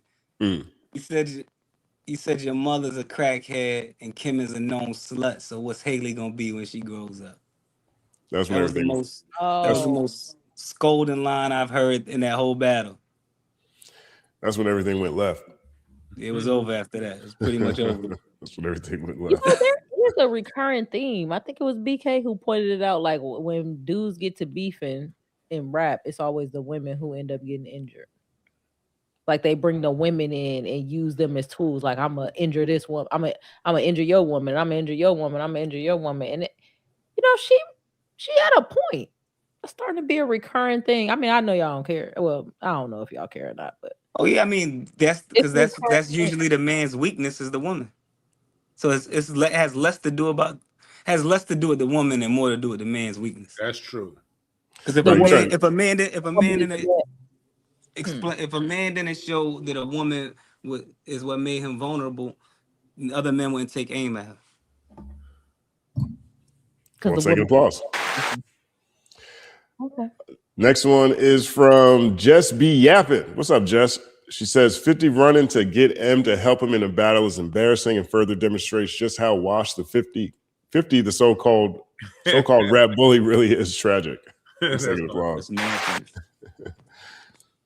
I mean, I think that's probably part of his response to all the people saying he only rocks with white people. He's like, fine, I do. This is the one I rock with. And watch how many records I sell. I'm gonna be honest, I don't think that song was a diss song initially. I feel like that theme song, and like this is just my ears, just how I listen to music. That line with him dissing Tiny was so out of place in the scheme of the song and the concept of the record that I feel like he just added that line in there later. Oh, for sure. For sure. That's how I felt. Yeah, I feel like that song was done. He said, let me just change this line and throw this shot in there. Yeah. I don't feel like he went in the studio to diss, like to make a diss record. I think that's exactly what he did. Yeah, it felt so out of place. But the second one was a diss record to me. I don't care I mean, if it that is. one felt less. I mean, that one felt less like a diss record to me, except for the ad libs, to be honest. I mean, they're both. Neither of them are really diss records. That's why I agree with Rain in the beginning, right? Like, despite the fact that categorically everybody's rapping better than 50, and I can say that because 50 is rapping. Whether or not we want to consider him dissing, he is actually rapping, and that Max B remix, that ain't it. Just even on a rapping level, that's not it. You know what I mean? And everybody's out rapping him, but he's not necessarily rapping back at everybody else. And so even the little bit he is doing surprised me, though. I didn't think he was going to do this much. I thought he was just going to mean people to death. So I thought he was going to just talk shit on the internet and then do the documentary. I'm surprised that he's the Max B thing wasn't it. That wasn't it at all. It's Nikolai says System of a Down, Foo Fighters, The Killers, Slipknot, Papa Roach. Nah, man, you just fell off. Plenty of big rock names in the late 90s, 2000 era. Yeah, I know like half of them. Yeah, I'm familiar with some of that too now. You don't remember? Y'all know Papa Roach? Cut my life in 2 pieces. No, this is my last resort. Dun-dun, dun-dun. That's one of the hardest joints ever. It was one of the hardest suicide songs I ever heard in my life. It was crazy. You know, and Linkin Park is one of the biggest artists on the planet in this run too. That's another thing people aren't talking about. Like Collision Course did like 20 million, sold like 20 million records. Wow. Yeah, we fucked with Linkin Park. I think all of hip hop fucked with Linkin Park. To be honest. For real. OCRTR says 50 Cent is winning, Tip is winning, Pap is winning, Max B is why? Because they are being talked about. Everybody in some way because we're talking about them. I'm always, I'm always stiff arm that logic, and I understand that. Yes, okay. In an attention economy, attention is the currency, and there's a lot of attention over there, so therefore they have a lot of currency. I get it, you know what I mean? But like, how people talk about you too still matters. Yeah, I don't believe that all press is good press situation at all. And sometimes the trick is to get people to not talk about you. Right. In my line of work. Sometimes the goal is suppressing something, actually, more so than always see me, talk about me. Right. I agree with both of you on that. N Starks also shout out to Justin. He never fails putting these panels together. 5-second applause. I appreciate you, Nick or Starks. Every time I look at this, I always think about Game of Thrones too. 5-second applause. All right. You definitely put on a master class today, I gotta say, because I learned a lot from you as far as live interviews today. I gotta say that. I don't want people to think that I was trying to set him up by any means. That was not the case. You know what I mean? And I don't want people to feel like I feel disrespected, because I don't either. Going into a conversation, you really never know what you're going to get out of it. And you never know where a story is going to take you. And I was more curious to hear this other perspective or this other side, excuse me, of one of my favorite joints off this j.cole album that had a viral moment. Now, it turned out to be valid in some ways because, there are people that Cole has friction with at home, and we got a chance to meet one of them. That's a story on its own. You can put a face to something that we're hearing. It's just not him particularly that is being called punk bitch by his own admission, right? And that is also a story. His own admission is the story, right? Everything else in between is conjecture and conversation. So, but I'm with Rain. I can see why he'd be frustrated. And just like all of us we talked about, we all know people. I mean, we're probably Cole in people's lives and maybe don't realize it. I know that I've gone home a few times and had a couple of people. For you know what I'm saying? That's what I said. I deal with the hate all the time. That's why I understand Cole's point of view also. I'm like, I'm dealing with this. I'm not responding to everybody. Yeah, you can't, because at some point you still have to move forward in life. We all do. 1 second. Only Pause. difference is I be responding to them on Facebook sometimes. I do. I tell them eat a dick. I set y'all up when I said Facebook. I did y'all wrong because Facebook is when the hometown. That's how you know you listening to the hometown. You on Facebook. You start Yeah, it's the family. You know, the family, the cousins, the barber, the guy who work at the right, like gas station, the all smoke of a shop. sudden, You like, whole yo, all grid. y'all feel like he talking about me? Yep. So like I knew when he said the internet is saying it. I'm like, oh, that nigga was on Facebook. That nigga was on Facebook. Right. But that's the news, though. That's exactly what I mean when I say that we're all the media now. We can't point fingers at what the media doing because we the media. Exactly. You know what I mean? It's like all the media. That's a media narrative. That's our narrative. We did that. That's a fact. So big shout out to Cyan League 653. Real music by real musicians. Prince. Shout out to Prince. 1 second applause.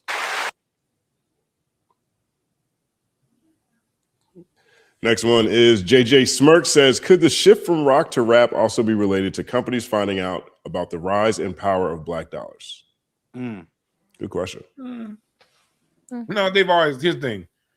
They've always known about our purchasing power. That ain't nothing new. That go back to the 20s, you know? That was really about controlling narratives. We got to remember music is all about, music is a prayer.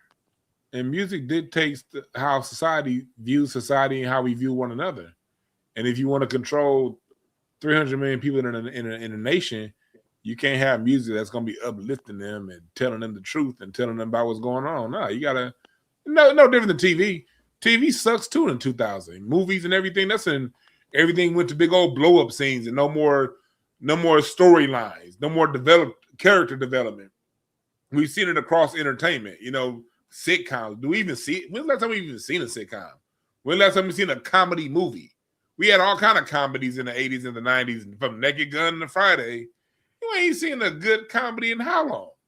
Like, this is just a kind of an overall thing, you know, when it comes to what happened with The Rock, because what R&B does to us as black folks is what rock does to white folks. And when you got, like, you going back to what you was talking about earlier, not Linkin Park, Coldplay and those groups, and something they were talking about in American Idiot and songs like that, man, you can't have that. You about to have people coming together in the country that we want divided, please. 1 second applause. K-Way for real, along with rock acts making rap-leaning songs, I'm old enough to remember in the 90s and early 2000s, a lot of prominent rock groups had drug overdoses. Blind Melon, Smashing Pumpkins, The Chains, etc. Rock is Nirvana.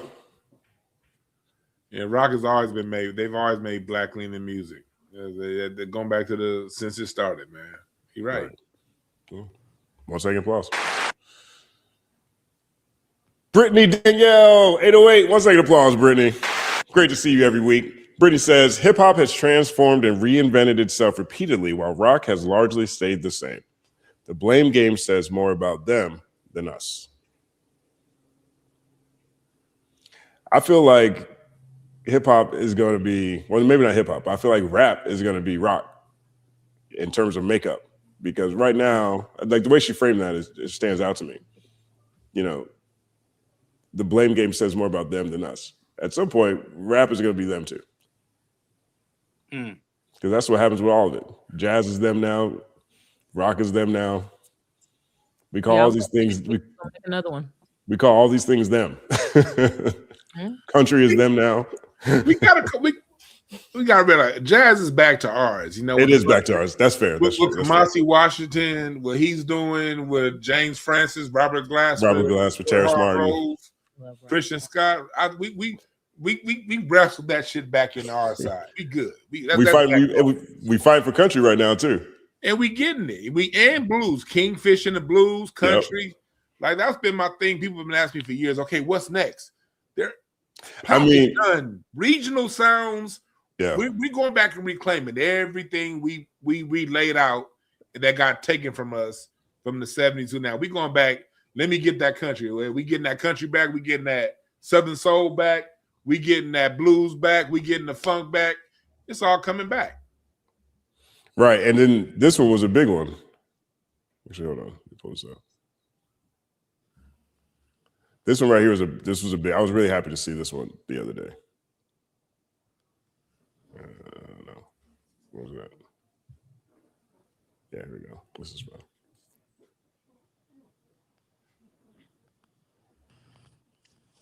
This one right here. Hold on. Da-da-da.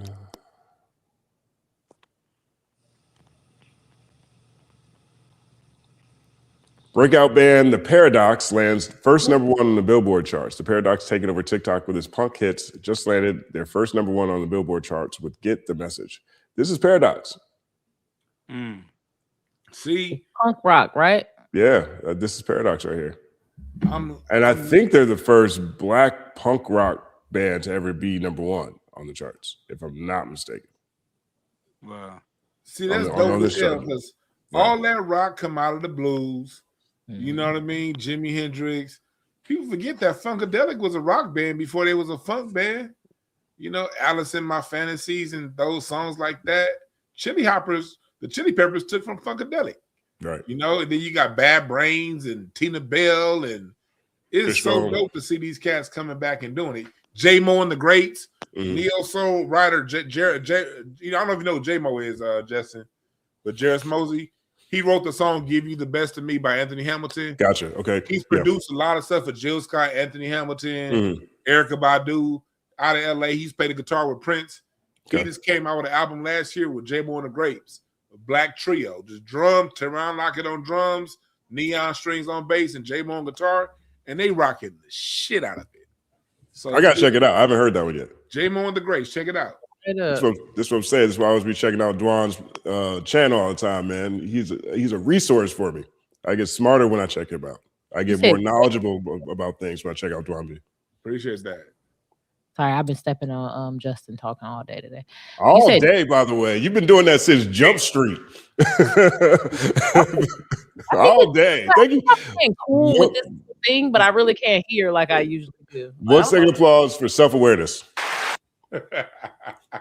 What the hell is going on? But you said J-Mo and the Greats. Is that what you said? J-Mo, J-M-O, J-Mo and the Greats. He won a Grammy with Anderson .Paak last year. He won one with Jasmine Sullivan. So he's doing it in the neo soul world, but that's a cold ass guitarist right there. And he's rocking the shit out of the album. 1 second applause to Brittany Danielle. This one's from N Starks again. Says hip hop inspired this entire conversation, which is more intellectual than whatever missed the forest for the trees shit he was complaining about.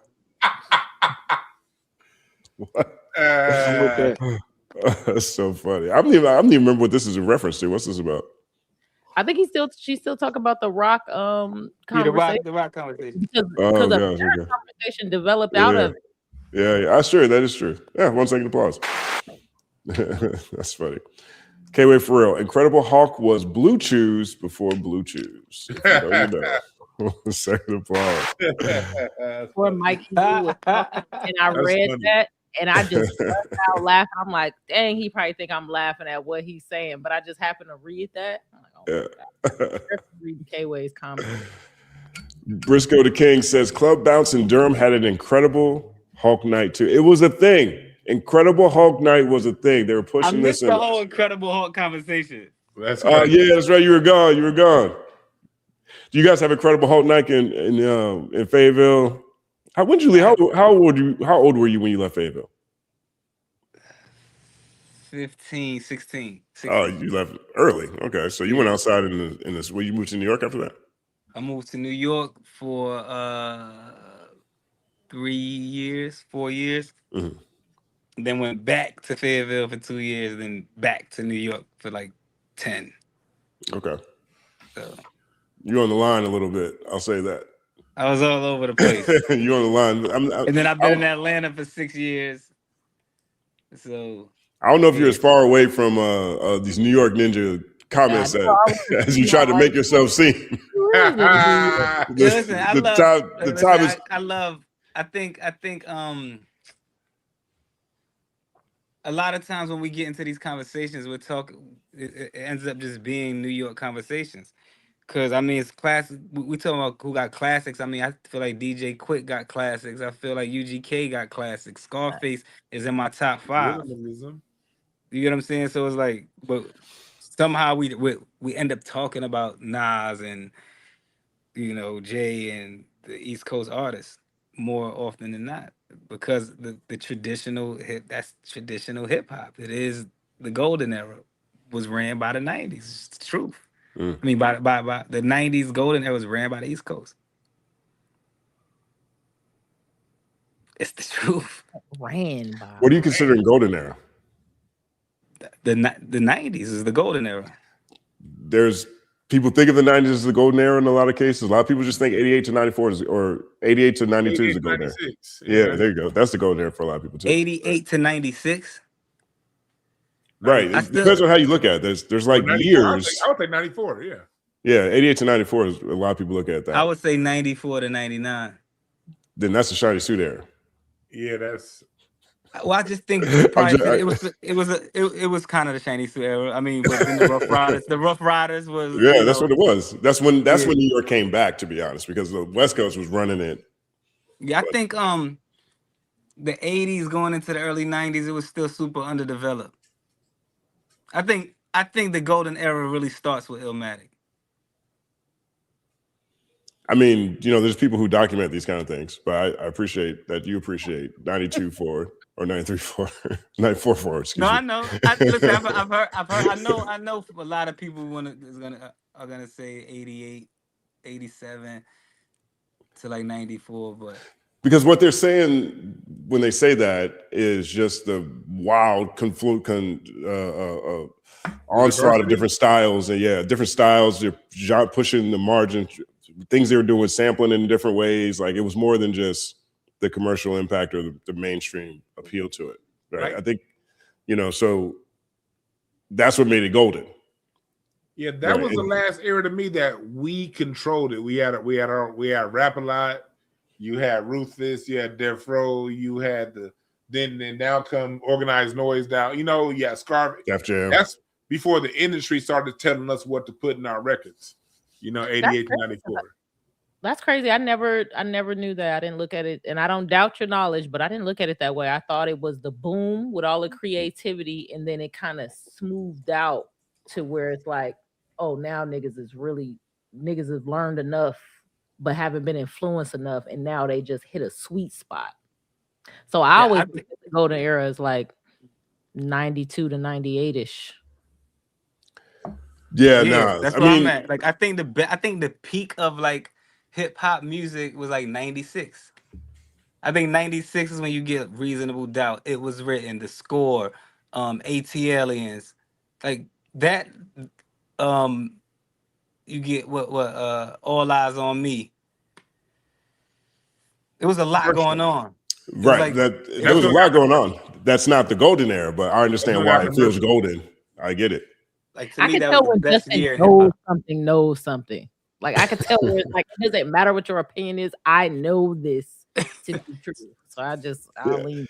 It's real easy to think about that whole decade, for example, as a golden time. It's very easy to do that, right? But the golden era is coined because of certain things, right? Because you had so many people from different places jumping in. You had so many different styles. You had people pushing their production in a lot of different ways. You had the first, you had your first #1 album, right? It takes a long time before you get a #1 single, but you get a #1 album. You know what I'm saying? So you're starting to see, you get people getting $1 million deal for the first time. You know what I mean? So it's like, that's what kind of made it golden, and then once you get to 96, that now you're in the MTV era. Now you're in Sam Goody in a different kind of way. And then truthfully, 96, after that, you get the shiny suit era, which is also like the hold hands and be friends era. We don't want we don't want no one else to die again era.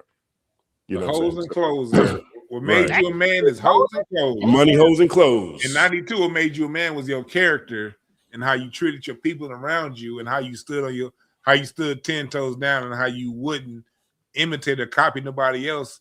98, 99, that's when they get into I got more hoes. That doesn't make the music better.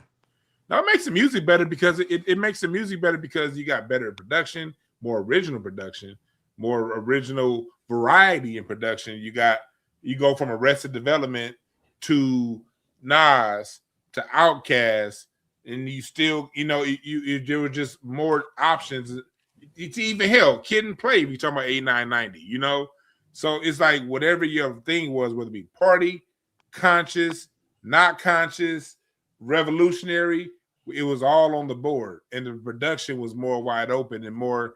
It wasn't as contrived, and it wasn't as controlled by people in suits who didn't know music making the decision. I disagree. I think the production towards the mid 90s to the late 90s was the best production we've ever heard in hip hop. Like how? Like you talk about, because you talk about the Shine Suit era, you talking about now we're completely relying upon samples. We're not really we have not much original production, and when you get into the late 90s, and it's completely right.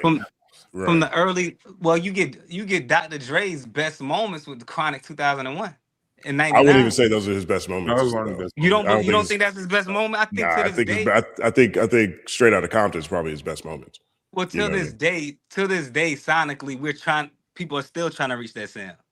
I mean, from a clarity and a speaker standpoint, but I'm not. That matters. I'm not trying to minimize that. That's not what I'm thinking about when I'm thinking about best production, though. Like when I'm thinking about best production, I'm thinking about the act of making the beats and what they sound like. Like if you look at 88, if you go look at anything from De La Soul, anything Prince Paul put his hands on, right? You're talking about albums that have 50 samples in a song. You know what I'm saying? That like to me, the sampling rules failed golden era hip hop. It failed people like Prince Paul. It failed people who were taking 8, 9, 10, 12, 13 different samples and use a blip here and a blip here and putting them together. Because to me, that's not that far away from do, re, mi, fa, sol, la, ti, do. Right. You're not even able to recognize obviously where this sample is coming from. By the time you get to the late 90s, it's like, oh, that's Roberta Flack. I like Roberta Flack. You know what I'm saying? So like if you look at the stuff Biz Markie was doing, that's where the art is to me in sample-based production. I'm not saying these other things are less than, but people were experimenting way more and coming up with brand new stuff that didn't even make sense. And then by the time you get to the mid to late 90s, that's actually illegal or way too expensive for you to do anymore. But you still get high tech out of that era. You still get Dilla from that space. And in my mind, you also get them a limited version of them. Because if they were able to do the things that people were allowed to do in the 80s, what would a Dilla production sound like? What could a high tech actually put together? By the time you get to the late 90s, you got producers who are handcuffed. It's like, oh, he did amazing with what he was allowed to do, but the sandbox got a lot smaller. I can understand that. I need to head out, but I just want to say, Justin, you've been cooking this whole episode. I'm not gonna lie. You MVP. Cooked the whole episode. But I appreciate you. I'll just throw alleys and lobs. That's all. Hey, just alleys and lobs. Nah. You play it off like, oh, I'm gonna just let them talk, but nah. I see you, sir. Cook it's all happening. You got anything you want people to know, Elle?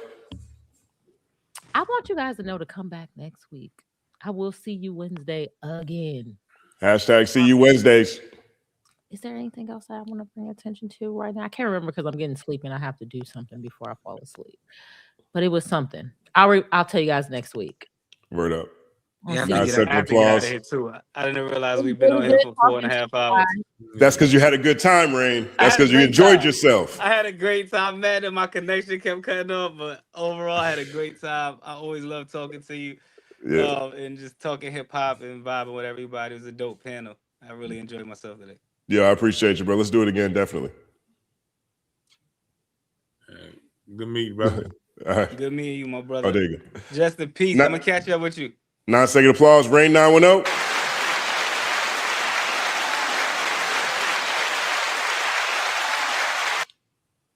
Word up, man. Man. Thank you again, Justin. Man, thank you too, man. You about to bounce too? Yeah. How much more you have? You got some more? You gonna read? Yeah, there's some more in here. There's people who want to talk to you. I'll say to you done with the comments. All right, let's do that then. That's what's up. My man, DwannB. 1 second applause. Yes, sir. I mean, I've been wanting to do this show for months, man. I ain't about to go nowhere. Yeah, let's do it then. All right. Shout out to Jar from Rap Roundtable. You rock with Rap Roundtable? You watch it? No, I haven't seen it. Gotta check out Rap Roundtable. Okay. It's I'm about to put it right here in YouTube. Yeah, YouTube. And on Twitter, follow Twitter too. I mean, Okay, and Instagram, they go viral a lot, but like just well balanced panel, dynamic, all of them super knowledgeable about hip hop and on trending topics at the same time. It's a fun watch every time. They actually have a fantastic interview with Sahai the Prince on there right now. Oh, I've seen them before. Yeah. I'm about to subscribe. I've seen them before. Yeah, they dope as hell. Yeah, they dope. I mean, they got Sahai this week, which is a really good get for all the things that Sahai has been going on. And he goes into that conversation too. So big shout out to Jarv. He says, aggressive collars from Michael Eric Dyson. My man had his hamburger meat hanging out. I don't understand. He did. That was crazy. 1 second applause to Jarv. Brown Girl L says, Michael Eric Dyson word salad. Any ninja talking that much gotta be lying. I agree. Yeah. He's got that black church affectation, but then mixed with like prison talk, like the smart nigga in jail. Like I started on him when I was in college, when I first heard about him, and I liked him in college, and then I just kept listening, and I'm like, dude, that's a lot. Like I just have a general rule: people who talk fast and use big words, generally they ain't saying shit. So, and that's from the streets to college. It's the same thing. And I just remember, so when he did that open letter to Cornel West, when after Obama got elected, that's when I was like, okay, yeah, this is a cornball. Yeah. I mean, I have a lot of respect for him. I think we all do. You know, I think even as just a thinker and a writer and someone who's able to propel himself in that space, that's not an easy thing to do either. You know what I mean? True. I just don't know where a lot of these takes have been coming from lately. And that's what's got weird. I don't know. I don't know. 1 second applause, Brown Girl L. Joey Types says, I believe Blue Note is wonderful, very exciting. Naoki from Blue Note, Japan. Salute. 1 second applause. I'm at that Blue Note at least 3 or 4 times a month checking out what they got. I love that spot. I haven't been over there yet. I used to go to one in New York all the time, but I haven't been to one out here. You in LA? Yeah, downtown. All right. Okay, I'm gonna hit you up then. All right, I'll let you know some stuff going on. Let's definitely do it. I missed Stevie Wonder? Yeah, Robert Glasper had Stevie Wonder and Lupe Fiasco on stage together. It's funny. I was there for Lupe. I was there for 2 of those 3 nights, but I was not there for Stevie. I was there for Lupe though. Yeah, that's dope. I gotta pull up over there. It's a fantastic establishment. Robert, he'd be back there at the beginning of April. I'll probably go to a couple of them shows. I'll let you know. Okay, bet. Let's do it. 1 second applause, Joey Types. The next one, K-Way for real. I'm out on Ye forever. May God give all his blessings to the cousin let's move on past that. 1 second applause. Okay, wait, thank you. I understand exactly where he's coming from. Yeah. Badger, shout out to Badger. 1 second applause. You know Badger Umi from used to be general manager of Project Blood. Nah. He's got the production collective, Local Astronauts. Okay. Molly Rob. Brilliant guy too. I gotta put y'all in touch. I think you guys have a lot of comments. Definitely. Badger says, maybe the Kardashian curse looks worse on creatives than ball players. Wow. That's something to think about. Remember the year before James Harden had his breakout season, he was with Kim, or one of those Kardashians.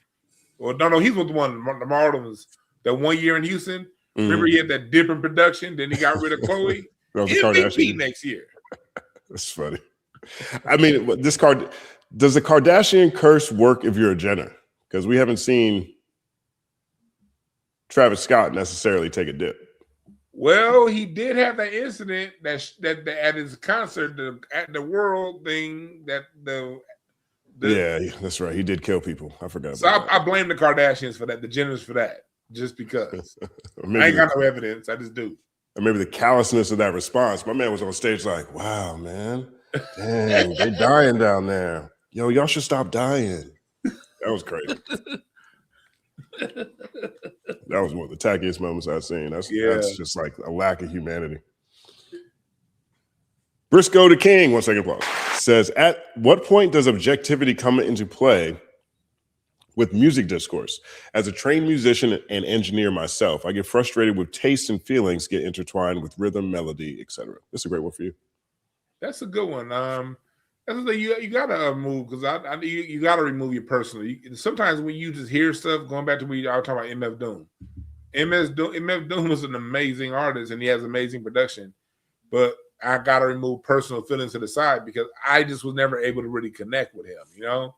But it doesn't take away from his greatness versus someone like, say, when I talk about a Drake, the rhythm is boring to me. The melody is boring. It's very monotonous. It's Burger King, and it's gonna sell a lot. Burger King's gonna outsell Ruth Chris every day, all day, twice on Sunday.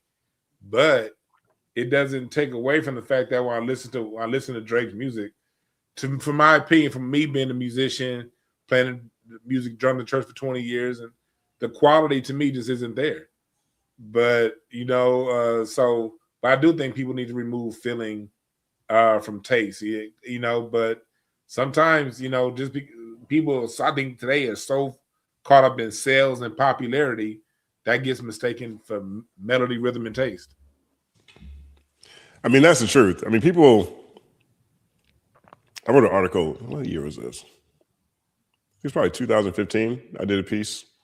It was called the Fuck With You Era. It was talking about how we're in the fuck with you era, which means it doesn't necessarily matter how good or bad you are at anything. What matters is that people fuck with you. That's a good one. And we're still in the fuck with you era. And a lot of times now we see, oh man, look how many people fuck with them. They must be good. That's not always an equal sign, you know. Probably worse now than it was then. Way worse. Oh my, in the superfan era?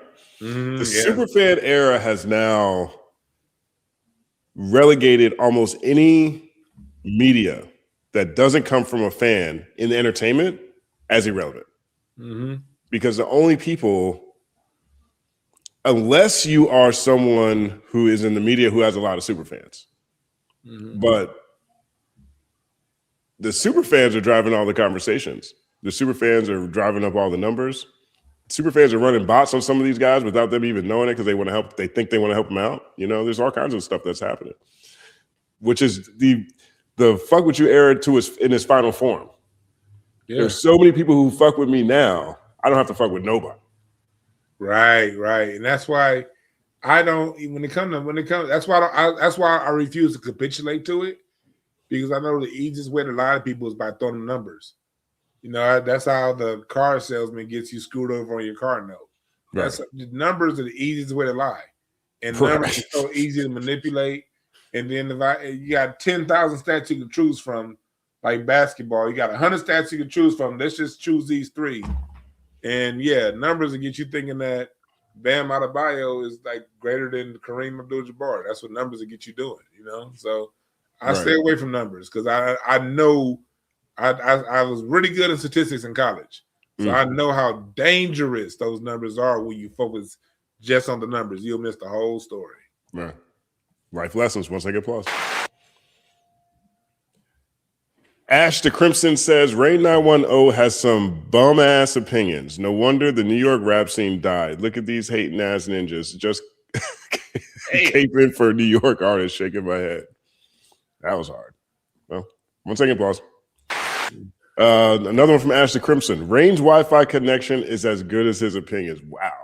Yeah, well, you know, I'll pass the message along. 1 second, pause. This next one says, our blast in YouTube, I will say to an extent. I will say one to an extent, but like the weekend roast most of it. I did actually say the number of classics I think Drake has. I personally give Drake credit for 2. And it's Take Care, which is this one right here he's talking about. I think the impact of that is very difficult to ignore. For me, too, that was the last time him as a person connected with me through his music. You know, the things that he is talking about, he's vulnerable about, his relationship with his mom or you know, sick family members. Like, I connected with him directly on that. But that one, especially following Thank Me Later, which I don't think hit the expectations that people had for it because of what I consider his other classic, So Far Gone. And So Far Gone had a direct impact on what people decided to start doing with their music right after that. Yeah, I'm like, I wouldn't argue with Take Care. I wouldn't even argue with people who say Scorpion. You know, I wouldn't argue with it because I understand the impact. Yeah. When I look at Drake, I remember when Views from the Six dropped. People were shitting on Views from the Six. They were crapping on it. And then the Kiki song, it was just catchy. Kiki, You Love Me. That was catchy. And that time you just kept hearing that song. You kept hearing Views from the Six. And it got just pounded down. No matter what you listen to, you go hear something from Views from the Six. And then it went from people crapping on Views from the Six the first 5 or 6 weeks it came out to 2 months later. Now it's a 3 months later it's a classic. Well, yeah, anything gonna be a classic. You're gonna force me to listen to it 5 times an hour. Like, right. Okay. Right. I still can't stand that album. And that was the sentiment when it dropped. Right. I was disappointed. I like More Life more than I like Views. And the last thing I really appreciated from Drake is the first half of Scorpion, though. Yeah. Like that, the rapping half, the first half of that, that's hard. Everything after that was fine. Especially his whole Yachty era. I understand that, you know, Yachty's a good writer. He writes well for other people, but I don't think anybody should be trying to mimic Yachty. If you're Drake, you shouldn't be mimicking Yachty, in my opinion. How about that? Right. Johnny Cage 202 says, I don't care for Ye anymore, but the last verse on New Slaves is one of the greatest verses in hip hop has ever heard. Do, do, do, do, do, do. That's how that goes, right? New Slaves. And name that keys. I wear my heart on the sleeve. I saw that weird in the gates. I see the blood on the leaves. I see the blood on the leaves. I see the blood on the leaves. I know that we do slaves. I see the blood on the leaves. You go and hate at me. Want me to say? Yeah, that's hard. 1 second applause. Fuck you and your corporation. Y'all think it's cake control? Yo, 9 second applause for that. I like that. That's hard. That's hard right there. I love that song so much. That's such a selfie sensibility. Yeah. You know what I'm saying? I love that. That's great. Dot's favorite sinner. You know where that's from? No. That's from Good Flirts. Oh, okay. Where you at the house with it, watching sinners. Yeah, that's what that's from. That was actually good. 1 second applause. I'll rock with that. Is there a difference between a masterpiece and a classic? I believe there is. Yeah. Some stuff is masterpieces that doesn't get heard, you know? Yeah. You know, and the classics, promotion goes a lot into classics, you know? How is it promoted and how did it get to you? Because some stuff, a lot of masterpieces will be classics. They just didn't have Interscope to back them sometimes, you know? Right. I 100% agree with that. And there is a definitive difference between a classic album and a perfect album. Mm-hmm. And a perfect album can be immaculate and it just doesn't have the same impact culturally as of what I consider classics to have. Like in my life, I have way more perfect albums than I have what I would consider a classic album. Because I put heavy emphasis on impact. Mm-hmm. Like for me, if it's not omnipresent, damn near, it's hard for me to say it's a classic. Now I understand regional classics. I understand it's a classic in this subgenre, whatever. But my reflexes go to, well, how big of an impact did this make, right? Mm-hmm. And there's a certain level of impact that has to happen for me to reflexively be like, oh, that's a classic. Like Doggy Style is a classic. I can make an argument that Blue Carpet Treatment is a classic, but Doggy Style is a classic. You see what I'm saying? Right? And so this project right here, yeah, I can see that. Doggy Style is definitely a classic. My favorite Snoop album is The Last Meal, but I wouldn't necessarily call it a classic next to Doggy Style because what Doggy Style did. I can make a regional classic argument, but you're right. It's next to Doggy Style is just Doggy Style. This right here, this album, Pharaoh's Desire, I talk about this all the time because this to me is a masterpiece. It's a perfect album. You know what I mean? And it's not a classic. It didn't have the impact, but I can make an argument that it is a classic. I from concept to execution to musicality to lyricism to point of view, point of view is so important to me when I'm Yes. listening to anything. You know, Yeah. like this project right here, masterpiece, perfect album. You know, it's a celebration. My man Pharoah Monch had been benched, dropped essentially after internal affairs in the late 90s when everybody got dropped, especially the lyricists. And he came back with this. You This made a is good a point about masterpiece.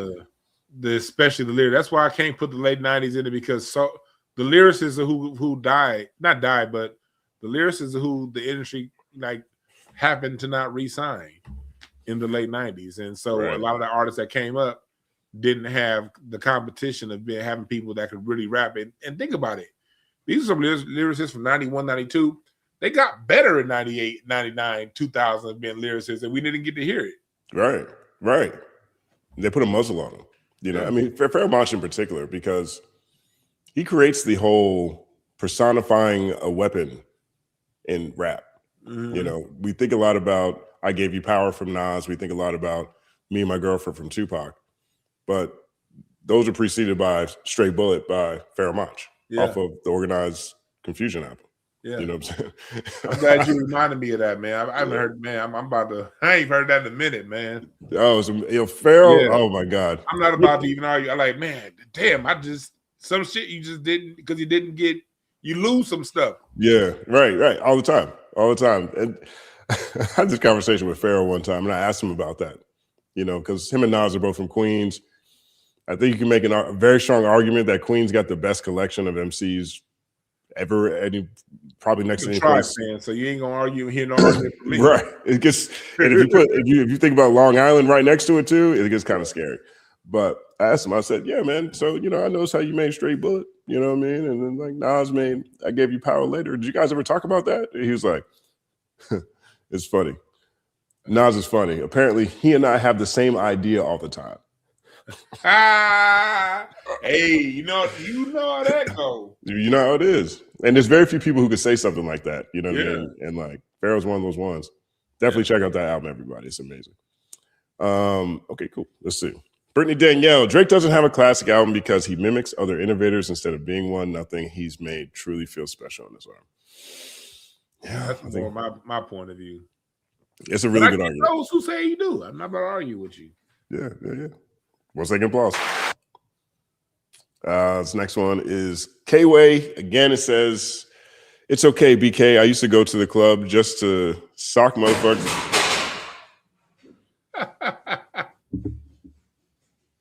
Something fell. Something fell from somewhere.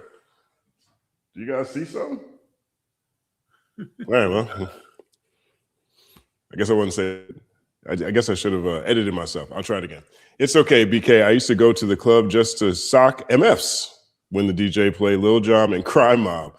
My brain wasn't developed yet. With better people now, he has 0 classics. 1 second applause. K-Way for real is a comedian. He for real a comedian. Let's see this next one. This one's from Nigel 341 Hills, Hias Hills as? Or is that just the keys? No? Okay, different. Never mind.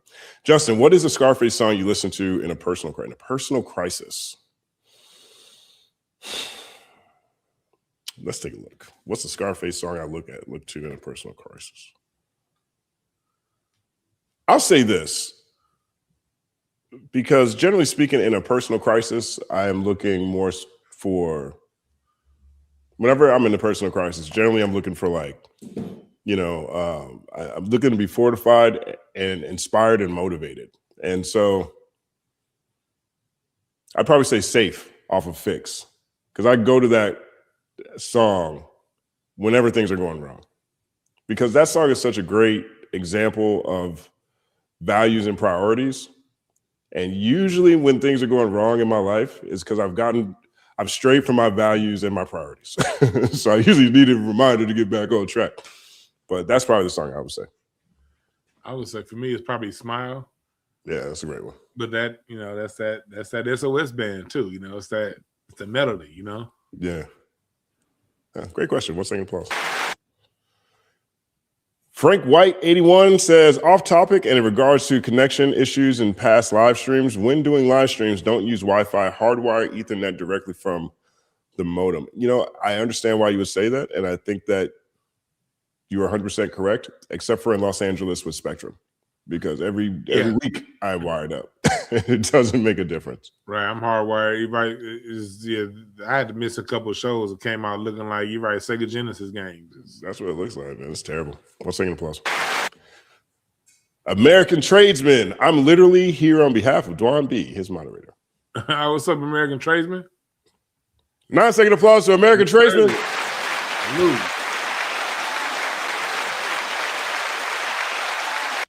Word up. All right, this next one here says, I'm absolute. How many classics does the GOAT Future have in y'all opinion? I say 3, possibly 4. I'm a say out of that one. I don't like his music. I just think I don't fuck with Future. Why not? Is he the way the style of production? I'm just not. I'm not the fan of this plastic style of production. You know what I mean? I like music with more melody, more movement, more layers, live. If I can have it live, it can't always be live, but you know, for what he does to me, is sonically is boring. Dirty Sprite 2, that's a classic. That's the classic for me.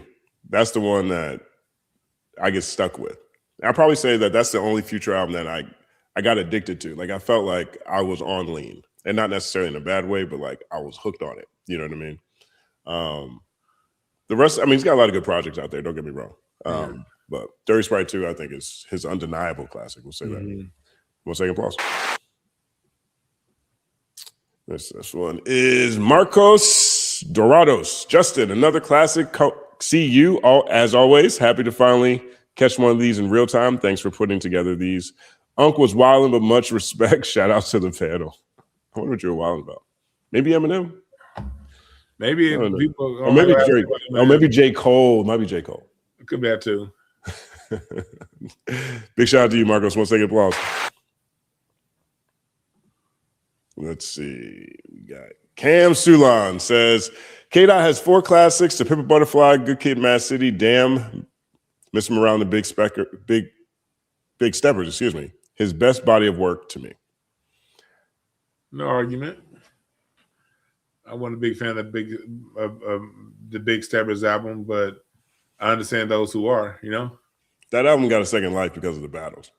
Yeah. You know, it brought a lot of people back to it. And I think the message in it is really great. Obviously, Kendrick is just great at putting together long form pieces of work. You know, he's a great storyteller in whatever medium at this point, because I love even the music videos and things that he does, the stuff he's doing with Keem. Like, they do a fantastic job of presenting big ideas. I like how to me, Good Kid, Mad City, really To Pimp a Butterfly, what he did, going back and getting George Clinton and then getting today's jazz great Kamasi Washington. You got today's jazz, old school funk, brought MC. You know, I like to have all the jazz musicians, Flying Lotus, more so of an EDM kind of musician. I like the eclectic mix of production on that, from not just straight ahead, you know, trying to sample based music, you know. And then they recorded it on tape, so you felt the warmth in it. Yeah, you felt the warmth. Yeah. I mean, that was just a masterpiece all the way around. It was. 1 second applause. Cam Sulan, big shout out to Cam. Brittany Danielle, life's a B and then you unalive. That's why we get high, because you never know where you're gonna go. Side note, isn't that so Orwellian? Like, we're watching Orwellian language remixes in real time. We are. The platforms have now told us what we're not allowed to say. And so we soften things. Like, she blurred out die. I mean, maybe she did, maybe she didn't, maybe my settings did, I don't know. But like, the point is, death, we gotta do unalive. You know, we gotta say PDF. Nobody wants to play with their streaming money for something like that. So you gotta say PDF. You know, that is so Orwellian. It is. Can't call a spade a spade. Right. 1 second applause.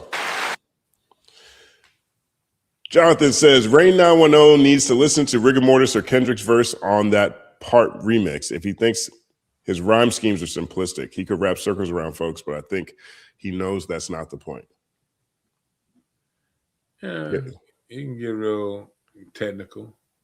Yeah, he's got some range. I mean, that's the thing.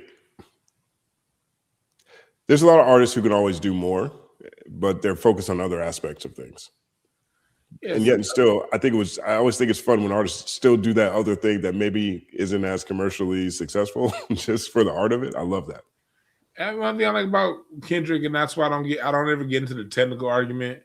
I go back to what Maurice White said with Earth and the Fire. It's not necessarily always about the words. It's about the feeling that's transmitted. Sometimes, how many times have you listened to a song that made you feel a certain way and you still don't know what they said? You know, I'm a huge Bone Thugs and Harmony fan. I was just about to say that. I don't know 95% of what they said, but that harmony, that man, come on, bro. It hits you. It hits you. Yeah. Right up. 1 second applause. K-Way for real. Elle and BK look like they watching a crime mystery on Oxygen with the subtitles on. This is during the conversation with Space. Brittany Danielle, Fayetteville needs to learn from Kendrick and the Pop Out. Let's all just get along. 1 second applause. Let's see. I think do we say this one?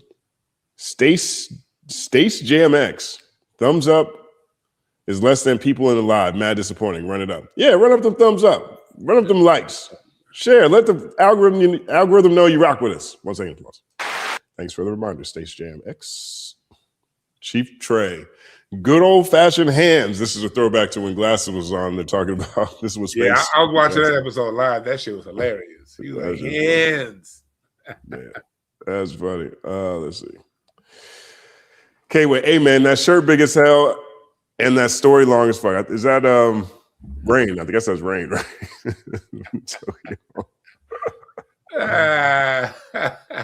Oh man. Okay, we did these. Let's see. We did this one already. Ahem, BK, ahem, what you think? I think BK actually did comment on that. Let's see what this is. JJ Smirk says, it's ironic the therapist caused all these problems. Oof, I wasn't ready for that one. 1 second applause. That was good. Let's see. Will Thompson, excellent discussion as always. See you, crew. Keep it up. Thank you, Will. 1 second applause. This one here from Martin HP 415. Thank y'all for your work. See you Wednesdays forever. I'm with that too. 1 second applause. Let's see. Brown Girl L, 88 to 94, 1000% quintessential golden era rap. 70s baby from the deep south. 1 second applause. There it is right there. That's what it is. Certain things you just can't fight. Yeah. Look, and I understand, you know, there's plenty of albums that are classics to me that I know y'all would disagree with, right? And I know that there's plenty of eras that feel golden to all of us, but the golden era is actually a thing that's been documented, and there's reasons for it.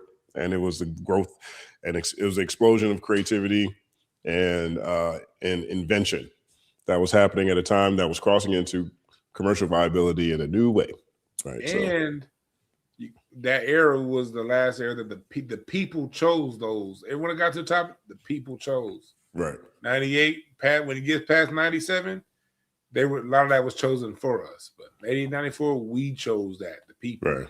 You had to be hot in your region, and then the rest of the country had to say, okay, yeah, that's dope. Well said. 1 second applause. Fly Breeze says, what does it take for an album with low sales or underground to be a classic? Usually people say a classic needs to have impact, but if not many people heard it, how much impact can it really have? MF Doom's a great example of that. You know, MF Doom has never been a sales titan, but in that environment where in the 2000s environment, for example, people still cared what experts had to say. You know, people still would defer to people who were more well-read or more experienced. And in the art space, reviews made a big difference.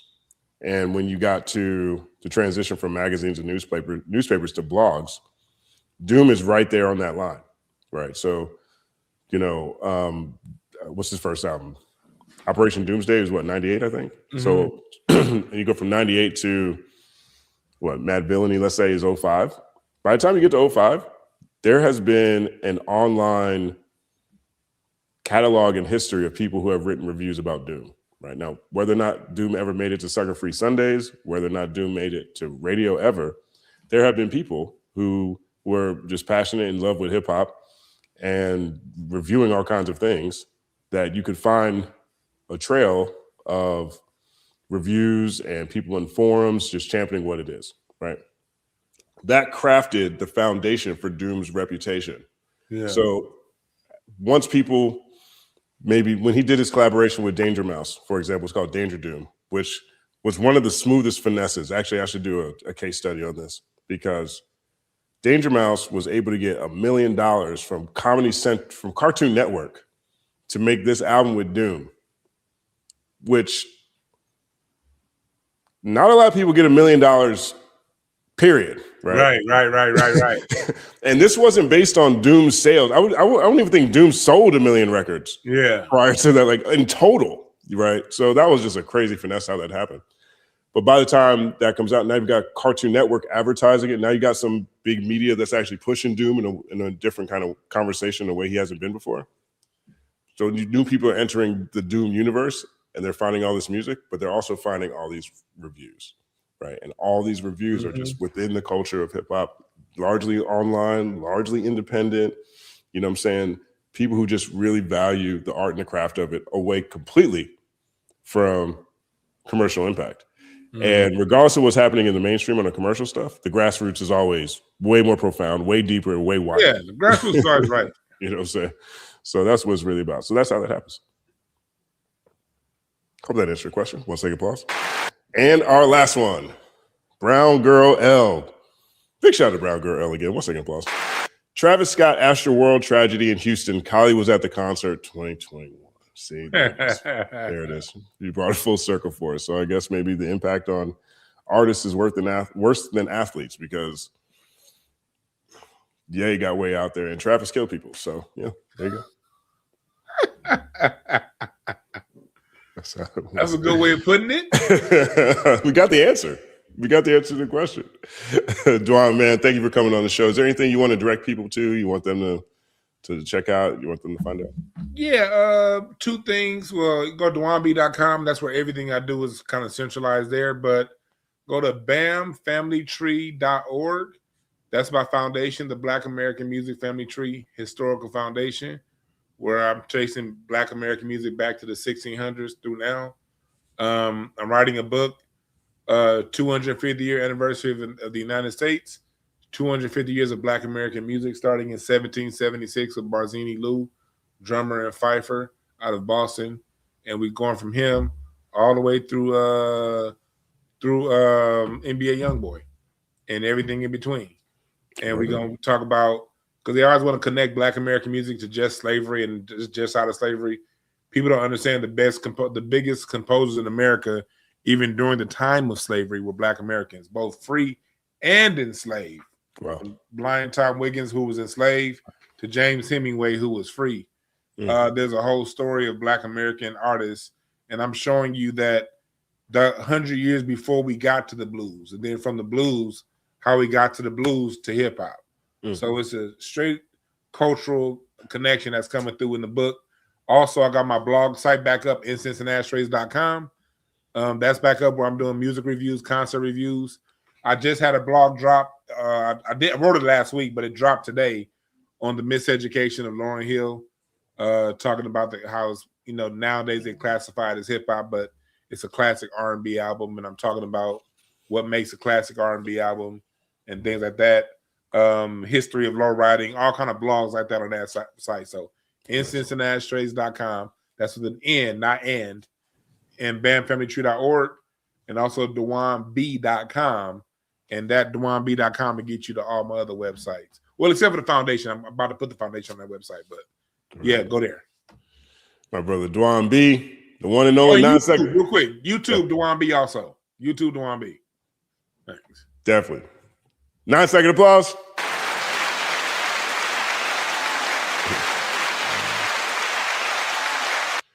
Word up, word up. Thank you all again for another Culture United Wednesday, every Wednesday, 5 p.m. PST, except for today, which is 5:30, but that's okay. Sometimes you got to shake things up a little bit, keep people fresh on their toes. I am sincerely thankful, blessed, honored, and highly, highly thankful for all of you for tapping into this community and showing love and support each week. Thank you to all the guests who've come through for another outstanding conversation, and we will be back next week on Wednesday. Hashtag see you Wednesdays. Peace.